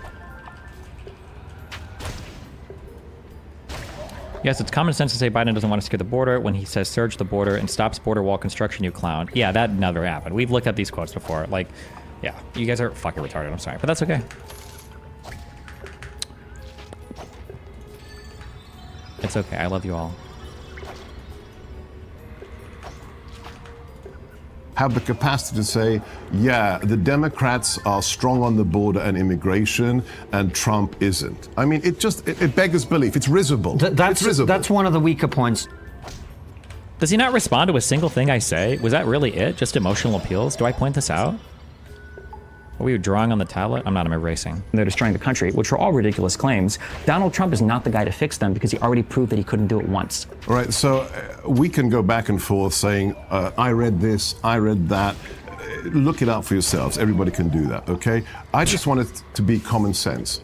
Does anybody with a straight face have the capacity to say, yeah, the Democrats are strong on the border and immigration, and Trump isn't? I mean, it beggars belief. It's risible. It's risible. That's one of the weaker points Stephen made, but I think a very strong point that he made right at the end, and the one I'd like to hear you answer is, Donald Trump, you said... That's an appeal to incredulity. Yeah, no, I know. It's just funny he never responds to a single fucking thing I say. I feel like I need to, It feels so aggressive when I'm like, you didn't respond to my question. You didn't, I don't know how to, I sound so passive aggressive or aggressive when I say it. I don't know what to, yeah, I mean, I sound like a dick, but like, Jesus Christ, bro. PhD in political science? I guess it's Hungary, so maybe the schools aren't real there? That's me, I'm sorry. I don't know, like... Say, didn't build the wall because there was a lack of support from the other side. They were not acting in good faith. Okay, well, you think there's going to be more good faith after he gets elected, let's say, in 2024? Right, I'm not sure it's the good faith that's the problem. He seems to paint President Trump. No, you said this earlier. No, but let me just unpack it in terms of... That's not what I asked. Is better than you didn't answer my question. Yeah, but again, there's an issue that I have to keep in mind, which is I can't... Here's the conundrum that I'm caught in, okay? I've learned this from debating. Here's the conundrum that I'm caught in. Oh, the appeal to mods might be the solution. If I say, hey, you said that 1 + 1 = 3, or no, it would be, I would go, I've looked at the math, I've gone to school, and I am certain that 1 + 1 = 2. And then the other person says, well, sir, 1 + 1 is 3, and here are 15 different things that I'm going to be talking about and ramble, and I might not have any justification for it, but there was a little boy that came out holding a sign saying 1 + 1 = 3, and Donald Trump looked at that little boy, and everybody cried and clapped. Now, at this point, when it's my turn to go, I can't say you didn't answer my question. 1 + 1 doesn't equal 3. Where's your proof for that? Because if I say that, well, 1 + 1 doesn't equal 3. You didn't answer my question. Oh, well, actually, 1 + 1 is 3 because of, and then here's another story that makes you feel sympathetic towards my side, and blah, blah, blah, blah. And it's like, okay, well, fuck me. I can't. The problem in these debates is I can't ask a question like that to narrow the answer because the person always uses it as a jumping pad to just ramble about some more retarded shit. So I can't ask questions. I can't do that. It's just an opportunity to ramble. Yeah. Any question is an opportunity to ramble. Just state that he didn't answer the question and keep moving. Yeah, maybe I just have to remember to keep restating it. Yeah. Fuck, I need to write this down and keep this in mind for every. I had this under. Oh, I didn't make a debate strategy thing. Maybe debate purpose. I don't know.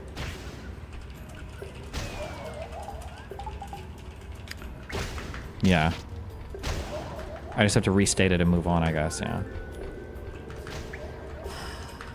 What's possible and what is it? Why doesn't the moderator say something? Are the mods all just shit heels? Well, in this, I think the moderator is much more friendly towards Gorka's point of view because they all, any self-described centrist, rational, nonpartisan, whatever person all carries like 95% water for Trump. Like happens all. This is why I don't describe myself this way ever.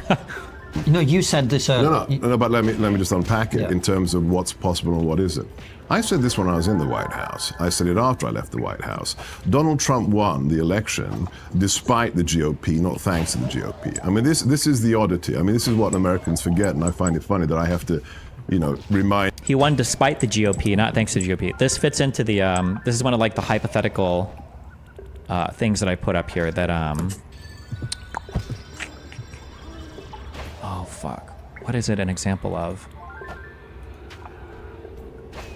It becomes incredibly difficult to break anyone out of a given constellation because there's always some underlying transcendental entity that can explain every single part of why the constellation is true. Even evidence that seems to be in opposition to any particular belief is reinterpreted through the transcendental entity and becomes evidence for that particular belief. So like the deep state is like this transcendental entity that explains every single possible thing. And if Donald Trump wins, it's because he defeated the deep state because of the support from the citizens. It was so good. If he loses, well, it's because the deep state defeated him. No matter what the outcome is, your particular entity is always capable of explaining exactly why it happened. Like, no matter what. It makes no predictions, and it explains everything, and it never needs to be corrected for, right? Because if a thing doesn't make predictions, you never have to correct for it. Because why would you? It predicts everything, and everything can be retroactively explained and subsumed by whatever your transcendental idea is. Biologist, thanks for the 50 gifted subs. And Americans who were born here, unlike me, a legal immigrant, that Donald Trump, the American people did something utterly historic in 2016. Because prior to that, every chief executive from George Washington to Obama was from the same class. They were either senators, congressmen, governors, or retired four-star generals. Every single one, from George Washington to Obama. Then has he responded to a single thing I've said ever? I don't know if there's been a single back and forth here. I feel like I just shut down all of his stupid shit and then he just yappers on some other random shit. What did the American people do in 2016? They say, we've had it with the swamp, the establishment, the rhinos, the Democrats. They elect a man who's never run for any office, not county dog catcher. A guy who... Oh, that's actually a really good one. Hold on, I like that one. Restate what the other person said and ask them if that was an answer to your question. I like that one. That's a good one.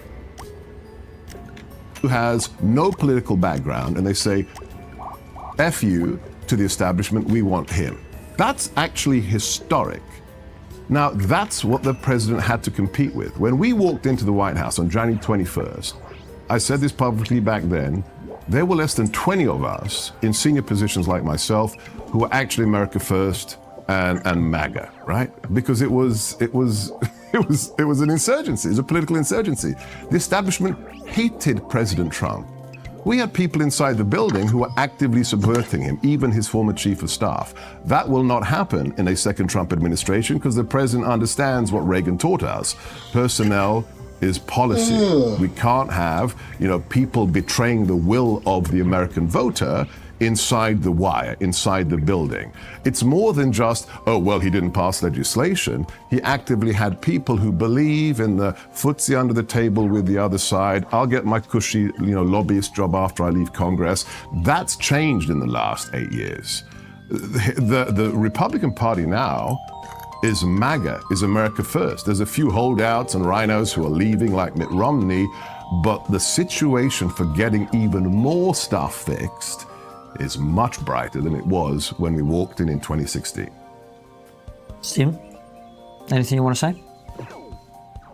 Populism usually takes a pretty predictable route where people are frustrated with a set of circumstances, which, to be fair, there's a lot of things to be frustrated about. And what you do is you turn to a strong man who promises to deliver you from all of your evils, to deliver you from the pain and the suffering of whatever around you, because he's the one source of truth, the one source of goodness, the one guy that can get the job done. That's what Donald Trump sold himself as when he came into office. And like every populist, he came in, he overpromised, and he underdelivered. Trump failed on every single conceivable metric when it came to being a president, besides, and I will admit, he is very funny. He's very funny, he's got good stage presence, and he can work a crowd. That's why the nicest thing... The economy was pretty good during his period until COVID hit. The economy was good, but I mean, like, you can Google markets, you can look at indicators, like everything had been hitting all-time highs since 2013 under Obama, right? Ever since the economy crashed after 2007 and started to recover, that same recovery happened under Trump. And it was happening with pretty low interest rates, and it was just a carry on from Obama's administration. People will say, well, the economy was really good under Trump. What did Trump even do? He did a bunch of tax cuts, and that's it. He didn't really do much else. Hold on. And then as a quick thing again, I'm sorry, but my managerial experience in the ordinary world, outside of the... I'm sure there are other economic indicators we would look at. I'm most familiar with markets. But like, Republicans will look at this. Republicans will look at,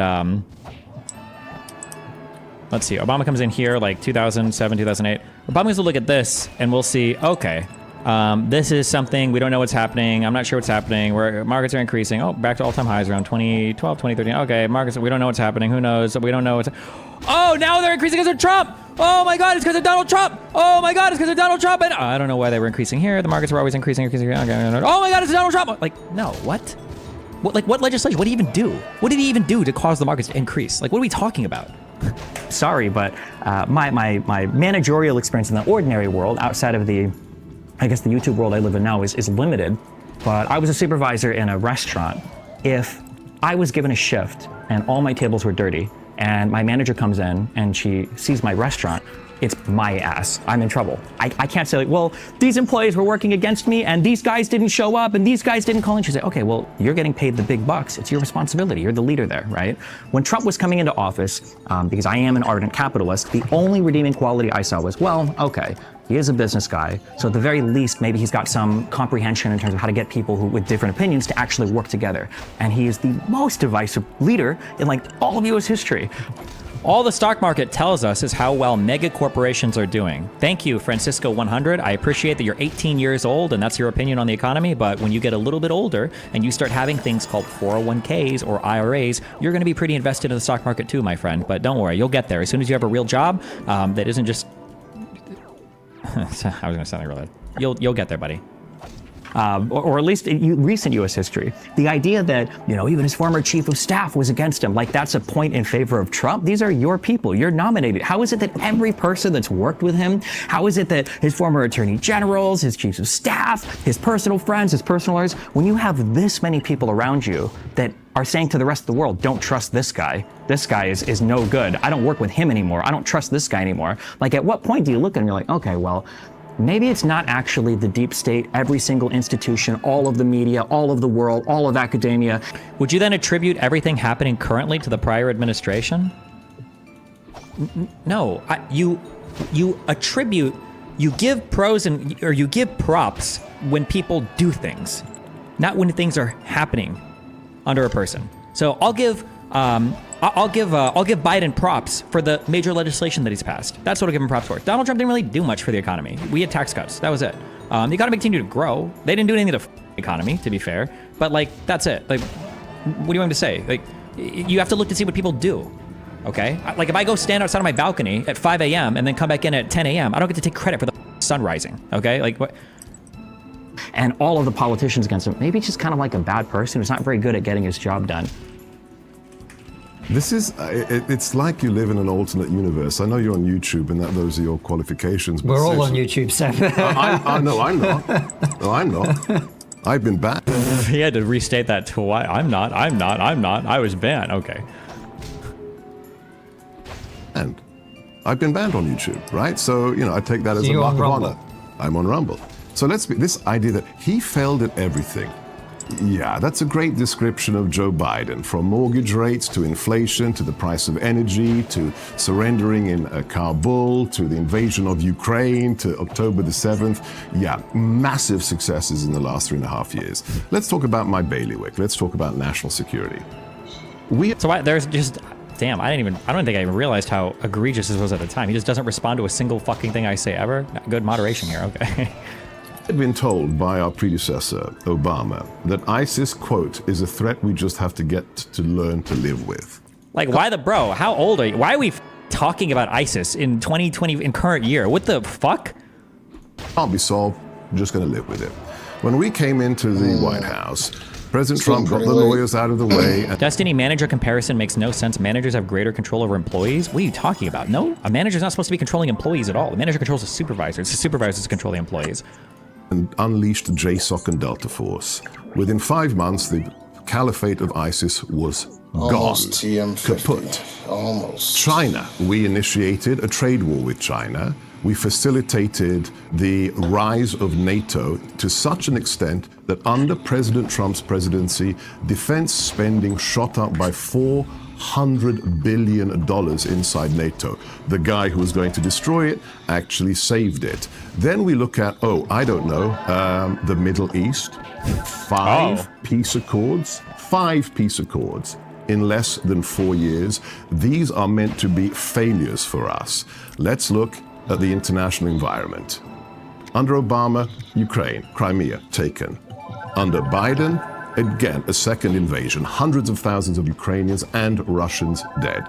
The largest loss of Jewish life since the Holocaust in Israel, and then the absolute surrender and betrayal of the Afghan people. I genuinely don't know how much other countries doing fucked up shit is a reflection over here. I just don't, like, if Russia invaded Ukraine during Trump's presidency, I would just be like, okay, I don't know how much Trump could have, like, I have no reason to, I just don't see why they're even relevant. People in a withdrawal that made Saigon look like a small incident. These are supposed to be the successes. And as to this, he's the most divisive. Do you think he talks like this on purpose? Yes, it's bullshit, but British people are like parasites, and they understand that in the American mind, having a certain cadence brainwashes us, okay? It's unacceptable, and it needs to be called out more. I don't think that British people really talk like this to themselves. When they go back home, no shot. Oi, matey! I don't think this is real. No shot do they talk like this in their households. They know they're fucking with us, okay? They're plugging into our brain stems with a brainwashing technique. Supposed to be the successes. And as to this, he's the most divisive. It's so peculiar, but I find it incapable, I find it impossible to remember my former boss giving speeches in front of iconic locales such as Independence Hall in Philadelphia, bathed in red fascistic light with Marines. Bro, this one speech that Biden gave and the picture that came from it lives in Republicans' heads so rent-free. Like, there was never been a image. Where is this Biden speech red background? This is like the mind-breaking close-up. We'll get stronger. And the ideas they embody, equality and democracy. Was it like a red, white, and blue? Like, the camera was too zoomed on this. It would just fucked him so hard. And I mean, it didn't even really fuck him. There was no, like, good faith engagement here. But this brain broke people. No, it's not even brain breaking. I'm sorry, no, because they're not even engaging with the good faith. Anybody that seriously tells you that, like, Biden's speech here, they'll point to this one thing where he tries to be careful. He's like, just the MAGA Republicans, not all Republicans. Where they try to make Biden sound like some weird fascistic leader and say that he was more divisive because of this one speech. It's so cringe. I think there was a blue on the side here. I don't know if it was supposed to be red, white, or blue, but oh my god. Republicans getting super ass mad over Dark Brandon memes now is so funny. Do they actually? I haven't seen that. You wildly discount the impact of regulatory agencies and regulations on economic growth / optimism. Under Dems, agencies run wild. This is just true. Oh, well, I was going to argue against that and ask you for like specific examples or something, but you said this is just true. So, yeah, guys, good job.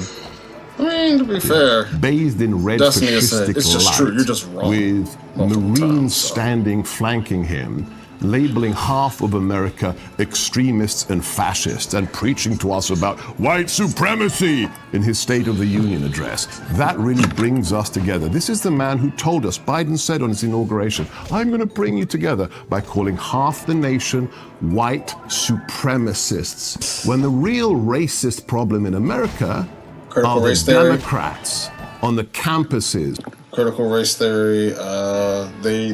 They're in favor of black genocide because of abortion. Let me hear it. Hold on. Saying death to America from the river to the sea if you're Jewish. Full shot for this. That's the left today. Radicals who hate America. I go back to my original point. And then this strange idea of populism, using this label as a smear, some kind of pejorative. I don't know. I remember the good old days where if you had the popular support of the people, that was a good thing. He looks so bored here. Was it because he's just meme buzzwords one after? Yeah, because this is all just like rhetorical maneuvering. We're not like actually having an interesting debate or conversation. Just like, okay, well, what dumb talking point is he going to say? And then I got to figure out how do I counter this stupid talking about. We're not like actually in the world of fact or reason. We're in the world of like job auditions, I guess, where he's auditioning for a future job in the Trump White House, and I'm auditioning for VP next year. Okay, get Kamala Harris out of here. Biden, pick me. I don't like the elites. They stink. They're corrupt. But a guy comes along who has popular support. No, the elites will decide. Just like Sam Harris destroyed himself on your podcast when he said, I don't care if Hunter Biden had dead children in his basement. The plot against Donald Trump and the election in 2020 was, quote, justified. That's the left. That's the other side. Those are the divisive people. I want to talk about a couple of things you raised there, which is foreign policy, geopolitics, etc., and also what's happening on college campuses, Stephen, as well. I would like you, before I go back to Stephen, to address you the one point that he made, which I think is worth exploring, which is, we say this guy knows how to get things done. Oh, cool. You're actually going to try to, after that whole yap ramble, you're going to bring him back to the actual point I made? Nice, okay. And you say you had all these people in the White House and elsewhere who were working against him. What about what Stephen said, which is he just seems like an asshole that annoys everyone and people can't work with him? Huh. Well, look, I've said it many times before. It is absolutely remarkable what he achieved in really not 4 years, 2 years. What did he do? Despite the people who are subverting him because they represent the elite class. What do you mean? What were those achievements again? The strongest economy we've ever had, lowest unemployment. No, like things he's done, not things that happened. What do you mean? What's the difference? What? So it's like the short circuit of like the most basic question in the world. Wait, what do you mean? What did he do? What are you talking about? The elite class. What were those achievements again?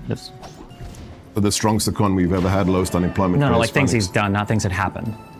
What do you mean? What's the difference? So, like, if I stand outside and a tree grows, I wouldn't say that I grew the tree. Oh yeah, you said he did nothing in regards to the economy. Like, I'll give you the example. You said he did nothing with it. Not his responsibility. When we came into the White House, the president had a modest goal. He said, "I've had it with the growth of the state." You know, and then we get these appeal. I think I have a counter to this. These are so boring. What are you writing during these debates? I'm just taking notes on what the person is saying, and then I'm so that I know what I want to respond to. Because when they say a bunch of things, I want to respond to everything that's being said instead of just yapping on random stories like these people do. On the average American, 60% of businesses are small businesses in America. I want to get the monkey off the back of the guy who has the family company. So what did he do? He said, I'm not going to sign any executive orders as president unless for every one I sign, 2 are rescinded. I want to have a redress of the balance, the abuse of executive power. We said, okay, sir, by not the end of the first year, by the 10th month of the first year. That figure wasn't 2 to 1. You should draw your opponent as a soy jack and hold it up to the camera. True, actually. That would be an instant fucking win. Domination. Excuse me, have you considered that you have been drawn as a soy jack? The figure was 22 to 1. We had rescinded 22 executive orders for every new one the president signed. That's how you unleash the economy. And that's exactly what happened. When you allow federal government lands to be used for energy exploration. Did I catch this? What does an executive order even have to do with the economy? An executive order? Like which ones? I hope I ask them. I should push harder. I should, right? I must. When you say yes, XL Keystone Pipeline, when you block Russia's Nord Stream, that's when you unleash the American people. And that's on President Trump. Let's just finish this point. I really let him get away with that? The fact. Or did they edit this here? I don't remember. I'm not accusing them of editing it. Maybe they do, maybe they don't. Because he didn't really answer my question at all. What executive orders? Like, there are EOs that have nothing to do with the economy. That Donald Trump is not able to lead the country well because he's not able to bring enough people with him to buy into his vision, and instead you had constant turmoil internally. A moderator move you didn't point out was when Gorka appealed to common sense, and the moderator flat out said, yeah, that point from Steven was pretty bad. Well, I didn't even remember him saying that, maybe. I just assume at every point in these debates, the moderator is always against me. It's just, yeah. It'd be nice to be in a debate where the moderators were a little bit more fair, or like would fact check the other side, but you know, we're used to it at this point. And it's not just rhinos who were leaving, it was people like Steve Bannon. No, he didn't leave. He was fired by the chief of staff, who was an actual seditionist, right? John Kelly fired him.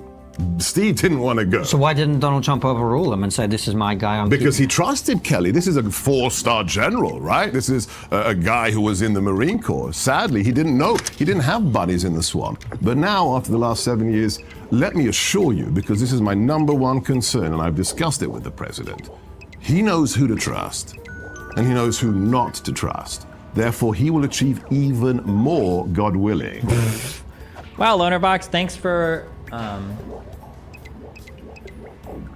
hosting me. That white on white is pretty easy to read. You know what? Fuck, I should use this in the future. This would have been such a good talking point here. You're telling me that Donald Trump was a first-term lame duck president? Like, he couldn't do anything at all in his first term because he didn't know how to be president. So now I need to look for a second. Like, what a bizarro fucking statement to make. Yeah. If we re-elect him in November. All right, Stephen, go for it. We'll do a few. You're baiting me in two. 1, emissions regulations have increased on combustion engines in 27. 2, the point that they are impractical. 2, Lena Khan with the FTC is suing any corp that wants to merge many others. Hold on. Do you think that these massive corporate mergers, do you think they're good for the U.S. economy? I think generally blocking these is probably a better idea. I don't think emissions regulations are significantly impacting the U.S. economy anyway, especially when we're carried so heavily by our tech and services. I don't think that's true, but I could be wrong. If you have an article or something you want to link. Minutes with you, and then I want to move on to geopolitics. What's I happening? can incorporate that even.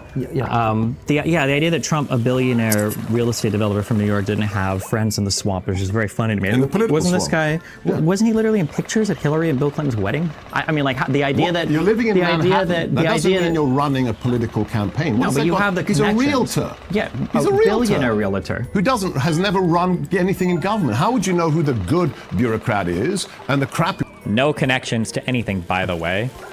No connections, no friendly people in government, by the way. Like, oh, he's just a New Yorker. Of course he's just going to be in pictures with, Bill and Hillary. Like, one like Fauci. How would you know that? You're building real estate. Since you have a cellular iPad, have you considered fact-checking egregious claims live yourself, like a graph of unemployment? I think people get too triggered by that for whatever reason, because people don't care about being right or wrong. They just care about how it looks. So I think it just looks bad. People get super ass mad when you're like Googling things during a debate. So I think I just have to know it. Yeah. Who has never run anything in government. How would you know who the good bureaucrat is and the crappy one like Fauci? How would you know that? You're building real estate. Because real estate... Do you know a lot? You're in media. Do you know how to create a cable TV show? I know a decent amount about... No, do you know I how know to a decent create bit about right now? real estate. And I know that real estate is one of the most tax-advantaged things. I know that real estate has some of the highest integrations with city council planners, with policies. Who the Secretary of Defense should be? It's absurd. If he doesn't have any of these ideas, then you're making a very strong argument for career politicians. This is why people that tend to do politics stay in politics, is because they're actually able to know these things. They understand these things. They have these relations. We need more of them, Stephen. Well, considering that Trump, again, failed in every conceivable metric, and you weren't able to give me like any strong things that he actually succeeded in. Hold on. You said that he rescinded... oh, thank God I do bring this up. Okay, it does come back. Okay, thank you, because it is stupid. Yeah. Able to give me like any strong things that he actually succeeded in. Hold on. You said that he rescinded executive orders. Like that is a measurable increase. Give me something like the CHIPS Act. Give Do me you not something think that like matters though? I mean, for the people who want to reduce the size of government, that would it's be a thing. lip service thing. I would encourage everybody that hears. There's two lines that people. There's one really common line that politicians always say. It's Dialogist, thanks for giving 20 subs. Politispeak, which is funny that Trump utilized it, but it's this, I'm going to go line by line through the budget. I'm going to go line by line and I'm going to get rid of all wasteful spending. First of all, this is just fiscal stuff, okay? This impacts your budget, which, by the way, Trump ran record deficits when he was in office, so budgetarily he still failed, but this doesn't improve your economy or unleash your economy. It's not like we were rescinding... This is actually kind of half true. Government spending actually can increase your economy, but Republicans would always go the other way. Technically, government spending on goods and services does increase your GDP. But he's talking about cutting the size of government, so it technically cuts against him. But I don't think he knows anything about finance or economics to even begin to have that argument. But significant executive orders that was destroying our ability to actually succeed. If anything, I would say the most successful businesses that we had growing in the United States were our tech companies. Gavin Newsom, in a debate with Sean Hannity, repeatedly told the audience exactly what to Google when he knew Hannity was wrong. This is helpful for when there's no fact-checking such lies like oil production. Yeah, but do you really think like conservatives are fact-checking what Gorka says here? I don't know if that's true or not. Reach your economy. It's not like we were rescinding significant executive orders that was destroying our ability to actually succeed. If anything, I would say the most successful businesses that we had growing in the United States. Government spending doesn't increase GDP. I thought government spending is taken into account with GDP. If the government buys something, if it spends money on something, I thought that is. Wait, is that not true? GDP, if government spends on thing, does it increase GDP? Government purchases are expenditures on goods and services by federal, state, and local governments. The combined total of the spending, excluding transfer payments and interest on the debt, is a key factor in determining the nation's GDP. Yes, it is. Okay.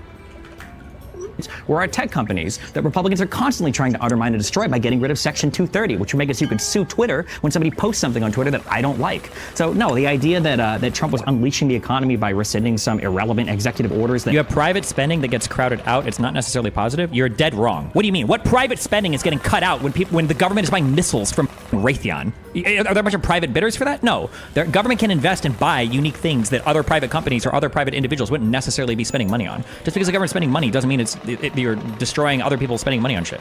Stop. So no, the idea that Trump was unleashing our ability to actually succeed. If anything, I would say the most successful businesses that we had growing in the United States were our tech companies that Republicans are constantly trying to undermine and destroy by getting rid of Section 230, which would make it so you could sue Twitter when somebody posts something on Twitter that I don't like. So no, the idea that Trump was unleashing the economy by rescinding some irrelevant executive orders that had no impact on the economy anyway, and the fact that he was still running these Yes, because you have to. Yes, because you have taxes that would have otherwise been spent. Why are you assuming all of that money would have been spent if it weren't taxed? I don't think there's a guarantee for that. And I don't believe that buying or investing in companies, I don't believe that's counted for in GDP. Is it? There are other things you can do with money that wouldn't count like towards GDP, that if you tax it doesn't necessarily mean that it would have gone towards a GDP thing anyway. I don't believe. I don't remember if investments in I don't remember if investing in stocks counts for GDP or not. Okay. Something on Twitter that I don't like. So no, the idea that Trump was unleashing the... Fuck, I paused this so many times. PJ Forehead, thank you for the 20 gifted subs. Hold on, let me go back. I'm not pausing anymore. How long have I been going? Hold on, shit.